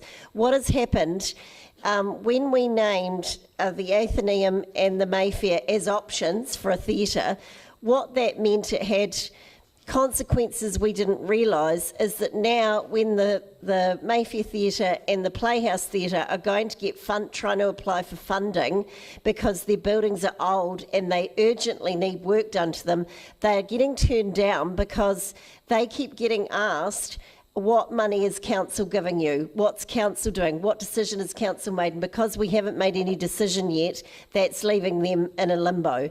So we have to make some decision. What I see as positives here with this is that we get 3 venues.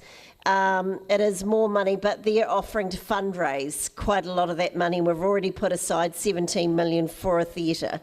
So it ticks a lot of boxes, and as Dunedin has always had a good reputation for being a city of the arts, and I think we should continue that and support it. And I agree with what Councillor Gary said around anything to do with the City of Literature. I 100% support. I'm a theatre major and I used to run the New Zealand Book Awards, so literary and theatre things are, something I completely support. And it's not just a vanity project theatre.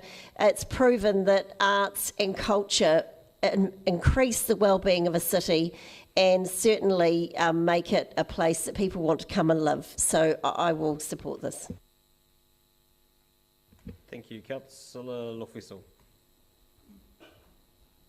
Tēnā koe, Your Worship. I just again record my thanks to the staff and to the mover, and evoke again Dave Luffrey and his tweet about infrastructure when we talk about the long-term plan, two manifestations of that ago, and when he said that infrastructure is people. And for me, this is about infrastructure of a different kind, and it's about the people. And quoting from the notes that were sent to us as part of the City Portrait workshop last week, from Sacred Civics, recommend the book. I haven't finished mine copy yet, but contrary to industrial and commercial histories and visions of city building, cities are not created from capital, bricks and mortar. At their core, they are built from our relationships to land, community and place, transformed over time by how those relationships and their underlying values evolve. And that's why I'm supporting this. Thank you. Councillor O'Malley. Thank you, Bishop. I'm definitely supporting this, but I feel that this presentation and this request comes to us as a symptom of something we've still got to resolve over the whole theatre, and that is a definite definition of what it is we're planning on building. Because I almost guarantee you that we're going to get people from the live music scene come to us at some point. And we need to get this definition tighter so we can say this is what we are going forward with. And I think that's going to be part of success going forward. And hopefully this will come out of this work, but I just get this distinct feeling that we just haven't quite tightened it down enough to define exactly what we're offering. Thank you. Councillor Barker. Thank you, Worship. I support this. I think it's a great idea that we look holistically at what we're delivering to performing arts, and I take on board Councillor O'Malley's comment or question perhaps about what are we looking for in the end, and we do leave ourselves open to many approaches from very many different people who think that they are performing arts, but we do need a good definition. I asked the question around the Heritage Fund, and looking through the proposal I see that some money has come from the Heritage Fund for some feasibility studies, but there's also money available in the Heritage Fund, this does sound like an ad, for conservation plans, etc. So I would hope that working with the funding pathways would perhaps lead some of those theatres down towards the Heritage Fund. Thank you. Thank you. Councillor Raddick. Yes, I'd just like to speak to Councillor O'Malley's point that we need to have a tight definition of what sort of a venue we want.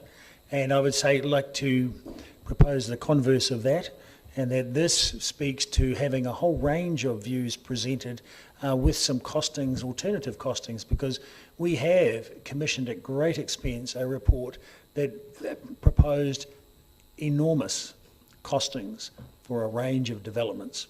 all of which seemed terribly unfeasible at the time. So I think it is good for us to allow the possibility to allow a more open and transparent process where the community can come up with their own thoughts and proposals and do some costings, probably from the private sector, on those proposals, so that we have a better range of things and potential developments to consider. Because, of course, just as I totally agree with Councillor O'Malley, the music sector will also want their say, and they'll have different needs and requirements, and are equally as important in the landscape of arts and theatre in the town. Councillor Van der Vos. Again, taking on Councillor O'Malley's point about needing to tightly define what it is that we really need. I think as a city, we should probably look at a facility that is capable of dealing with a multiplicity of performing arts. That is to say, a perhaps slightly more expensive single theatre that could do both rock and roll shows and theatre productions. The problem with a multi-use theatre, if you like, is that it will not be ideal for anybody. The need by particular groups to have what is ideally suitable for them is understandable, and there can be good arguments for that.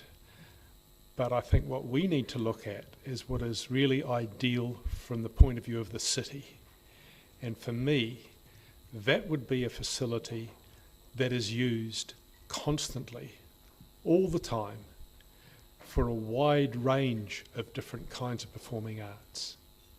A facility that has a very adequate sound system, not just for theatre, which would be a small system, but for rock and roll, which is a larger system. But a larger system can accommodate the smaller. A facility that has decent parking available within a reasonable range for a large number of people. A facility, a multi-use facility that can and would be used constantly. And the only way you're going to get that is to essentially bring the groups together and convince them of the need to compromise on the need for their ideal facility for their particular performing art. So I'm going to suggest, again coming back to Councillor O'Malley, that we include in the mix not just the perfect theatre for drama productions, not just the perfect venue for rock and roll bands, but the possibility that we could actually produce a facility that was able to, perhaps not ideally, but cater for a very wide range, not so much for the performers, but for the audience, the people of Dunedin. This is what we want a theatre for. We can go to the purveyors of the performing arts and say, what do you want, what do you want, what do you want? But at the end of the day, our decision should be made for what is the best for the potential audience that we have in Dunedin. It's a big audience. It's an audience that should use this theatre on a daily basis. It would be great if that could be one of the options that we look at through this motion. Cheers. Thank you. Councillor Walker. Thank you. Some of the comments from Councillor Van der Vos has actually inspired me to talk, because I agree certainly with his last point there, and I thank the mover for the compromise motion. I think you said it was a compromise, because I was fairly cold on what was being proposed. And I'm also, I mean, and I agree with Councillor O'Malley, I think this did emanate from frustration, actually. I think if you read it, you can pick up on that. But you know, one thing that is encouraging is actually seeing three groups work together, because it's not It's not always been the case, I guess, amongst creatives. And I'm pretty sure, I mean, over the last 2 years, creatives have probably been asked multiple times what they want and what they need. And I think one surety is that creatives, because the creators absolutely won't agree on finally what they need. That's part of the point of being a creative. But going back to what Councillor Vandiver said, I think, and I've brought this up before, I think one of the missing parts of the jigsaw has been asking what the audience want. I mean, we're all audience, and ultimately bums on seats is going to be more help to theatre of whatever shape it is than anything. So, and I feel that hasn't been traversed enough, and I'd like to see a bit more focus to fulfil the promise we did make through the 10-year plan. We stuck 17.1 million away, in essence saying that we're going to build something bespoke for the community, but I think that does leave out the community. And I copied this op-ed that was recently in the ODT from Nicholas McBride, and I'll just read the bit, one little sentence at the end, which I think sums up what I'm trying to say. He says, without a clear mandate from the audience and industry professionals, both practitioners and managers, a focus on bricks and mortar alone benefits building owners and risks creating a herd of white elephants. So I think just, again, reminding us that we're the audience, and can we be asked what we want? Thank you.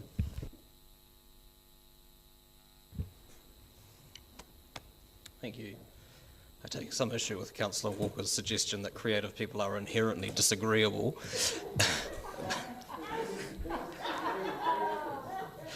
It's a matter of historical record, Your Worship.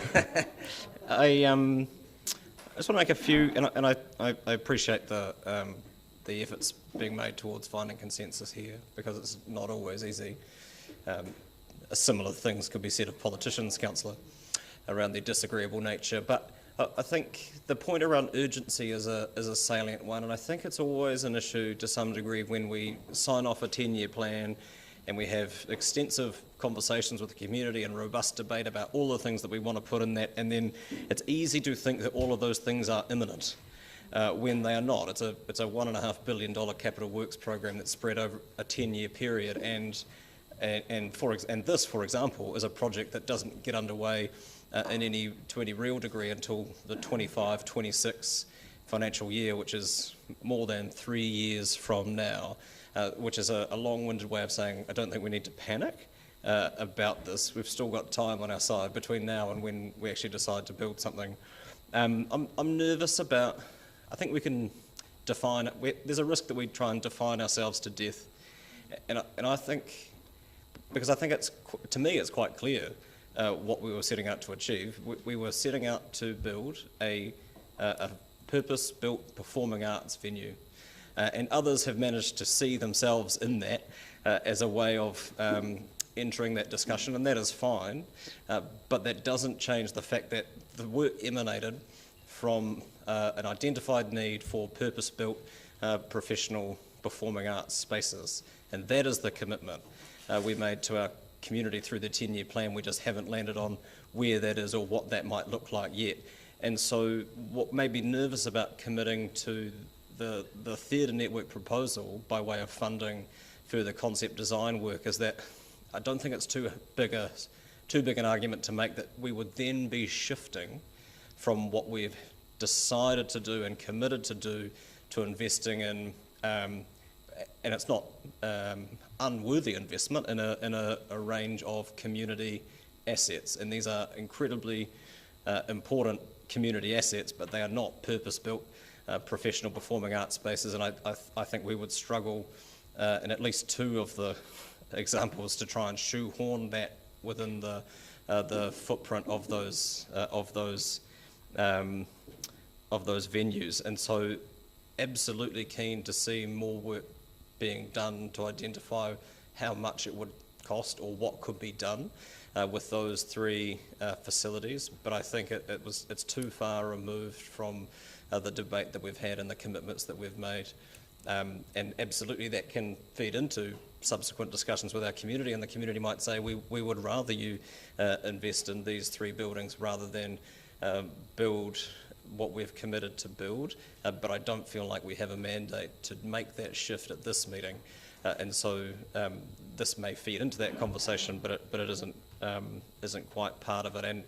And you know, the concept of precedent, as it always is raised at this meeting, and we have existing funds that can support people to do some planning work around their old buildings. And what we've tried to do as a council is establish contestable funds that this body puts money into, and then we bring in elected member expertise and outside expertise from the community to make decisions about how that is best allocated, as opposed to, you know, whoever has the wherewithal to turn up to the annual plan and ask for funding to get it done directly. And we are slowly but surely getting to a point where we're making, I think, more strategic decisions around how we invest in our community infrastructure.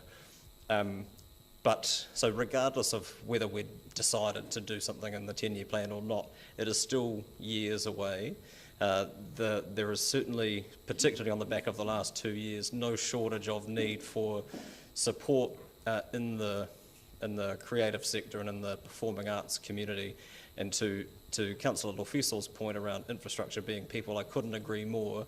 And that is where the challenge historically has been for public funders, of which we are one.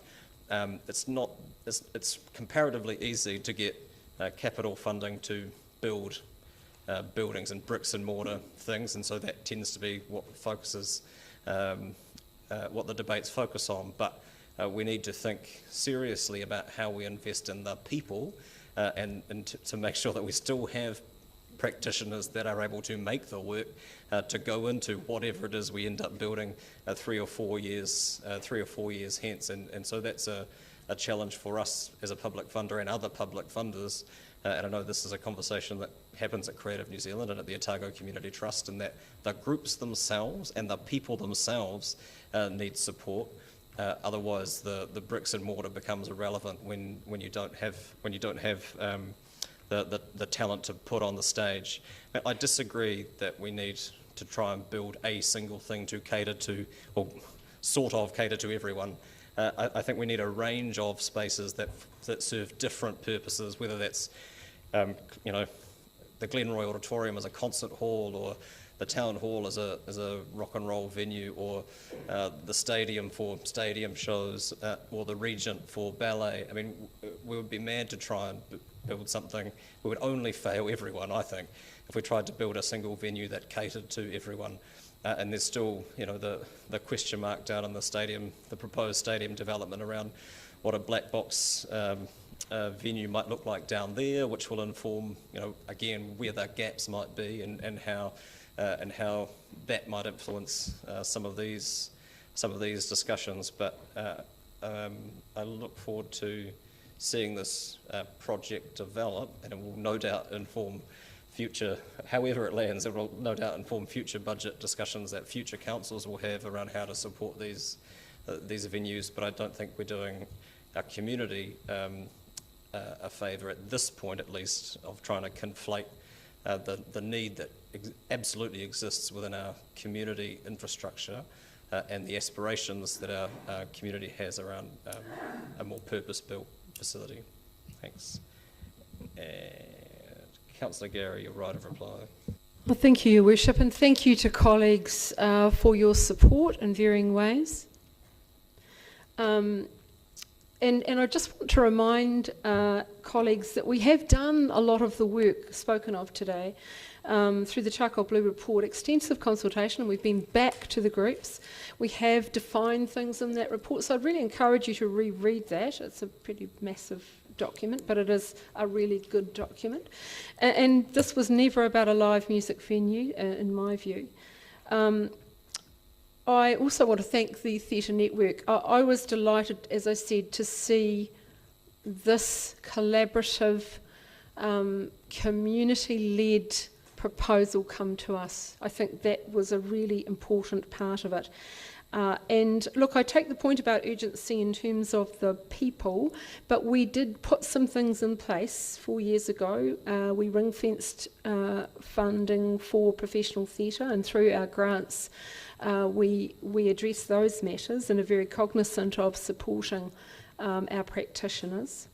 And I also respond to the point around the range of spaces. I think that's what I really liked about this proposal, and particularly the Centre for Writing. And I make the point, I'm not an actor, I don't have that in my background, I'm not a playwright, but I am audience. And I would think everyone around this table would be audience. And what I have heard really clearly from audience is that these buildings, venues, are much loved taonga. And whatever their state, dilapidated or deteriorating or whatever, or heritage or not, they are much loved. And so I want to acknowledge that. And I want to also acknowledge the fact that time has moved on over the 4 years about what we want, and we've acknowledged that today, and just recapping how we got to here. And I look forward to the discussions around this table continuing, and I want to acknowledge the staff and all of the work done on this over the last 4 years, and more work to come. I want to acknowledge Mr. Pickford and his efforts, and Ms. Wikaira currently in putting together that round table, because I think that's a very positive initiative. But I just want to remind colleagues that arts and culture is something we speak about in terms of a point of difference for our city and a key part of our city, and that arts and culture feeds the soul, and whenever was there a time more in need of that than now during a pandemic. And so thank you for your support, and I really hope that this does signal, as the Mover and Seconder wish to do, to the arts community, that we are listening, that we are really listening to you in this particular motion and hopefully resolution. Thank you. Thank you. I'll put the motion. All those in favour? Aye. Those against? That is agreed.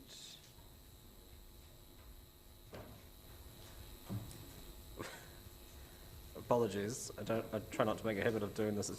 It is germane to where we're at in the meeting. Councillor Barker has sent through, literally just now, so don't panic if you haven't read it, a motion relevant to the third of our formal funding requests, albeit a funding request at a slightly higher level.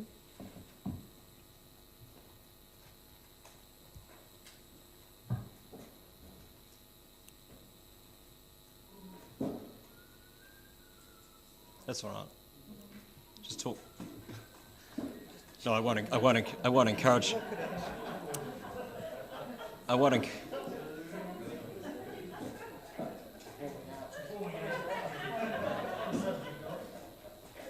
I wasn't going to encourage you, Councillor, to talk quietly amongst yourselves. You seem to be handling that quite well.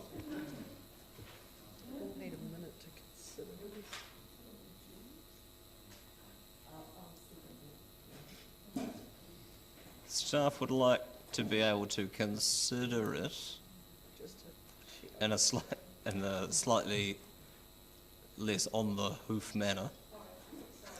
It's quite all right. That's fine. Well, let's do it rather than just stare blankly at this Word doc, shall we? I'll move that we adjourn the meeting for 5 minutes. Seconded, Councillor Gary. All those in favour? Those against? That's agreed. Thanks.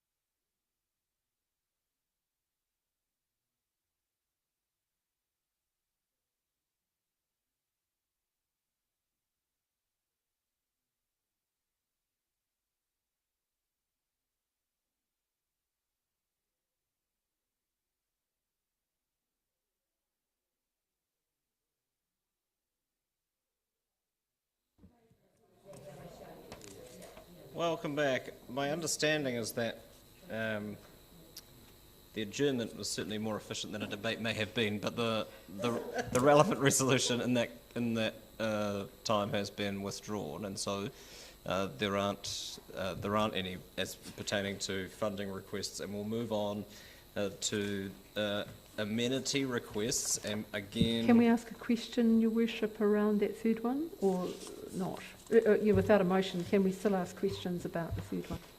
oh, that's fine. Yep, I will finish this.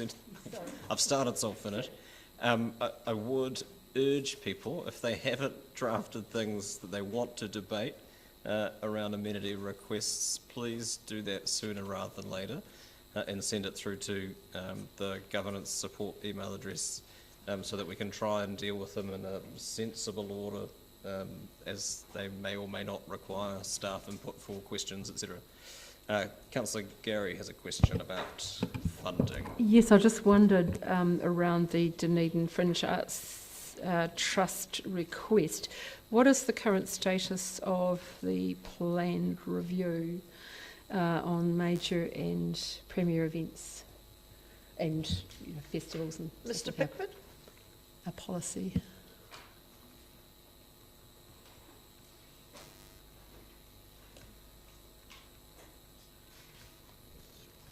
I guess I'm asking, is one planned and when?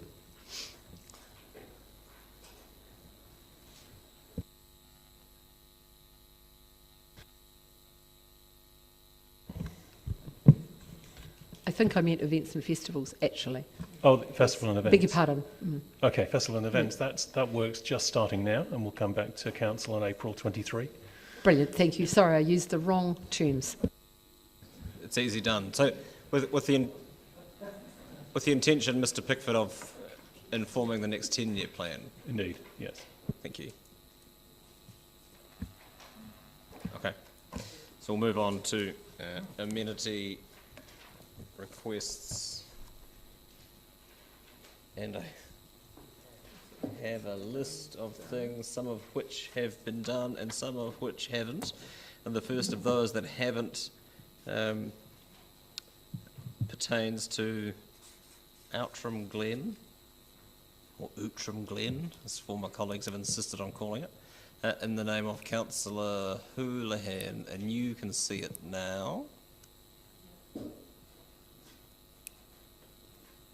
Speak to that now. You can, in due course. It'd be helpful if people had questions of staff. Now is a time to ask them. I won't start picking on whoever has the most puzzled expression. Councillor Raddick and then Councillor O'Malley. So a question of staff, do we have any data on the number of people that use Outram Glen through the summer? Because when I have been there, I've seen hundreds, but I'm not there very often. No, I'm unaware if we have any, but if we do, that will be included in the report. Presuming there is one. Councillor O'Malley, then Councillor Walker. And if we are to vote for the report, I guess my question would be, I'm of the opinion that, am I correct in being of the opinion that Outram Glen is complicated because of land ownership issues, and that I think it's a Department of Conservation site? Indeed, it is. Ownership is complex and is in the report, in the staff comment already. But that doesn't mean we can't consider this. The report would show that complexity.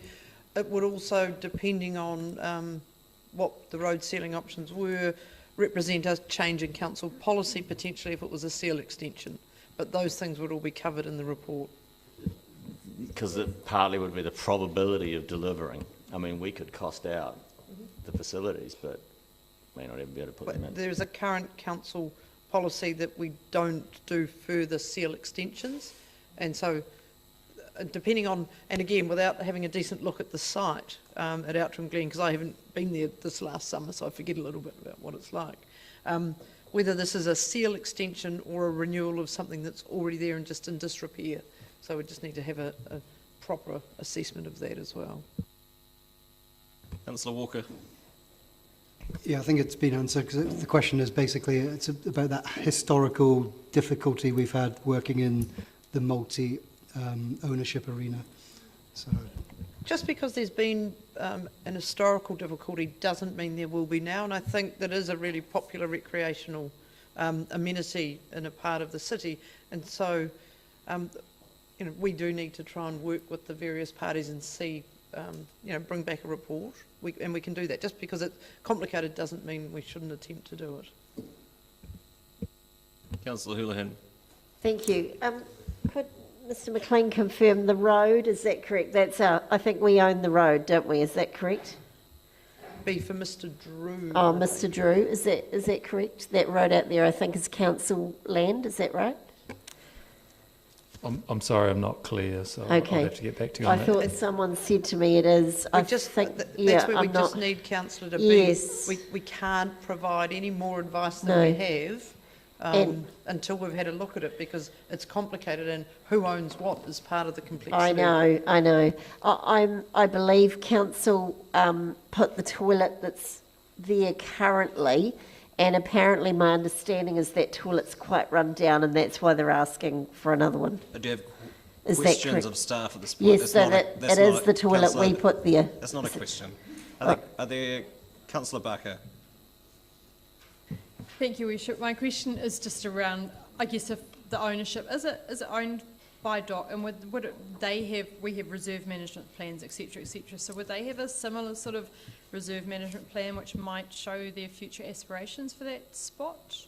Potentially the ORC are also involved, and so there's multiple layers of ownership, and that's where the complexity comes in. And Mr McLean, I think, had said in here that staff were continuing to work with both DOC and the ORC, and so we'll continue to do that. They may or may not have a plan, but I suspect, you know, that if they do, it needs refreshing. All of us just need to get around the table and have a chat about it.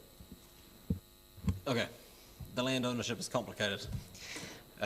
We've built clarity around that. This is now for discussion. And Tēnā koe, Your Worship. Ms Graham, I'm asking regarding the issues with ORC. So does that include the work on for staff here? Does that include an investigation of the proneness to flooding and all those issues? All of those things would be considerations as with anything along the banks of the Taieri. okay, Councillor Elder. Just another question, sorry about that. Do we know in the toilet review that it mentions about new toilet or toilet renewal? Councillor, it is awkward, but it would be easier if you spoke into the microphone Yes. rather than looked at your audience. When that's planned in the future? So is this on the schedule for renewals? Sorry? No, it isn't on the schedule, councillor, but property is working with Parks and DOC and ORC on this project to try and resolve this matter. Oh, cool. Thank you. So if I might, if there is a project, if there's work ongoing or work currently being undertaken, or no? We've said we were having conversations, but we hadn't planned. It's not a project, I don't think yet, and we hadn't planned on reporting back formally, and I don't think it included road sealing options. That's fine. It's been moved and seconded. Councillor Houlihan. Thank you. Yeah, what I want to say about this is that this regularly comes up at the Mosgiel Community Board, and many of the board members have voiced concerns about it. It's used often, like it's an area that a lot of people go for a picnic or go for a swim. It's a very, very popular area. It has got overgrown. It looks messy. The toilet is needs replacing. It was put on, my understanding is the Mosgiel Community Board chair said it was actually put on a 10-year plan at one point, but then just sort of got lost somewhere in the process. So I've brought it back again because I think the people of Mosgiel and Outram and Dunedin City deserve to have a good spot here because it's used, it should be looking a lot better than it does. And I understand that the shared ownership of this land between ORC, DOC and DCC, but we can't let that stop it anymore. We have to put, have to say we need to move forward with this and be perhaps, DOC and ORC need to move on this and take some action and repair the area because it can't just stay like that. We can't just leave people in a limbo. It's unfair.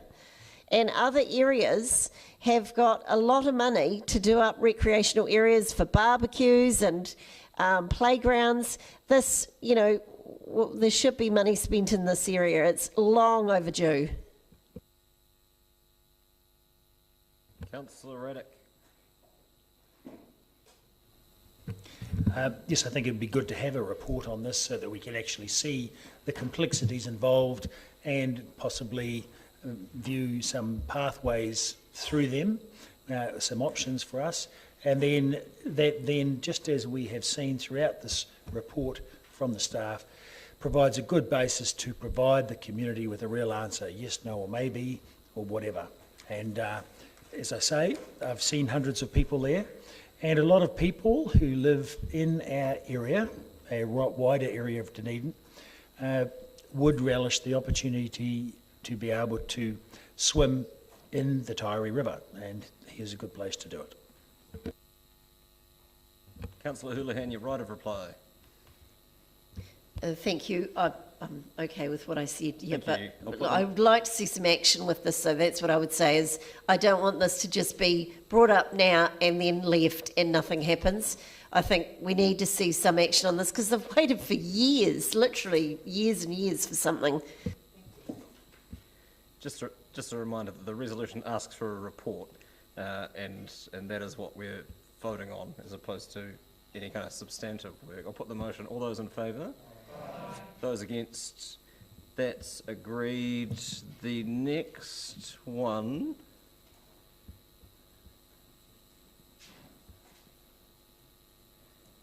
raises from the dead the spectre of the physio pool.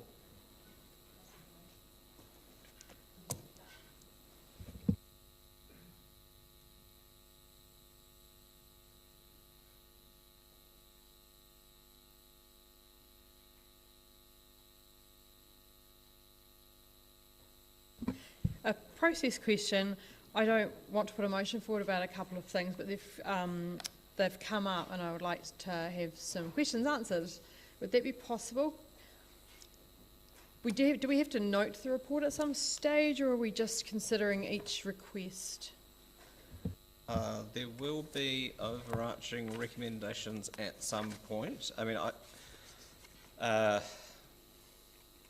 I just give you... Procedurally, I mean, I do wonder whether the tidiest way of doing it would be making note of things and then raising them through the relevant committee meetings, if they're not time sensitive. I mean, it would be. I don't know about. I mean, there'll be the opportunity for general debate if there are issues that haven't been canvassed already that people want to raise in due course. But having a broad roundtable question and answer session with staff about things that we don't want to move on for debate doesn't feel like the It was most just efficient adding perhaps to staff comment. My example is going to be about one of the boards submitted about the Otago Peninsula Community Board about signage, and the replies around Waka Kotahi. Oh, sorry. So you want to ask questions of things in the paper? Yeah. Oh, that's fine. We could. Yeah. We'll have time to do that. Sorry, I thought. Like we have open session at the end if stuff hasn't been brought up. Yeah. Yep.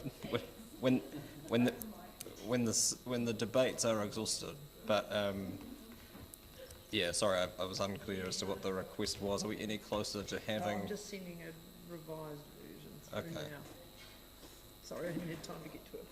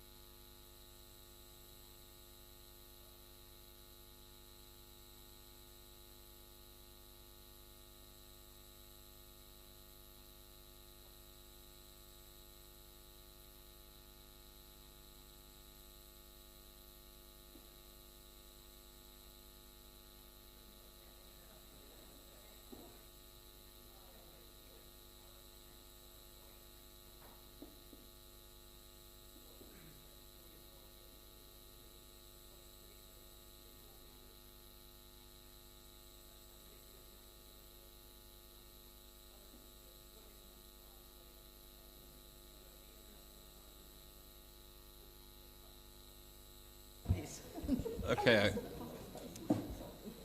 I'll call the meeting to order. It's been moved and seconded, and it's, dare I say, reasonably straightforward in terms of what is being proposed here, but are there questions? No. Councillor Benson Pope would like to speak to it. Thank you, Worship. This is timely for a couple of reasons, which I'll explain briefly. People will know of the existence of the facility. It's had quite a lot of publicity in recent days because it's closed again, and we know there was a breakdown of some hardware, a heat exchanger, and a lot of toing and froing between the trust and the community and the people who miss its availability. But we also know that the site has been contested, shall we say, as part of the hospital build process, and also the Therapeutic Trust has had problems being unable to come to a satisfactory resolution with the owner, the DHB. I was interested in the history of council's involvement because we have had this at the table before, and I want to thank a mixture of staff, Ms Bodeker, Ms Allen and the Chief Executive, for their research skills. I can now inform you officially that in 2014 the council guaranteed an underwrite of up to 50k to help the trust continue operating, and subsequently in February 2015 that amount was increased to an underwrite of up to $100,000, subject to the trust hitting its fundraising target of $750,000 to refurbish the pool. That's it in a nutshell. They didn't get that target because they couldn't get the bank funding or other funding they wanted to launch, because they couldn't get a lease of the property from the DHB. Understandably, with a hospital build on the horizon, the DHB were being particularly, shall we say, conservative about that. That led to that underwrite provision being removed from our books in 2019. So it's not sitting there waiting to be used. However, you will be aware of recent announcements from the DHB, in respect of the Health and Education Precinct, and also the fact that before they go out of existence, there are a number of other issues that they are keen to resolve, one of which is the public statement that they will give a lease to the Therapeutic Pool Trust, which opens up their access again to various funding sources. The second and most interesting, perhaps, part of their announcement is that as a result of the whole site planning exercise, which is public, and you've seen the drawings in the last star, that site is not needed for hospital use until 2080, at which time it is earmarked for the build of the next Dunedin hospital. So while you might find this strange that conversation is taking place before the other one, well, as the piles for the first of the other one has just started, it's actually a really good sign, and it indicates that the sort of level of and detail of planning that's been going on will mean that valuable land in the central city for the next development like this will be secured. That whole block, of course, includes not just the Fraser building, but other adjacent buildings, including clinical services, the old building, the children's pavilion, and so on. So it seems to me it would be an entirely positive signal to the community and to the trust to make it clear that without any commitment of money, but alerting people or reminding people of the fact that we have previously committed support, to include discussion of whatever the future holds in the next little while for that facility as part of the review that we're undertaking. It's not as if our operations have just been about our facilities. For example, you'll recall that the saltwater pool, for example, we took over quite recently, in living memory even, from a trust that had been previously operating it more or less successfully for years. And it may be that people want to include the hours issue around our other pools or whatever else in part of this review in due course. So I think that's probably about it. I think it's an entirely sensible thing to do. Goodness knows the facility is filling a need for both rehabilitation and relief of various medical conditions right in the city, and we've built a similar smaller are doing so at Mosgiel after all, and I think it would be good if people had some anticipation that this might be progressed sooner rather than later, hence the motion. Thank you. Councillor Walker. Thank you, Your Worship. It's very hard to follow that history lesson, and thank you, Councillor Benson-Bowe. I'm probably like many of you, I get hit up about this by lots of people, and lots of people who have great need and depend on this facility, and I'm often struggling to give any sort of answer that provides any sort of surety to anyone. So thank you for now filling in some of those, well, lots of the many gaps I have about the underwrites in 2014-15, and the fact that that stopped in 2019, and pointing out a year when all of us round here will be probably long gone, apart from perhaps the mayor of you. If you go on that long, but yeah, and so I think you did say this will provide, and I agree, a positive signal to that trust about a way forward that could be beneficial ultimately for the people who absolutely and definitely need that facility. Thank you. Happy, obviously, second it. So.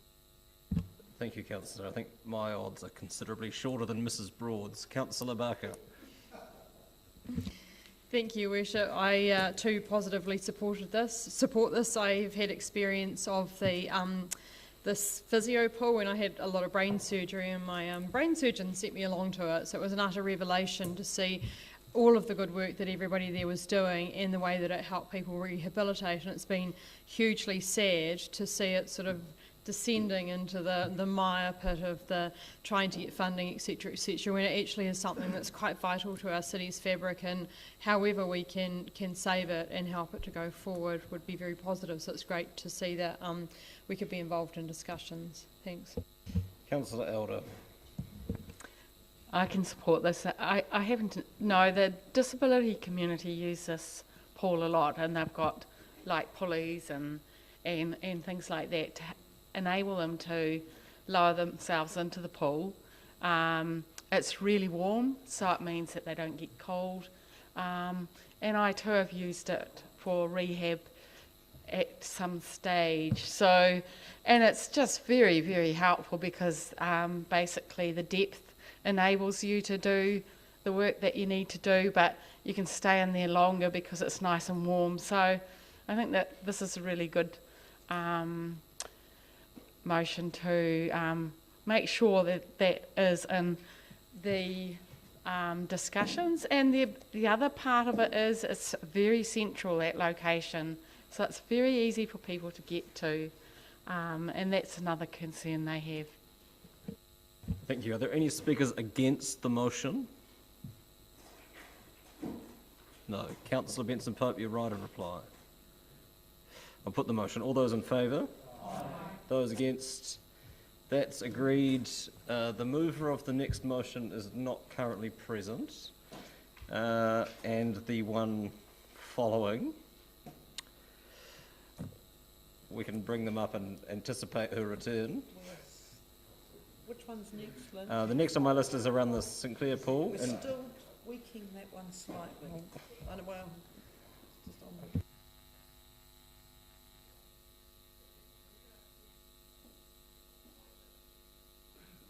Oh, yeah, no, I mean, if people have, then this is this is an opportunity, have a crack.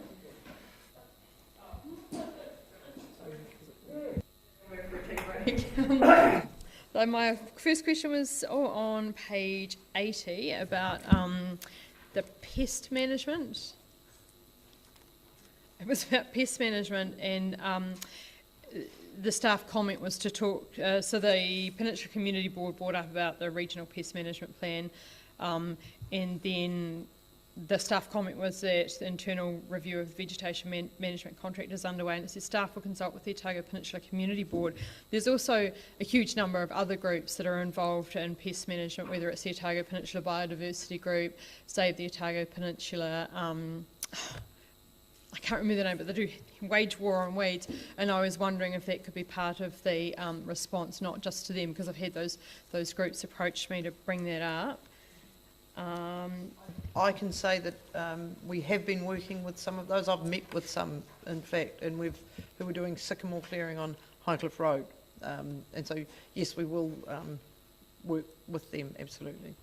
Cool. And my other one was just around, what page is that? Page 64, around amenity requests, around the Peninsula Community Board requesting more investment in visible place-based signage, denoting the place, facilities, attractions and services. And I feel that I also read that from other community boards. So the answer, the staff comment, is about Waka Kotahi, and I just also wondered whether we could reply that the destination plan is being worked on and that will inform some of the signage as well. Look, indeed, I think this comment is probably not as, it's fulsome, but maybe doesn't take a broader view of the issue, because signage across the city needs to be coordinated and have a consistent message about the destination and the place that we are. And so the Waka Kotahi component of that is a very small part, and so yes, it can be taken more broadly, and we will look at that. In part, it's not just having more te reo on traffic signs, it's about how we actually tell Mana Whenua's story and our signage and our wayfinding and our placemaking, and that'll be part of the destination plan as well.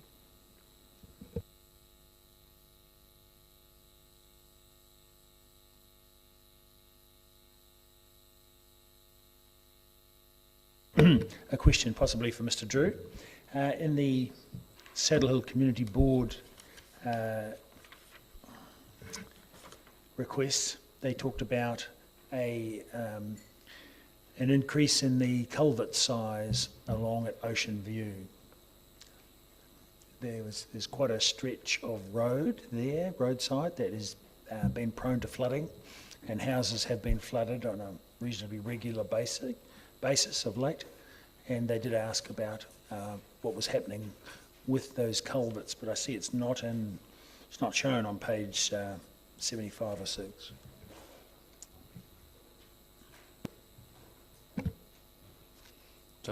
I know the area that you're talking about, and sorry if it didn't make it through into here. So that's a really complex area. It's not an easy one to resolve, and it's tied to sea level rise and development in the catchment, and is tagged to a kind of a wider program where we're now looking at coastal hazards, a joint project with ORC, DCC, looking at coastal hazards across the district, and then trying to prioritise where some of those projects then sit and the timing that they'll be addressed. Councillor Wiley. Just to follow up on that, Mr. Drew, is it not, and having been on the community board, Saddle Hill Community Board during the South Dunedin flood in 2015, I understood one of the best things needed was just regular clean out and maintenance being done, and that was a big part of what the Saddle Hill Community Board were looking for with the ditches along the side of the road. And there's also a pipe that goes under the road, so the water does have a little bit more freedom of draining should we get another storm event. So I understand there's essentially two bits of work there. One, there's the major infrastructure work, but it's also just that regular maintenance and clean out from time to time. Is that not true? Is that Yeah, not correct? that's correct, councillor, and we address that in our maintenance works. Okay. And just to follow up, why I'm talking ditches and diggers and stuff like that, are we also staying on top of the work that the ORC is supposed to be doing and regularly doing, and that is having talked about Outram Glen, I'm thinking of the pathway from the Outram Bridge through to the Outram community. That was a big source of flooding when there was a flood in Outram back in, what was it, 2018 or something? Yeah, so staff meet regularly with ORC staff to try and coordinate where there are interfaces of work programs. So often ORC are responsible for maintenance of upstream and downstream, and then we're responsible for a culvert that passes underneath the road. So we have regular catch-ups to manage those interfaces. Thank you. It'd be helpful if people wanted to link their questions to a submission. Just for clarity, Councillor Walker. I'm sure you'll stop me if you need to, but now that we've got council reps who are on community boards asking questions, it's number 46. It's just about the 11.4 million for the centres upgrades. It's a just straightforward inquiry as to what do you think the timing around completion of what those centres will be, and stemming from that, how will they be ranked? And staff are working through a ranking process at the minute, but it's complicated because, well, it's complex because there are various priorities that transport staff have, various priorities that our urban design folk have, and they don't always align. At the same time, our community has a range of expectations as well, and they, I suspect, won't align either. We just, Mr. Drew and I are working through a process whereby we will bring something back to elected members with some suggestions around how we would look to prioritise that money. I would say in the next 6 months, probably. Councillor O'Malley. Thank you, Worship. I have two sets of questions. The first one is seal extensions. I'm not being facetious. How? Because we will break at some point. Oh, well, I mean, I'm more than happy to go catch that up after the break. That's fine. When we come back, we'll push on with the amenities stuff. So as long as it's in this amenity list. Yeah, yeah, great. So we'll get through the resolutions, but I'll move that we adjourn the meeting. 3:20. Seconded, Councillor Walker. All those in favour? Aye. Those against? That's agreed.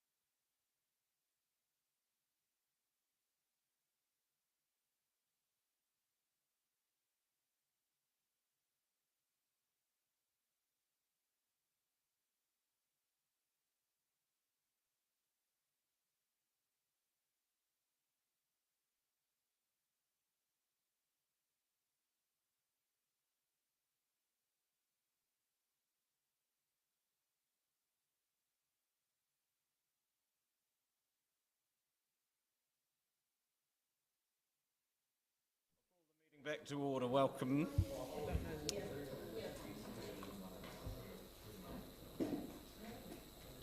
All right, so we have the following in the name of Councillor Houlihan. Questions, the obvious questions around this being a budget meeting, what this means. Ms Graham. So I can provide an update for St Clair that will increase operating costs by $45,000 with a corresponding 15k revenue line, and for Port Chalmers $28,000 with a corresponding 2k revenue line. That is on best case scenario and assuming that there is good patronage. What I would also say is in April we can't guarantee necessarily being able to staff the facilities because at the moment the folk that are used, the lifeguards, generally finish up work at the end of March, and so while some of them may be prepared to continue working, at this point we can't guarantee it, and the discussions with pool staff was that it was unlikely that we'd be able to staff the pools in line with that level of opening. But we could, if council resolved, we would try. Thank you. I'll take questions. I have one. Then I've got Councillors Benson, Pope and Wiley. Did I hear Mr McLean correctly earlier when you mentioned that the operating hours and the windows of operation for our community pools will be considered as part of the aquatic network review, as referenced in the previous debate? Correct. Thank you. Councillor Benson Pope. Well, you asked most of it, but it would seem, is it not the case that while there has been extensive requests over the years for an extension of this kind at both those pools, there are also some practical reasons why it may not run? We've just heard one of them. Are there other issues around weather, I assume, and would it not be more sensible just to wrap this into the review as we did with the previous motion? I think the sensibility or otherwise is not a question of staff, but are there any other extenuating circumstances we're unaware of? Certainly for St Clair, the weather in April. So that estimated 15k of revenue assumes very good weather and good patronage throughout that. By paying humans as opposed to non-paying wildlife. Yeah. Councillor Wiley. Councillor Walker. Thank you, and I'll try and avoid repetition here, and I'll certainly try and avoid the wrath of my community board. But I guess I'll just ask the question slightly differently than I did earlier, and it's about obviously the aquatics review process, and can I be assured as a representative of a community board advocating for an extension that they will be fully consulted through the process and will have the opportunity to advocate during that process for a short extension if at all possible? Yes, you can be. I have a range of other questions, which is fine, we can get to those. There currently isn't a seconder for the motion. Is there one? For the sake of it. All right, Councillor Barker. Thank you, Bishop. I was just trying to do the maths, but that would add on, this would come from an addition onto the rates funding, would that be correct? That is correct. And what percentage would that be? I was just trying to do it on my calculator because I work out it was like $56,000 extra. Would that be correct? If it was $70,000 income, $17,000 income and $73,000 cost. It'll be a third of a percent. Less, around about. Oh, you did it. Okay. Be less than a third, wouldn't it? Carolyn will work out the maths now, but I thought, yeah. But it is a rates increase if we were to choose to do it. It can't come out of operating budgets. It cannot. Okay, thank you. A school cert maths teacher will be very pleased. I've got Councillor Vandevers. We'll get back I to understand the patronage for St Clair would be fairly solid. I'm not that familiar with the patronage for Port Chalmers that late in the year. Is it likely that it would be a pretty fully subscribed extension in terms of patronage for Port Chalmers?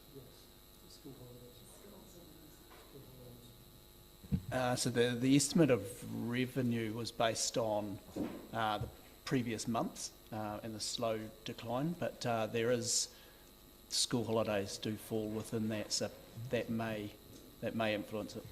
So it's likely that there would be good patronage, is what you're saying? I'm unsure. It's not. No, I couldn't say. I think the answer is that the numbers we've come up with at reasonably short notice are based on previous month's patronage and the best we can do. Which declines quite strongly then, yes. But that is school holidays. And also the cost of keeping St Clair saltwater warm, does that increase significantly with the colder weather? Has that been factored in? Yes, it has, and it was. But I will note that it was based on costs for last year. So, if there's been any cost escalation and the cost of energy, that hasn't been taken into account for that estimate. So there are significant Previous increased year. costs for St Clair, for energy at least.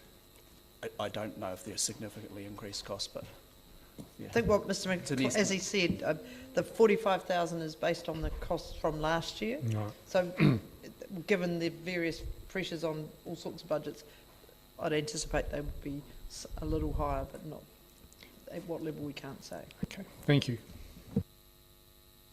Councillor Lofiso. Tēnā koe, Your Worship. Aroha mai, I just lost concentration on the figures. So what was the second figure relating to Port Chalmers? So it's 28k operating costs, 2k revenue. 2k, okay, thank you. Councillor Reddick.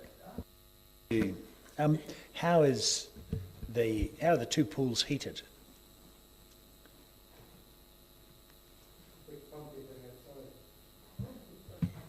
I will find out for you and update you. I can't give you that answer right now. Okay. So for a long time, well, my experience was Port Chalmers was not heated. There's a very low income, projected income for Port Chalmers, which is a factor as you get, later in the year. $2,000. Why is it so low? Councillor, the figures that staff have come up with in very short order are based on patronage from the preceding months and costs from the previous year. Yes. But 2,000 versus 15 is quite a big difference for a similar size pool. Based on the patronage from the preceding months and the costs from the previous year. I mean, the figures aren't what they are. They haven't, and if only there was some broader overarching strategic piece of work being planned about how we can look at the network as a whole that might be able to interrogate that data further. Councillor Benson-Pope. Thank you. The timing of the aquatics review is what I'd like to know about, given that the pools are closed at the moment. I'm just wondering if that outcome, given the consultations that have been promised and the rest of it, is going to happen in the short term, then this problem might solve itself before any opening time or any extended session. So can we have some response about the timing of the review and when it's going to be complete? Well, the review will inform the next annual plan, would be my expectation. That's the plan. I do have an update for activity undertaken through April in terms of engagement, so it's rolling on. It's happening. What I would also say about engagement is while many of the community pools are situated in community board areas, access to aquatic facilities is of interest to the entire community. And so while the community boards will get an option to advocate on behalf of their communities, we will need to ensure that our consultation is more wide-ranging than that and covers areas like South Dee, Pine Hill, North East Valley, where they don't have community boards.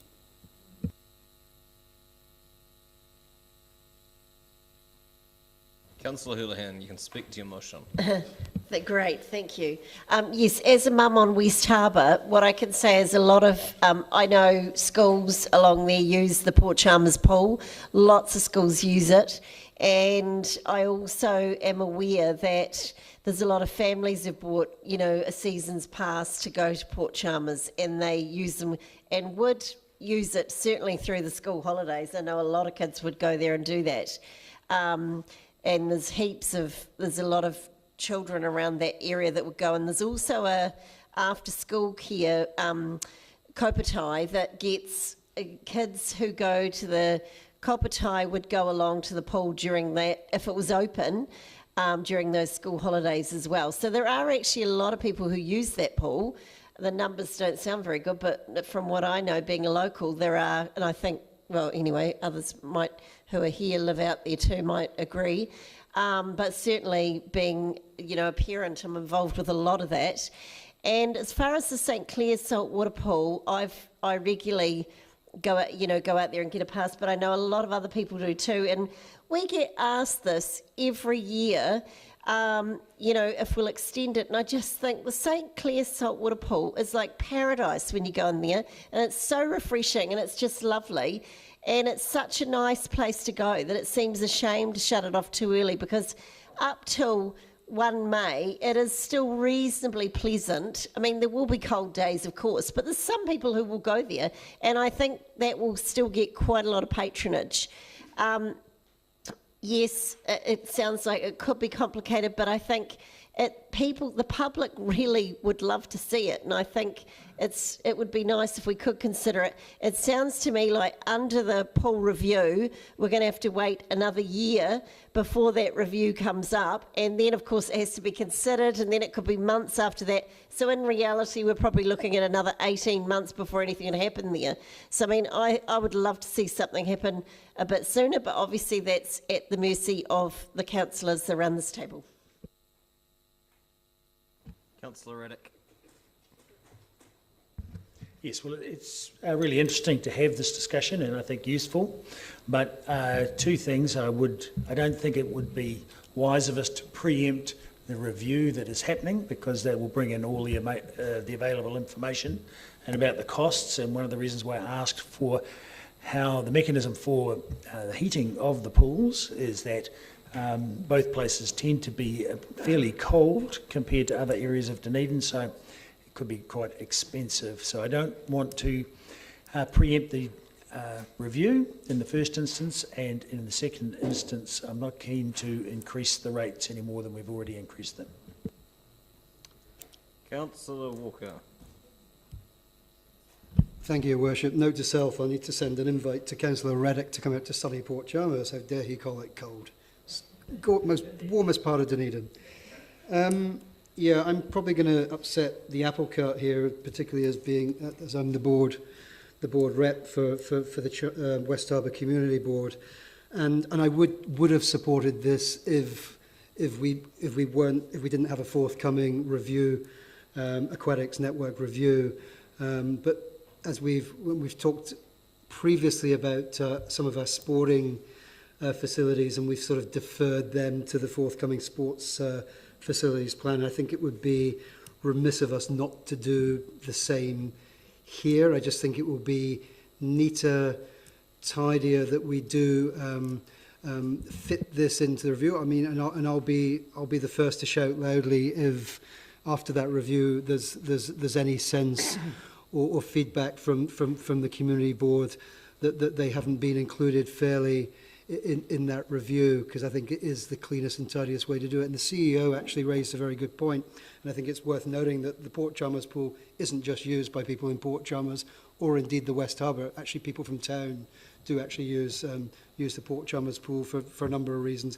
A, they like it, or they work out that way and it's just more convenient for them. And not forgetting as well, there's a surprising number of school pools in the West Harbour that many around this table might not even be aware of. But I just think it's cleaner, and I think it's more strategically savvy for us to include this in a review that is coming. And I've asked twice today, and I've had the assurance of Mr McLean and the CEO that there's no suggestion that the right people won't be included in that review, and every opportunity to bat for an extension of certainly the Port Chalmers pool will be on the table. So I won't be supporting this. Thank you. Thank you, Councillor Barker.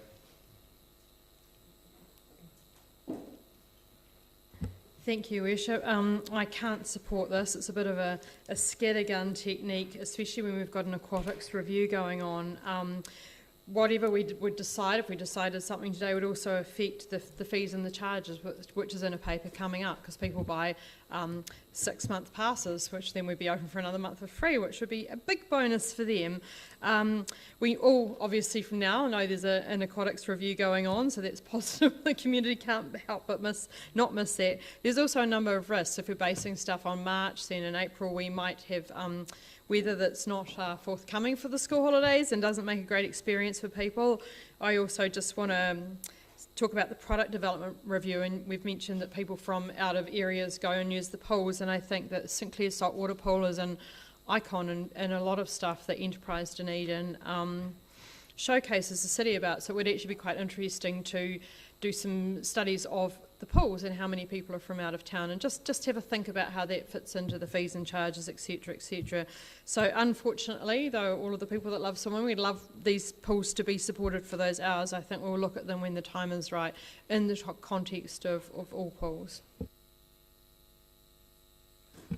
Thank you. And I can't support this for all the strategic reasons that have been outlined, but mostly can't support this for a far more basic reason, in that we don't know how much this will cost, and we are here to sign off. We have high-level costings put together by staff at very short notice that have, as has been pointed out by Councillor Barker, other ramifications for fees and charges that need to be approved by this meeting. We don't have staff don't have a great degree of confidence in the numbers that have been put together at short order, because they haven't had time to give it due consideration. This would have been a useful question to have asked in January, if people were of a mind to, if it's a submission that has come in year after year after year, it is entirely a legitimate thing that could have been asked at the meeting in January, at which point we could have had the discussion at this meeting on the basis of far more robust figures. But it's no way to write a budget based on hurried sums done on the back of an envelope to try and meet our own desire to have this discussion, or to be seen to be having this discussion, when we have plenty of opportunities leading up to this point in the process where we can ask for information that will get us to a far more informed point. Councillor Houlihan, your right of reply. I don't think, by the sound of the numbers, I'm going to win this one, which is very disappointing. But, oh well, the swimmers will fight another day. We'll keep trying, and I'm sure every year people who want to go to the saltwater pool and to the Port Chalmers pool will come and ask every single time we have an annual plan. And I have, so I'll just keep asking, but it is unfortunate that it's not going to happen, because there is a real push on the pools, and I've tried to get the kids lessons at Moana. There's no space. We desperately need more availability for pool space and time, and swimming is a safety issue for children. So I think it's a real shame we're going to cut that short, and it's the kids who miss out. So yeah, real shame. Thank you. Thank you, Councillor. To be clear, we're not cutting anything short. The motion asks us to extend a certain level of service that currently exists. I'll put the motion. All those in favour? Those against? That is lost. We're still with you, Councillor. Oh, you're going to ask a question in the interim? Yes. Is there any need for a motion to refer this issue to the review, or is that going to happen as a matter of course? We are looking at the seasonal pool opening hours as part of the review. And just before we proceed, I have a correction to the first item first request in respect of Broad Bay. We're not. We can get to that. Right. There are other things to deal with. It does remind me that it should probably move that we extend the length of the meeting beyond 6 hours. Seconded, Councillor Gary. All those in favour? Those against? That's agreed. It's fine. Councillor Raddick. We'll still be here in the morning on current trajectory. Are we 10 a.m? I don't know. Well, let's. Councillor Houlihan, we're in your hands.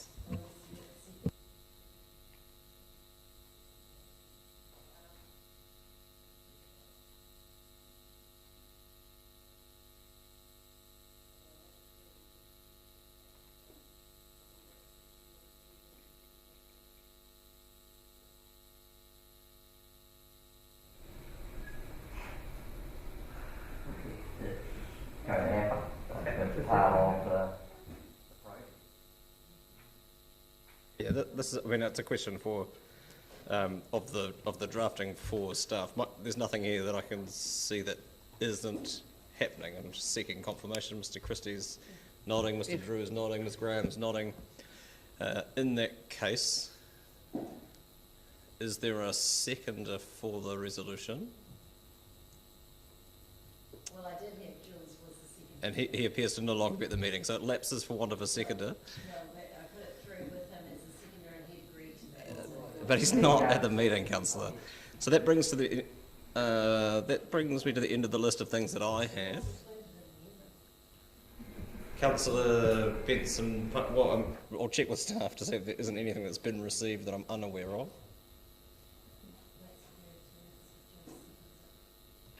Councillor, from a standing orders point of view, Councillor, while we had it, the councillor must be present at the meeting because we don't allow voting by proxy, which is what would be required. And so Councillor Raddick was not here to second it, unfortunately.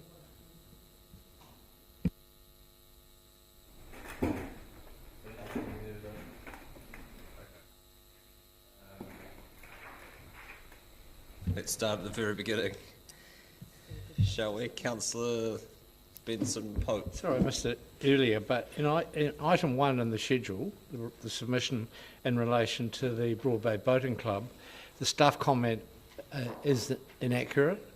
I understand that not only do they have a resource consent, but they have let the contract for stage 1 to a well-known local company, and work is due to start any time now.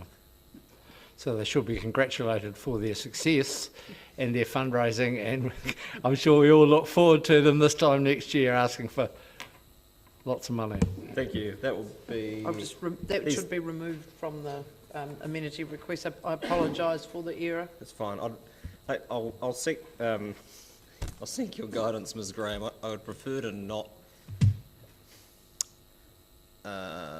make amendments to staff comment by way of resolution and formal debate if it can be avoided.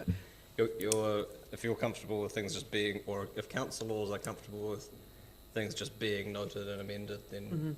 Well, this was an error. That's and fine. it should not have been included. We won't reissue the paper, but just note that I apologise that this comment was incorrect. Or at least perhaps correct at an earlier stage of the development. Other questions or resolutions, ideally? Is there anything that people wish to move at this point? No. Yeah, no, I understand that. I wanted to deal with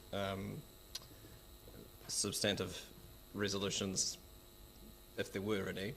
If there aren't, not to say your questions aren't substantive, Councillor. Councillor Elder. I was just looking, and there's a lot of commentary around the cycle strategy review, and I was wondering, just as part of the consultation, who this consultation is going out to and where it's at the moment? Was that the strategic cycleway network? Yeah. So it's just in a planning phase. So the comms plan, hasn't been developed. It will be broad. Council's done it in the past. I think it was 5-6 years ago. So I presume that we'll be looking at what we did then, what groups have come to the fore since then, but it'll involve all the usual suspects like Spokes and our Cycleway community. Okay, thank you. Just because a lot of the requests are related to that review, so thank.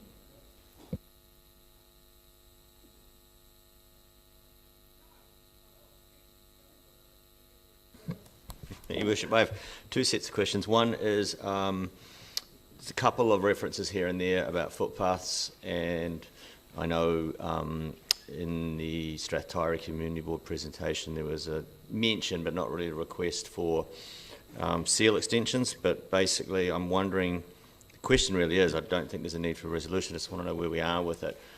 Where are we with looking at, and I'm thinking places like Wingatui Road in Mosgiel, where it's gone from rural to residential, almost the length of that road now, between Factory Road and so where are we with the policy on when we would install a footpath, and do we have a policy?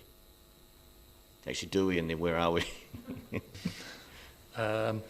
We're currently developing a high-level policy for infrastructure growth funding. So that's started about a month ago and is probably ready for a draft review in another 3 or 4 weeks. That's at quite a high level.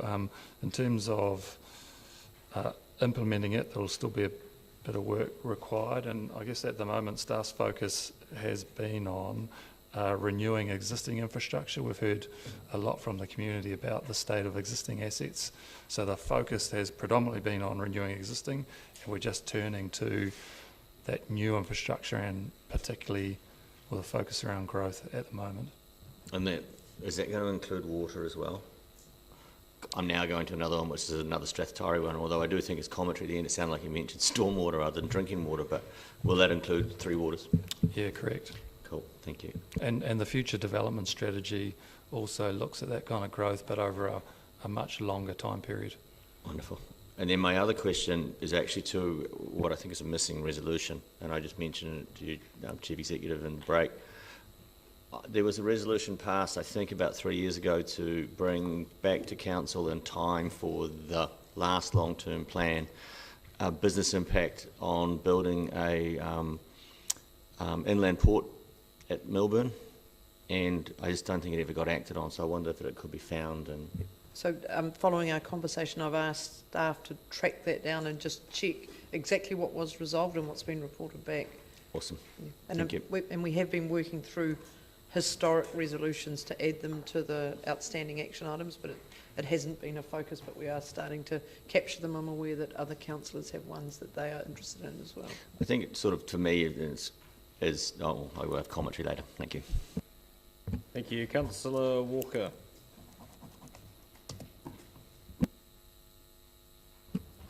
Thank you, Your Worship. And I just want to raise a couple of questions, probably for Mr. Drew, around the multiple submissions around the safety issues around Portobello School, as raised by the kindergarten, the community board, and the school itself. And it's really encouraging to read in the comments that that existing footpath that most of you will know is going to be upgraded.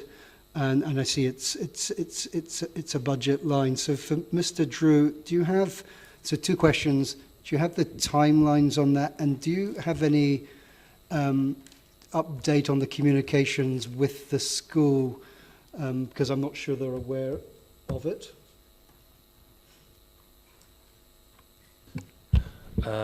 So to answer your question in 2 parts, the footpath, the existing footpath will be upgraded this calendar year, so there have been some early comms to residents out on the Peninsula saying that the works are just getting ready to start, and there's been a bit of focus around the repairing the culvert near Fletcher House, and recently, so we had a number of comms people leave the project, a DCC staff member and a Fulton Hogan staff member, so we've just put plans in place to get those comms back on track. So we have a new DCC comms person that's helping us to get that back together. And in terms of having a discussion with the Portobello School, I'm not sure. Have to check with the project team. Thank you. That would be appreciated. And so the school safety program that's ongoing in general, and I know that's on a scale of urgency and need, and understanding that the likelihood of doing anything in terms of extending the shared path imminently is not going to happen. What would the school community or the kindergarten community or the church community do in terms of, say, asking for something like flashing speed indicators? Does that fall into that general safety around schools program?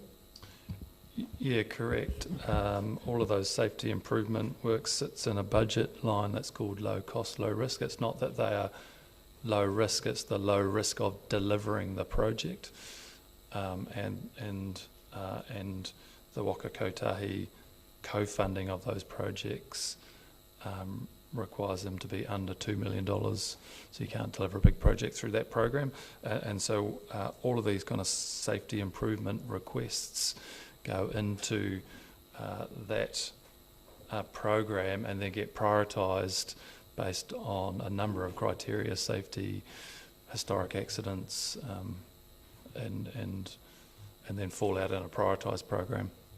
Thank you. And excuse me, Mr. Mayor, there's always a temptation as Councillor Elder to turn around and not speak into the microphone, so I'll speak into it.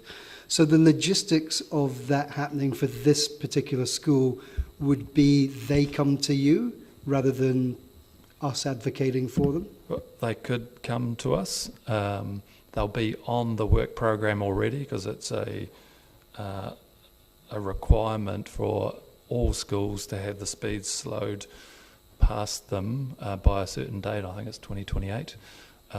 So staff are just working their way through all the schools across Dunedin. Thank you, that's helpful. Councillor Gary. Thank you, Your Worship. Can I just follow that up with a question, Mr. Drew? And you may not know the answer to this yet, but given that yesterday the local newsletter came out and there was commentary from the board and the school principal and the project management team, so the official Peninsula Connection news, around, and it included upgrading the path, and they seem to be quite a long way apart. How confident are you that that community and all the different parts of it understand what the upgrade of the footpath involves? Because given that newsletter, which, as I say, was just published yesterday, I'm confused why there isn't an understanding given the board's been involved all the way through.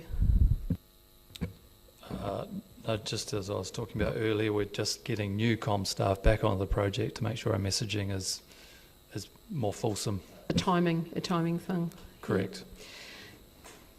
And is there an issue in the community, because you talked about the school program and the lower speeds around schools, and yet we've got commentary around lowering the speeds in one part of the community and then wanting them lowered, not lowering them and then lowering them.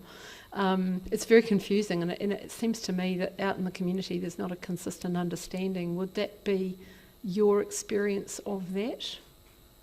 Your team's experience?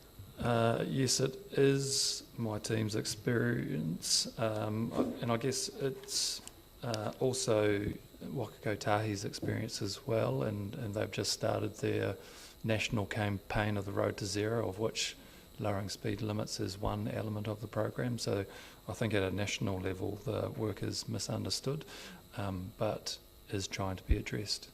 Thank you. And I've got some other questions, Your Worship, if you'll indulge me. Oh, why not? Go on. What discretion do staff have re-waiving consent fees? And I draw your attention to page 65. There's a mention of Parks waiving a consent fee. Let me just see if I can find it.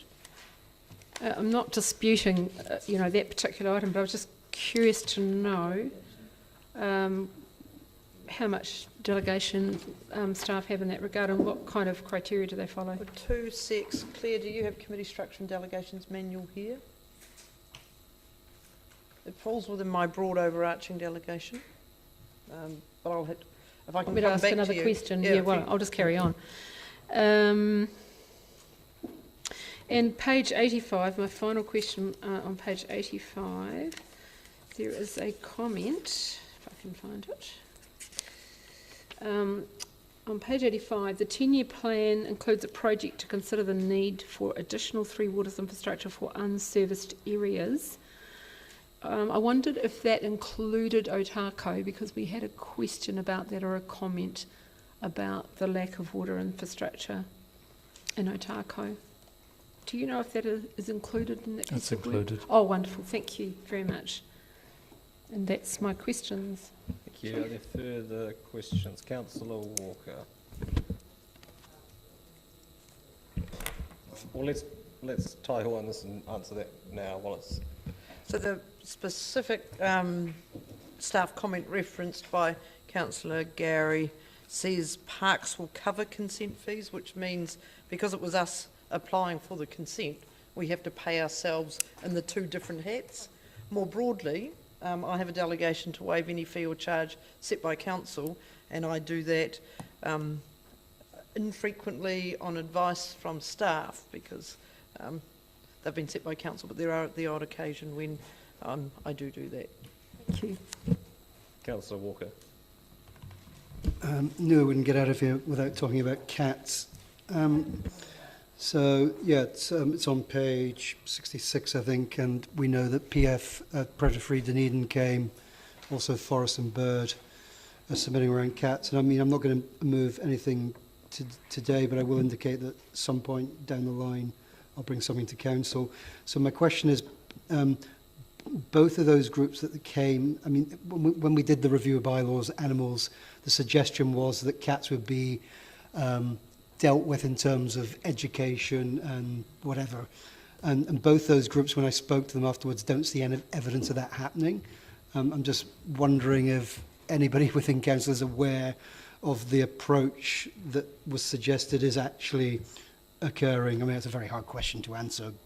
I can, Ms. Austin, who's had to leave, has some answers which she can circulate in. That'd be great. So staff have done a little bit of work in the background, and she'll happily circulate the information that she has. Thank you. That would be really helpful. Thank you. That's all. Thank you. Councillor Vandervis. As I remember, the complete answer to the cat problem is cat registration and microchipping. Do staff or does the council have the ability to mandate microchipping of So that's what Ms. residential Austin cats? will circulate some information about. Okay, cool, thanks.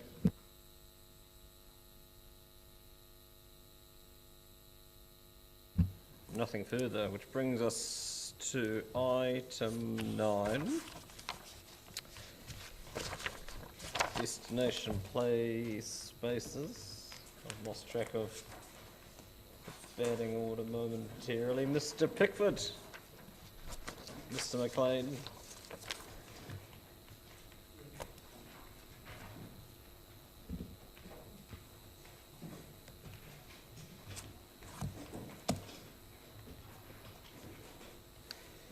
Any opening comments from either of you? That is a perfectly acceptable response. Are there questions? Councillor Barker. Thank you, Worship. I see that there were 30 submissions in the annual plan process, but I don't necessarily, around play spaces, but I don't necessarily see that I saw a summary of whether they were saying that they wanted one destination play space or 3 destination play spaces, or what that feedback was. Is that summarised anywhere? Have I missed it? Thanks, Councillor. I can do that for you now. So there were 30 submissions to this annual plan process. 7 of them were in support of a single site investment. 23 of them were in support of a spread investment, and they were all on a pro forma submission.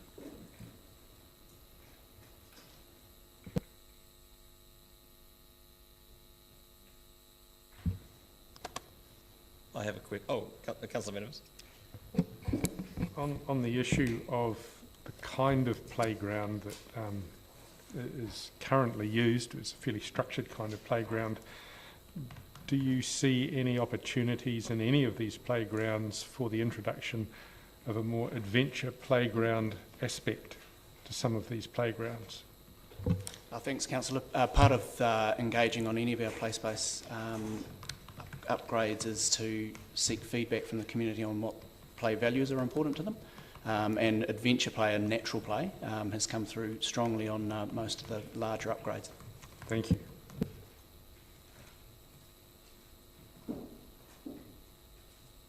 Councillor Houlihan. Thank you. My concern is if we spread it over 3, which is great, if we had the budget to do them all really well, but my feeling is if it gets spread out along 3, that you'll get 3 quite good, whereas you could get 1 amazing. Would that be fair to say? Councillor, that's not a question of staff at this point. Do people have questions of... Isn't that an operational question, I would have thought? No, it's a judgment decision, a judgment call about what a better use of investment is, and I think that's a political decision to make. There are no... Oh, thank you. I have a question just around how the discussion might be structured, and I think I understand the political imperative to operate within constraints as opposed to have a conversation with the community about what their greatest hopes and aspirations might be.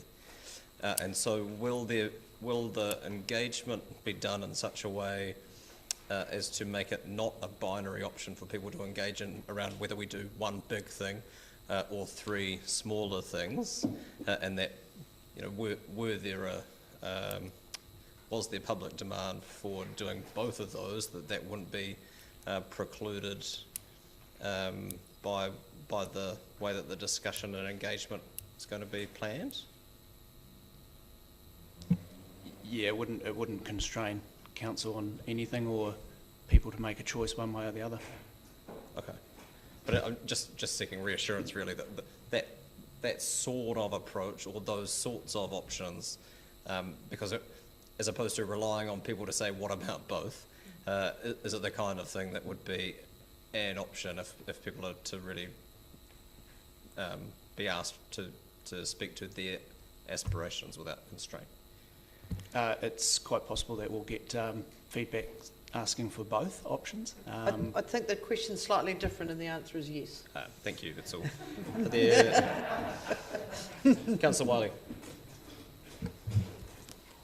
Mr McLean, just touching base, we had a very good submission from Rotary and organisations, and having been past president of Dunedin South Rotary Club and our relationship with Marlow Park, I take it organisations such as Rotary or any other potential organisations that want to be associated with playground spaces will be included through that process for the 22-23 report. Thanks, Councillor. Absolutely, and we're well aware of Rotary's keen interest in Marlow Park, so we'll be definitely directly engaging with them. Councillor O'Malley. Thank you, Bishop. I confess I haven't had this thought until basically now, but the Margaret Mayhew Park is often referred to as a tourist destination park, as well as serving the people of Christchurch. So in the destination plan, are we looking at the impact of these kinds of playgrounds and actually being attractive to people to come and visit the city? Yes, Councillor, we're certainly considering that as part of the destination plan and the product development review.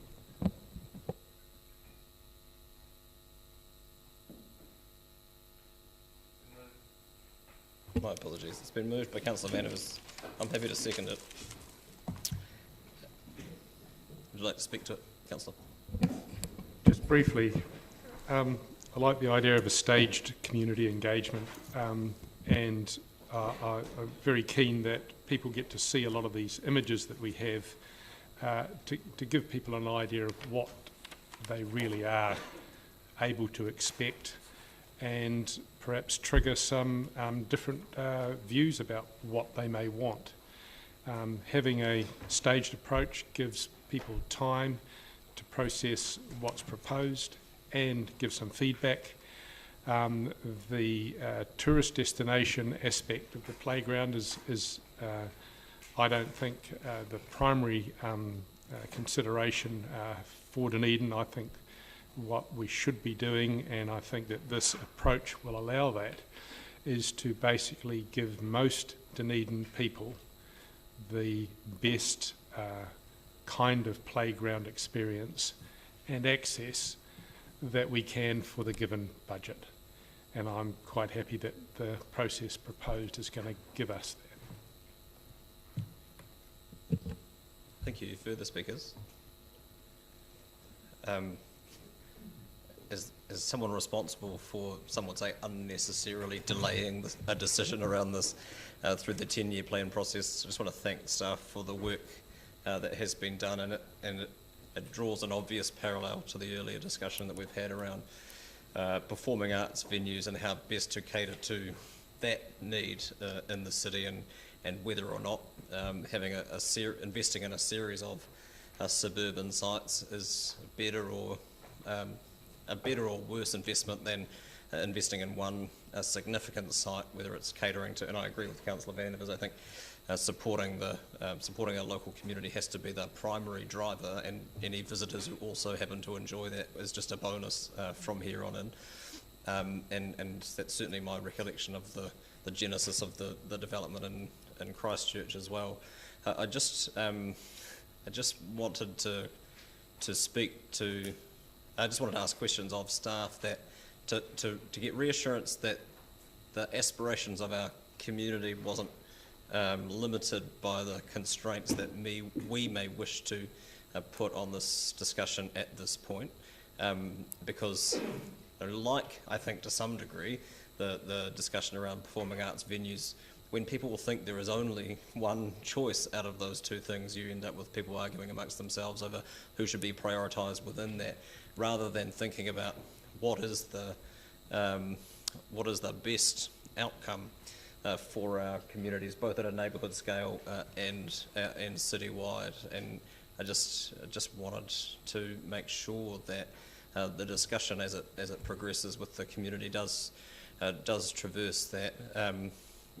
There are certainly cases to be made that we shouldn't be the sole funder of this sort of community infrastructure. There are certainly other sources of public funds available locally that routinely consider and invest in this sort of infrastructure, but that's a conversation to have further down the line once we've got a clearer steer from the community as to what it is that they want us to progress. But absolutely, I mean, it's great to be able to illustrate the conversation with people, and I think this was the argument I tried to make last year, illustrate to people what it is that they might be getting for the money that they are collectively spending, and to draw a potentially contentious analogy at 4:10 in the afternoon, I think you only have to compare the nature of the debate that we had in the 10-year plan process around whether or not we should spend $28 million on the main street or not, versus the public discourse that's happening now around whether or not what we are building is worth it or not. And I think I won't be alone in noticing the shift in the tone and the tenor of that debate, as people can see in more concrete form what it is that they are getting. And there's no easy way out of that. We're always going to have to deal with money as an abstraction when we're doing a budget setting process, and then get through the gate to be able to do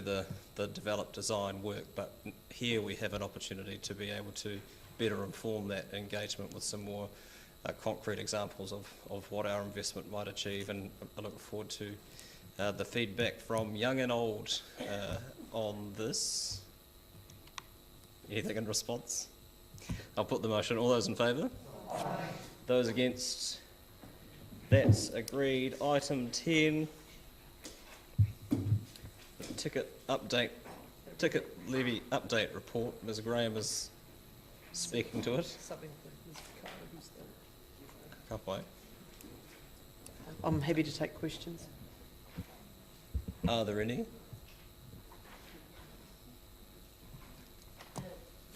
Councillor Houlihan, sharpen, take a breath. So it looks like, it's come back saying it's not possible. Was that fair to say? No, that's not what it says. Sorry. That's not quite what it says. What it says, it's not a particularly well-received idea right at the minute, given where the industry finds itself, Right. but that we'll continue to look at it as the market recovers. So we wouldn't anticipate anything for this summer, potentially. I mean, it also points out that the concept at a higher level has been received favourably by the industry, which I think is encouraging. There's just, the uncertainty around what things will cost and what that means for the elasticity of demand in the short to medium term. I'm happy to move the report, move that we note the report. Seconded. Councillor Gary. Any speakers? Councillor Adams. This short report actually seems quite reasonable and wasn't unexpected. Looking at discussion under section 9, it refers to industry problems facing the unpredictability of markets, the increasing interest rates and high inflation, increasing costs in relation to shipping, freight and production, worker shortages, lost skills, and COVID-19.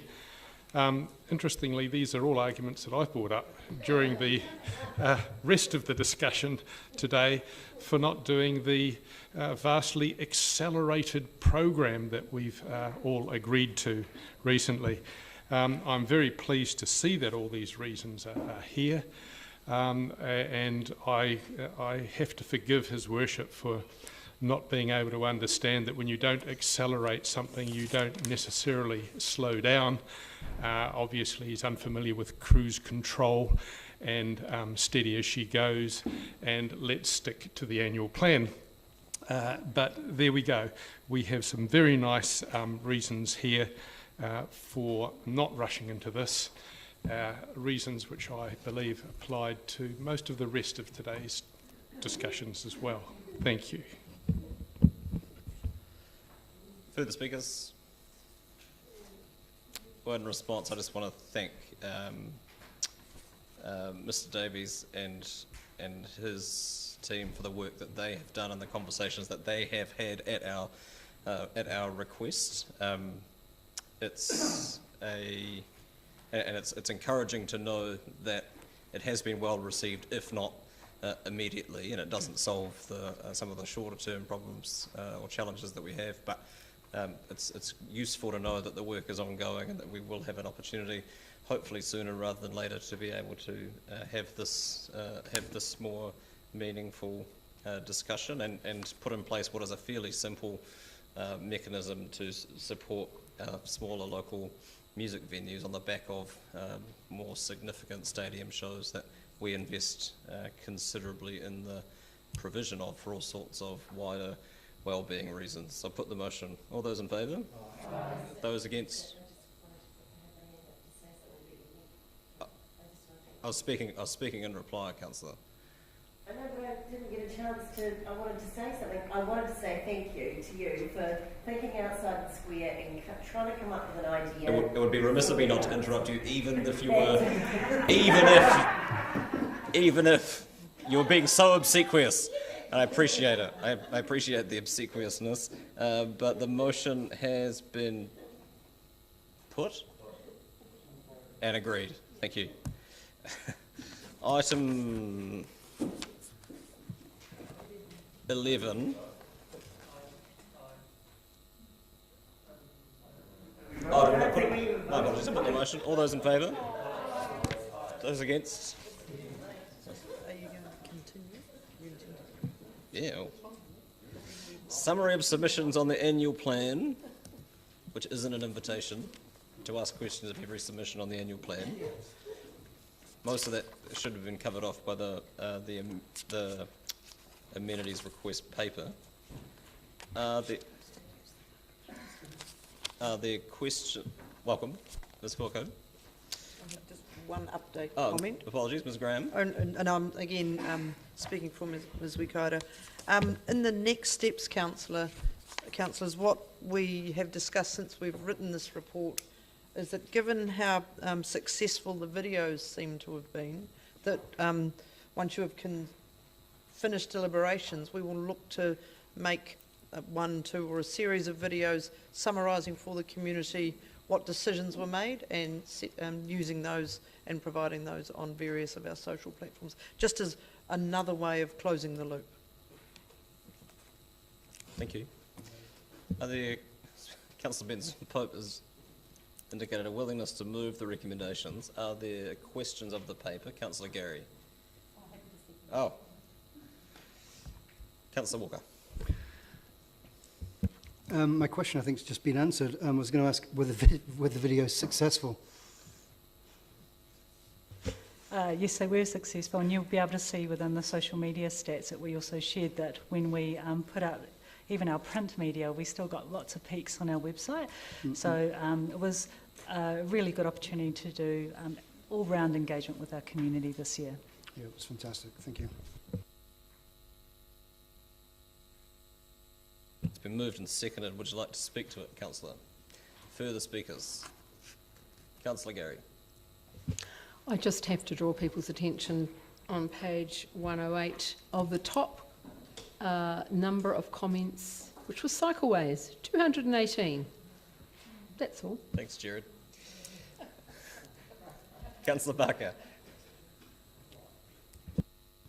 Thank you, Risha. I would like to thank everybody for their submissions, and especially the community boards. I think that, and also the staff for the summary and comment. We didn't get an opportunity to comment on the way that we had the presentation of the funding request and the amenity request, and I think that when I first arrived at council it was a total schmozzle and a lolly scramble, and I was quite bamboozled by the process and what went on. So this has been, I won't say delightful process, but a fantastic process today to go through those amenity requests, the funding requests, and also that we're focusing on our strategies.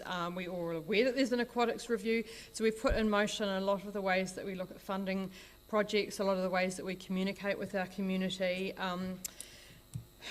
What was I going to flag? Oh, a lot of this stuff that we've heard through the process will also inform our next annual plan.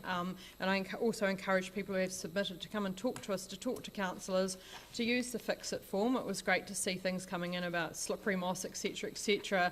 And we also have the Fix-It form that goes up on the website. I sound like an editorial here, but those things are really useful, and also talking to people, to your councillors, to get some of these things through and understand the process as well. So I look forward to ongoing feedback. Councillor Elder. Thank you, and I would like to note that approximately 2/3 of the submissions were on cycleways, in particular the Tunnels Trail, which people seem to have embraced wholeheartedly. My other thought was just around the ethnicity of submitters and the work we need to do to actually be able to reach the wider population and cultural groups, because I think that is an area where we need to actually look at and improve on. Councillor Vandevers.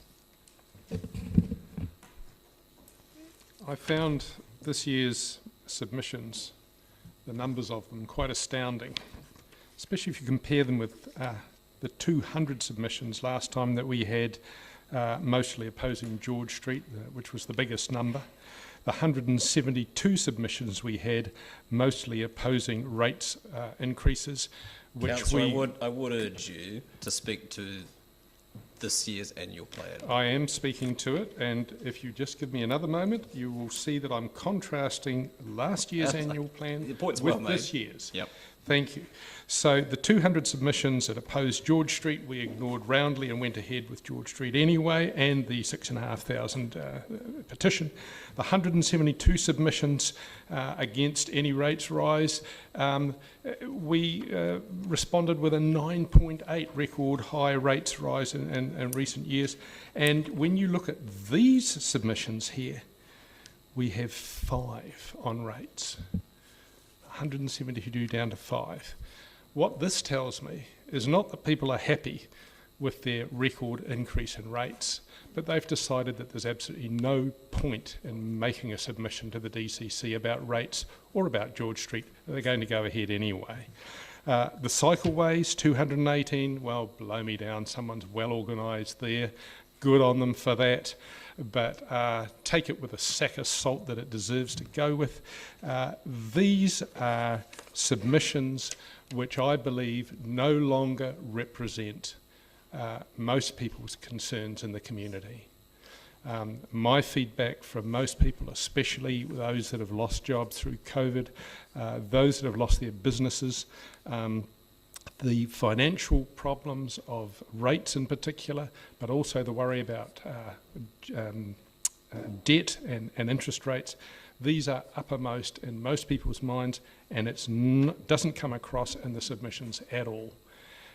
People wanting to spend $32 million on new cycleway extensions is very well represented in this submission list here, which I think just confirms that our submission process has failed, and it makes a mockery of the submission industry altogether. Thank you. Further speakers on the summary of submissions on Annual Plan 22-23. I've got Councillor O'Malley and then Councillor Walker. Yeah, and you got Councillor Houlihan there. I was actually just going to follow up with Councillor Barker's commentary, which is that every year that I've been here, this has got better. And I think that I want to congratulate staff, and not talking to the microphone, about how much better it has got. I think the videos were good. I honestly believe that the reason that some of these, the tone or the type of submissions that we've had has changed is because we've started to engage with some of the groups that used to come year after year after year and never get action to get them the action they need, and therefore they no longer need to turn up. So I actually am very impressed with the whole process, and on this component of it, I want to congratulate staff for their job and what they've done here. Thank you.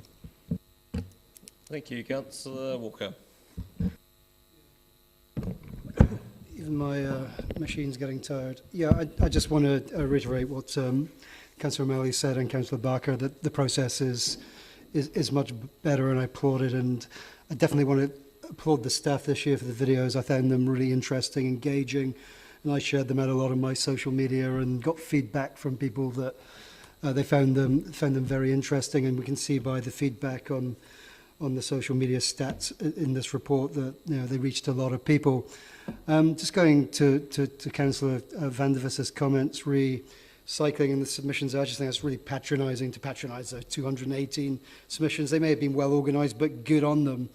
And I certainly speak as somebody who's cycled most days for 20 years in this city, and for him to suggest that cycling is not increasing year on year is just a fallacy. I used to rarely see fellow cyclists when I cycled in from Port Chalmers. When I cycled in this morning, I passed dozens and dozens and dozens, and it was bloody windy. So, yeah, all power to them and all power to us, adhering to what our public tells us and what they want. So, yeah, I just wanted to make that clear to Councillor Van der Vis that I think he's living in dreamland. Thank you. Thank you, Councillor Houlihan.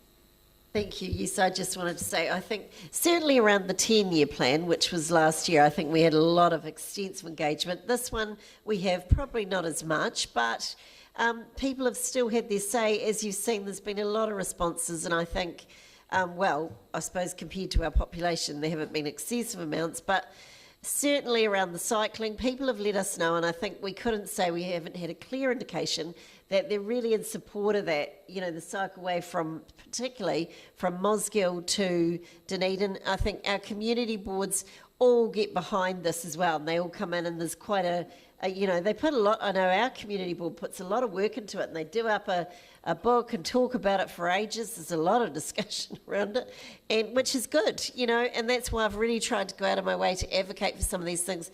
But I do agree that it is, the process is a little bit rushed, and it's, you know, trying to put up a motion and say, let's do this or that when we haven't got perhaps all the information. So it is slightly a not, you know, a difficult process to go through, although what I would say is that where some people might get frustrated, I feel frustrated with it myself, is that local government is quite a slow process. So if we don't do it like this, you've got to wait for, you know, reports or reviews, and then you're looking like, you know, possibly for some things years down the track before anything is even brought back to us. So, you know, it's just patience perhaps is the key for a lot of people when they're waiting, but I'm not an overly patient person. But I would say, I think the council, thank you to council staff and our CEO for all this, our papers, and for the engagement that people have done. And I disagree. I think people have come forward, although what I will agree with what Councillor Vandervis said was that while we're all talking around some of the higher level stuff and the bigger dollars and the, you know, cycle paths and things like that, is that the sad fact of the matter is not just in our city but in every city around New Zealand at the moment, there are people who, you know, who really are just thinking about how can I get my next meal, what money have I got, and really struggling, and that is a reality, and that's sad. I mean, I would love to see us giving money to the food bank, and I don't know whether that's a possibility, but there are a lot of people struggling, and I'm very aware of that. Further speakers? Well, I just want to take the opportunity to thank those who took the time, or perhaps, well, a combination of both took the time and had the time and the capacity to engage in our process. I think it's disappointing to have their efforts denigrated in the way that they have, and dismissed for being well organised, as if that is something that people should be embarrassed of or disappointed in, that they found people who supported the vision that they have for their city and encouraged them to participate in a democratic process. And I guess the opposite to being something happening by way of organisation is something happening organically out of the ether, which I can only assume is how petitions that are often bandied about happened, because I can't see how you can get 6,500 signatures on a petition without organising and without getting people together who share your view. And ultimately that wasn't a view shared by this council, but we can't pick and choose when something is a valid form of organising.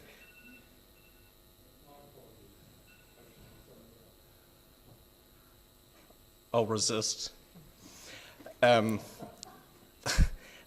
We can't pick and choose when something is a legitimate or valid form of organising public opinion to present to a democratic forum, and I want to thank people who do make the effort and have the capacity to be able to encourage others to participate in this process. It's not the easiest thing in the world for people to do, and we're getting better at making it a more accessible process for people, and that's something that needs to be constantly worked on. But still, as it stands, this is a fairly alien world to a lot of people in our community whose hopes and dreams and aspirations for the city are no less valid than those who have the wherewithal and the capacity to be able to participate in things as we have currently set them up.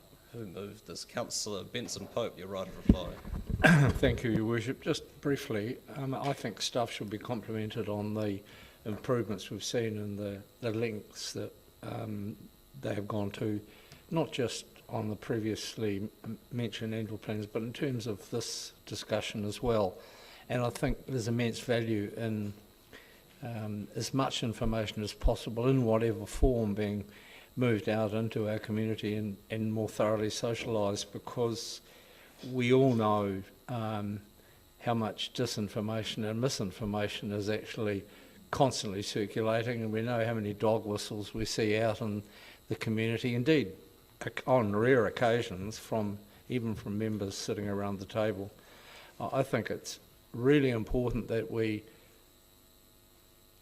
remember the statistics that came out of the analysis of the social media traffic around the Wellington disgrace, and that so few sites generated the bulk of the misinformation that was circulating around issues that were part of that embarrassment. And it's no different within our city, actually. Some of the same people are doing the same sort of things. And I guess it's the responsibility of all of us, staff and elected members alike, to confront that stuff when we see it, if we've got the time. I have to commiserate with Councillor Vandervis that obviously not so many people share his views these days. I'm terribly sorry about that. And Councillor, in response to the other comment that was made by Councillor Houlihan, well, no one's stopping you or anyone else around the table contributing to any good causes, including food banks, should you wish to, as I know many people do. So thanks again to the staff for their good efforts. Thank you. I'll put the motion. All those in favour? Those against? That is agreed. Item 13. Item 12. Thank you. A flurry of corrections in stereo. Mr. Logie, welcome. The Revenue Policy Compliance Report. Anything you wish to offer? No. A shake of the head. Questions? Councillors. Councillor Barker. And for those of you who haven't noticed by now, my intention is to push on until we finish the meeting, rather than bring everyone back to do a report or two tomorrow. So are there questions of the Revenue Compliance Report? Councillor Barker. Thank you, Bishop. My question is just around some of the movement of the rates revenue versus other revenue, and I'm making the assumption that these are all COVID related and visitor related, and these budgets would have been put together, I guess, in January, the operating budgets. Have there been any consideration to any changes to those level of ratepayer support for institutions like Lanyuan, Ulverston, the Eyesight Visitor Centre, etc., given that they might expect more revenue? Not at this stage, no. So if we were to have an amazing bumper visitor season and these facilities were to get more money coming in via visitors, would that be able to affect the rates revenue, other revenue balance? Effectively, it wouldn't affect, because the rates are the rates once the rates are struck. But obviously it will give us an opportunity if we thought we needed to review the policy in time for the next annual plan, bearing in mind that normally you would only review your revenue and financing policy every 10-year plan, but obviously we changed some of these to reflect the environment at the time. So we would have the opportunity to change them in the next annual plan if things boom. Thank you. No further questions. Would someone like to move the recommendations or otherwise? Councillor Barker is moving. Seconded Councillor Elder. Would you like to speak to it, Councillor? Just in asking those questions, I just noticed that there were changes around the rates of revenue versus the other revenue, but I'm quite comfortable with the direction that we've set in the 10-year plan about what comes out of rates revenue and what fees and services are paying for, so I felt quite comfortable with this report. Nothing for you to respond to, I'm afraid. I'll put the motion. All those in favour? Aye. Those against? That's agreed. Item 13 is fees and charges. Now we do have... we have had an item signalled for discussion. I've just lost Mr Pickford, who has the answer. And Mr. And Mr. McLean is now not here. If you could give me 2 minutes. We'll put the resolution up maybe so councillors can see. Yeah, let's do that. While I try and find the stuff.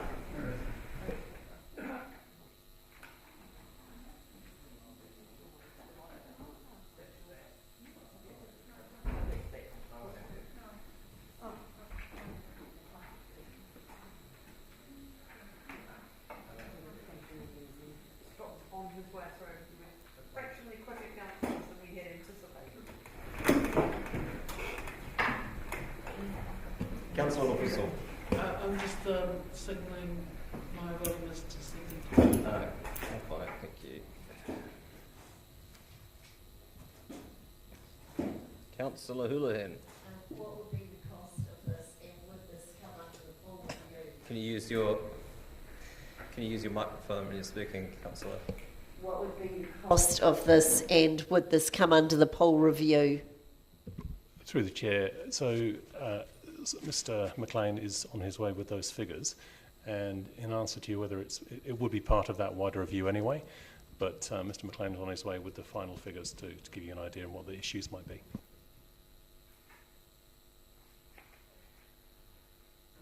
Councillor Houlihan.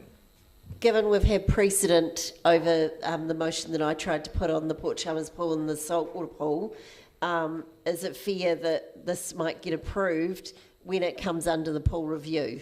Well, that's not a question of staff, and ultimately it's not inconsistent with previous decisions that we have made from a standing orders point of view. As always, the merits or fairness or otherwise of any particular proposal are up to your colleagues. And apologies that the level of detail is something that Scott has, and so.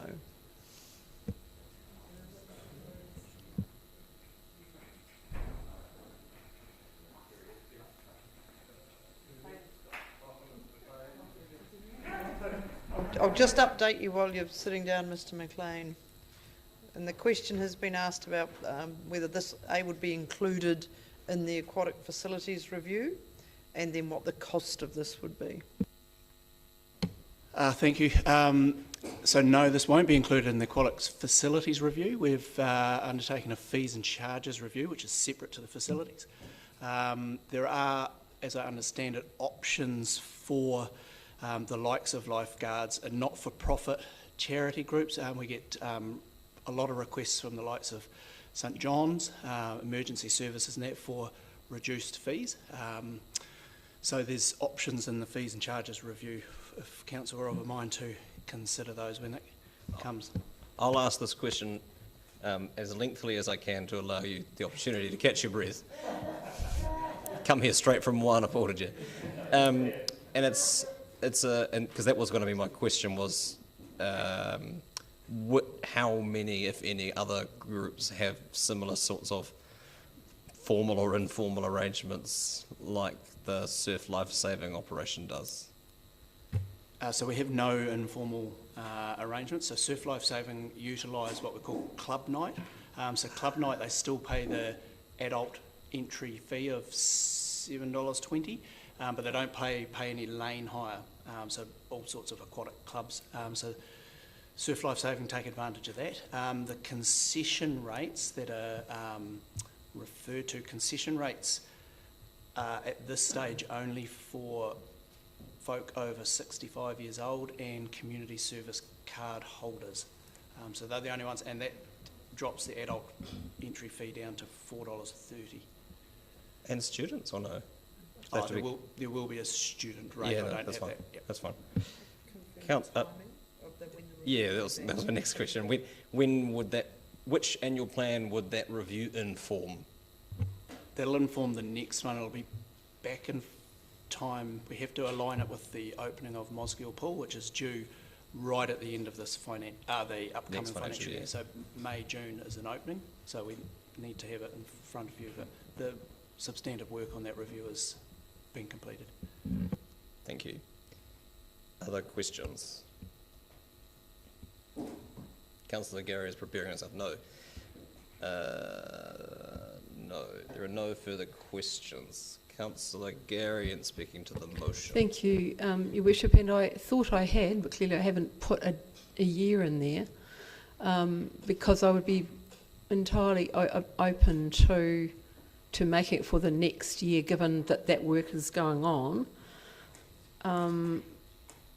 which would mean it would dovetail in. Could I, with the leave of the seconder, put a date in there, and would there be any issues around that? You I have a reason for doing that. I know you will. I'll wait till speaking to it to argue why. I don't know if it's the best way of going about having this conversation, but you can amend the resolution at this point if you wish. But in speaking to, well, not speaking to this, but no, I won't.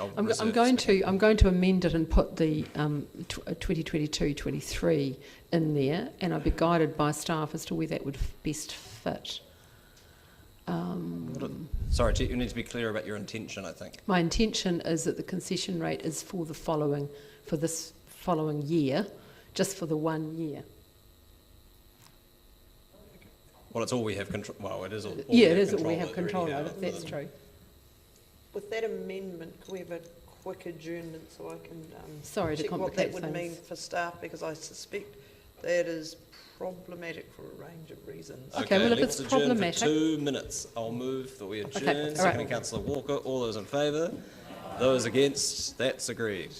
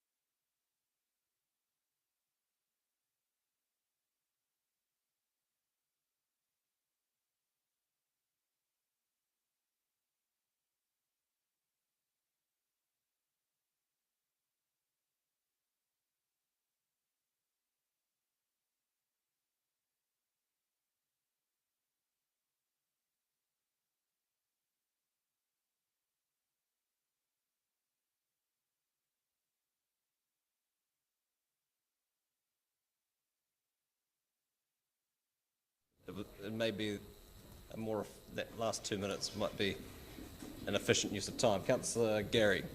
Yes, I'm going to withdraw the motion. I just comment that I think it's around a timing thing. We get our papers and then it's the weekend when we're reading them and we don't have the chance to ask staff during that time questions. I've just got a bit more information here around, for example, Mr McLean's answer to the question and the comment about emergency services and the president and that kind of thing was news to me. So I'm happy to withdraw it on that basis, but I did want to flag it. We've got really appalling drowning statistics, and I know it's going to be picked up in a different way going forward, so happy to withdraw. One doesn't like to be pedantic. Your request is well made. It requires the leave of the meeting. I'll ask, the motion is that the motion be withdrawn. I'll put it, all those in favour? Those against? That's agreed. Would someone like to move the substantive, or the recommendations around approving fees and charges, which remains... yes? Oh, I know it's a perennial question, so I bring it up every year for the sake of it. But is it about fees and charges? Yes. Land information memorandum charges for residential. The question I really have is, when someone's done it and it's been put, I understand that to get one together it takes a lot of manual work, but then when it's been generated it could be digitised. And then the argument has been that I couldn't hand you a digitised one because things might change. And I'm wondering, to what extent would things have changed on that property since the last digital one was handed, because the cost is quite high, and we're not in it. We don't seem to have a digital program for our limbs. So we're working, if I may, we're working through some digital work. Ms Austin is looking at some of that in consultation with our IT folk and Mr Pickford. Limbs are tricky though, because it's not just about the property. If there's been correspondence that relates to the property, that is technically sometimes covered by the limb as well, even though the property itself remains unchanged. So it's quite broad ranging what is captured.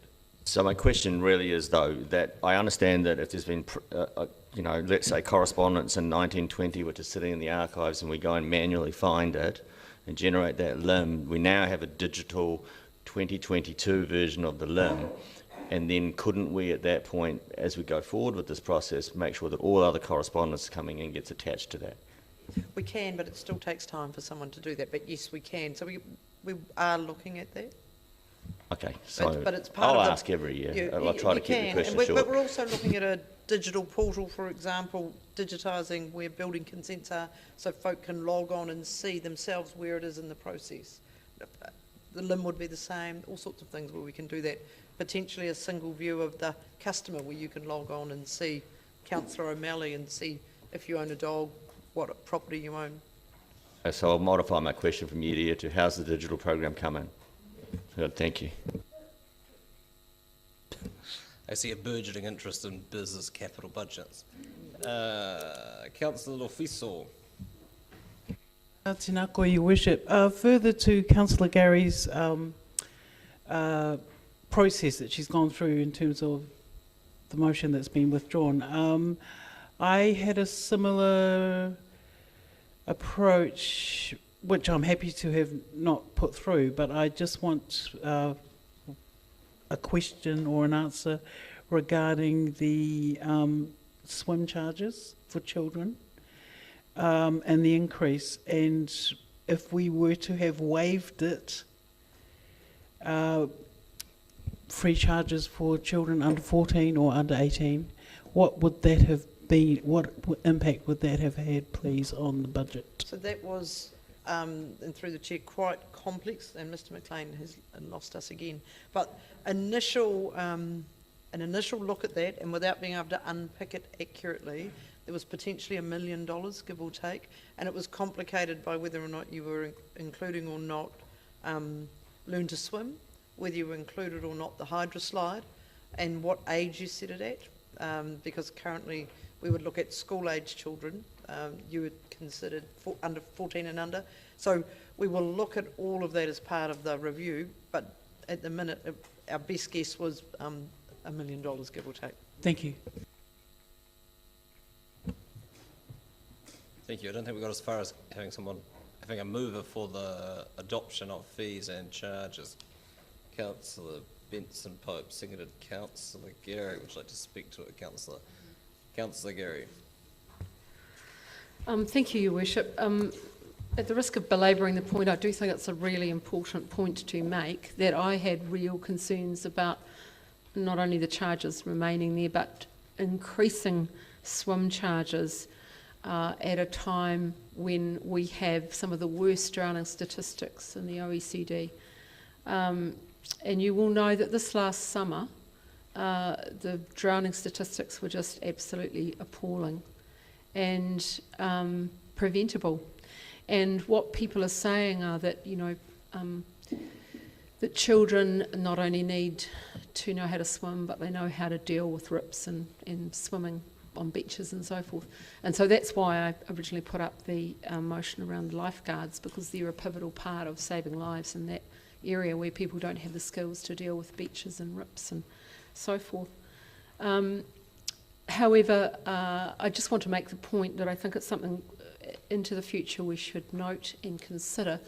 I was keen to do something about it this coming year because you know, we've had all that time, and there's children. I just had a conversation on the phone on the weekend. There are children who've missed out on swimming experience, swimming lessons, swimming experience because of COVID and because of isolation. And some of these young children just don't have the skills. And I fear that in the next summer season we're going to experience even worse drowning statistics. So I'd like us just to hold that thought to see perhaps how we might do this differently or support our community in some way in this area, given the very huge impact that COVID has had on this and the appalling drowning statistics we have.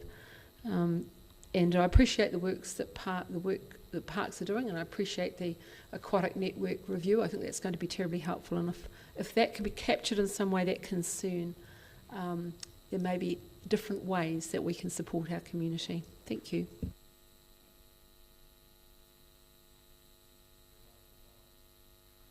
Thank you, Worship. Just briefly, I'm totally in agreement with the comments that Councillor Gary just made, but I don't think it's just the recent pandemic issues that have caused this problem. We know of the decline of the physical infrastructure that used to be funded by education in most of our primary schools, that many of which pools have either fallen into disrepair or have had to be commandeered by local communities. And I think that's a major loss, and I think, I don't know if I could call it a false economy. It's probably not the right term, but a major disbenefit to our community and the safety of all New Zealanders, young people especially. I hope that the social change for the worse around this issue will feature in our own review, and one would hope that organisations specifically charged with water safety, such as the Water Safety Council, would actually raise the bar a bit in terms of public information and so on.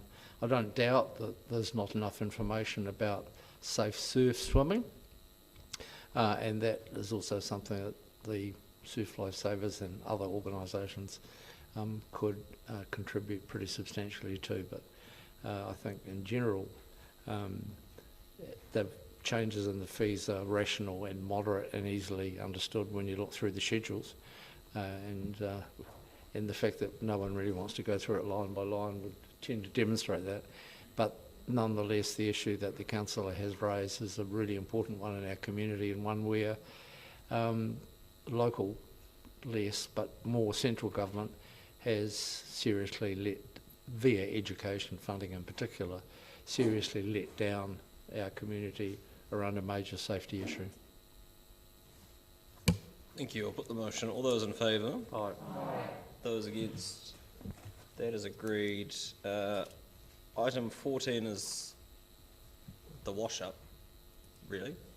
There are no outstanding issues that need dealing with aside from this one. Are there, apologies.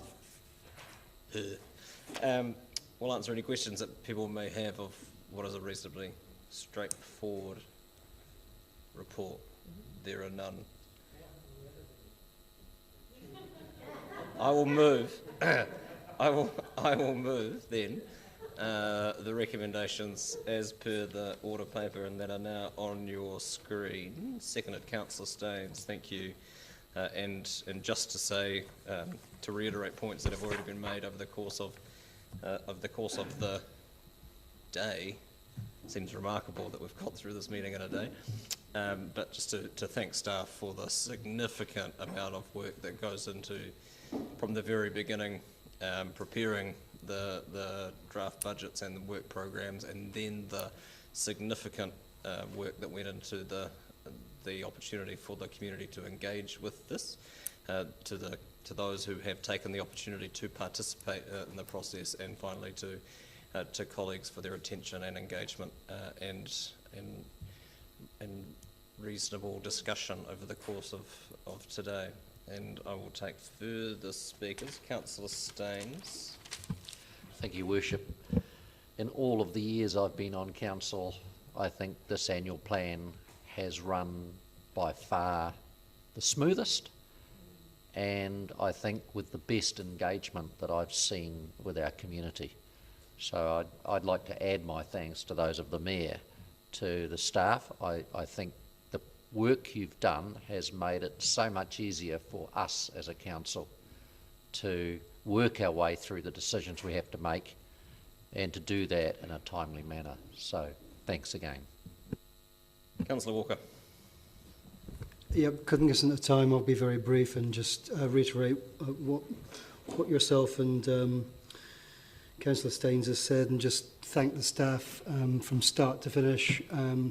You're all bloody exceptional. Well done. Councillor Gary. Oh, thank you, Your Worship. I'm grateful to staff. That goes without saying. Thank you for your leadership in chairing today. It's not a small amount of how smooth this goes. But I want to thank colleagues for the really good kōrero that we've had today. As the Mayor said, the reasonable and I believe constructive discussion. We haven't all agreed on everything, but there's been a willingness to engage and discuss in a robust and constructive manner, and that is always a pleasure. So thank you to all of you, and again thank you to His Worship for the way you've led us through this, and to the Chief, of course. Councillor Elder.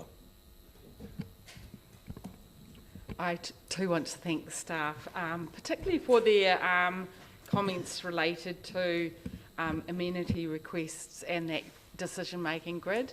That's been really, really helpful. And it's not an easy job to do. But I have one more piece of thanks, and that is today is a dream come true for Gerard Highland, Kate Wilson and the Tunnels Trust, who have worked tirelessly to bring this to fruition since 2008. And I just want to thank them for all the hard work and the many, many, many, many, many, many annual plan submissions, and congratulations, your dream has got wheels. No. Thank you. I will put the motion. All those in favour? Those against? That is agreed at 2 minutes to 5. Thank you. Sorry. So, councillors, that will mean tomorrow at 10 o'clock. Well,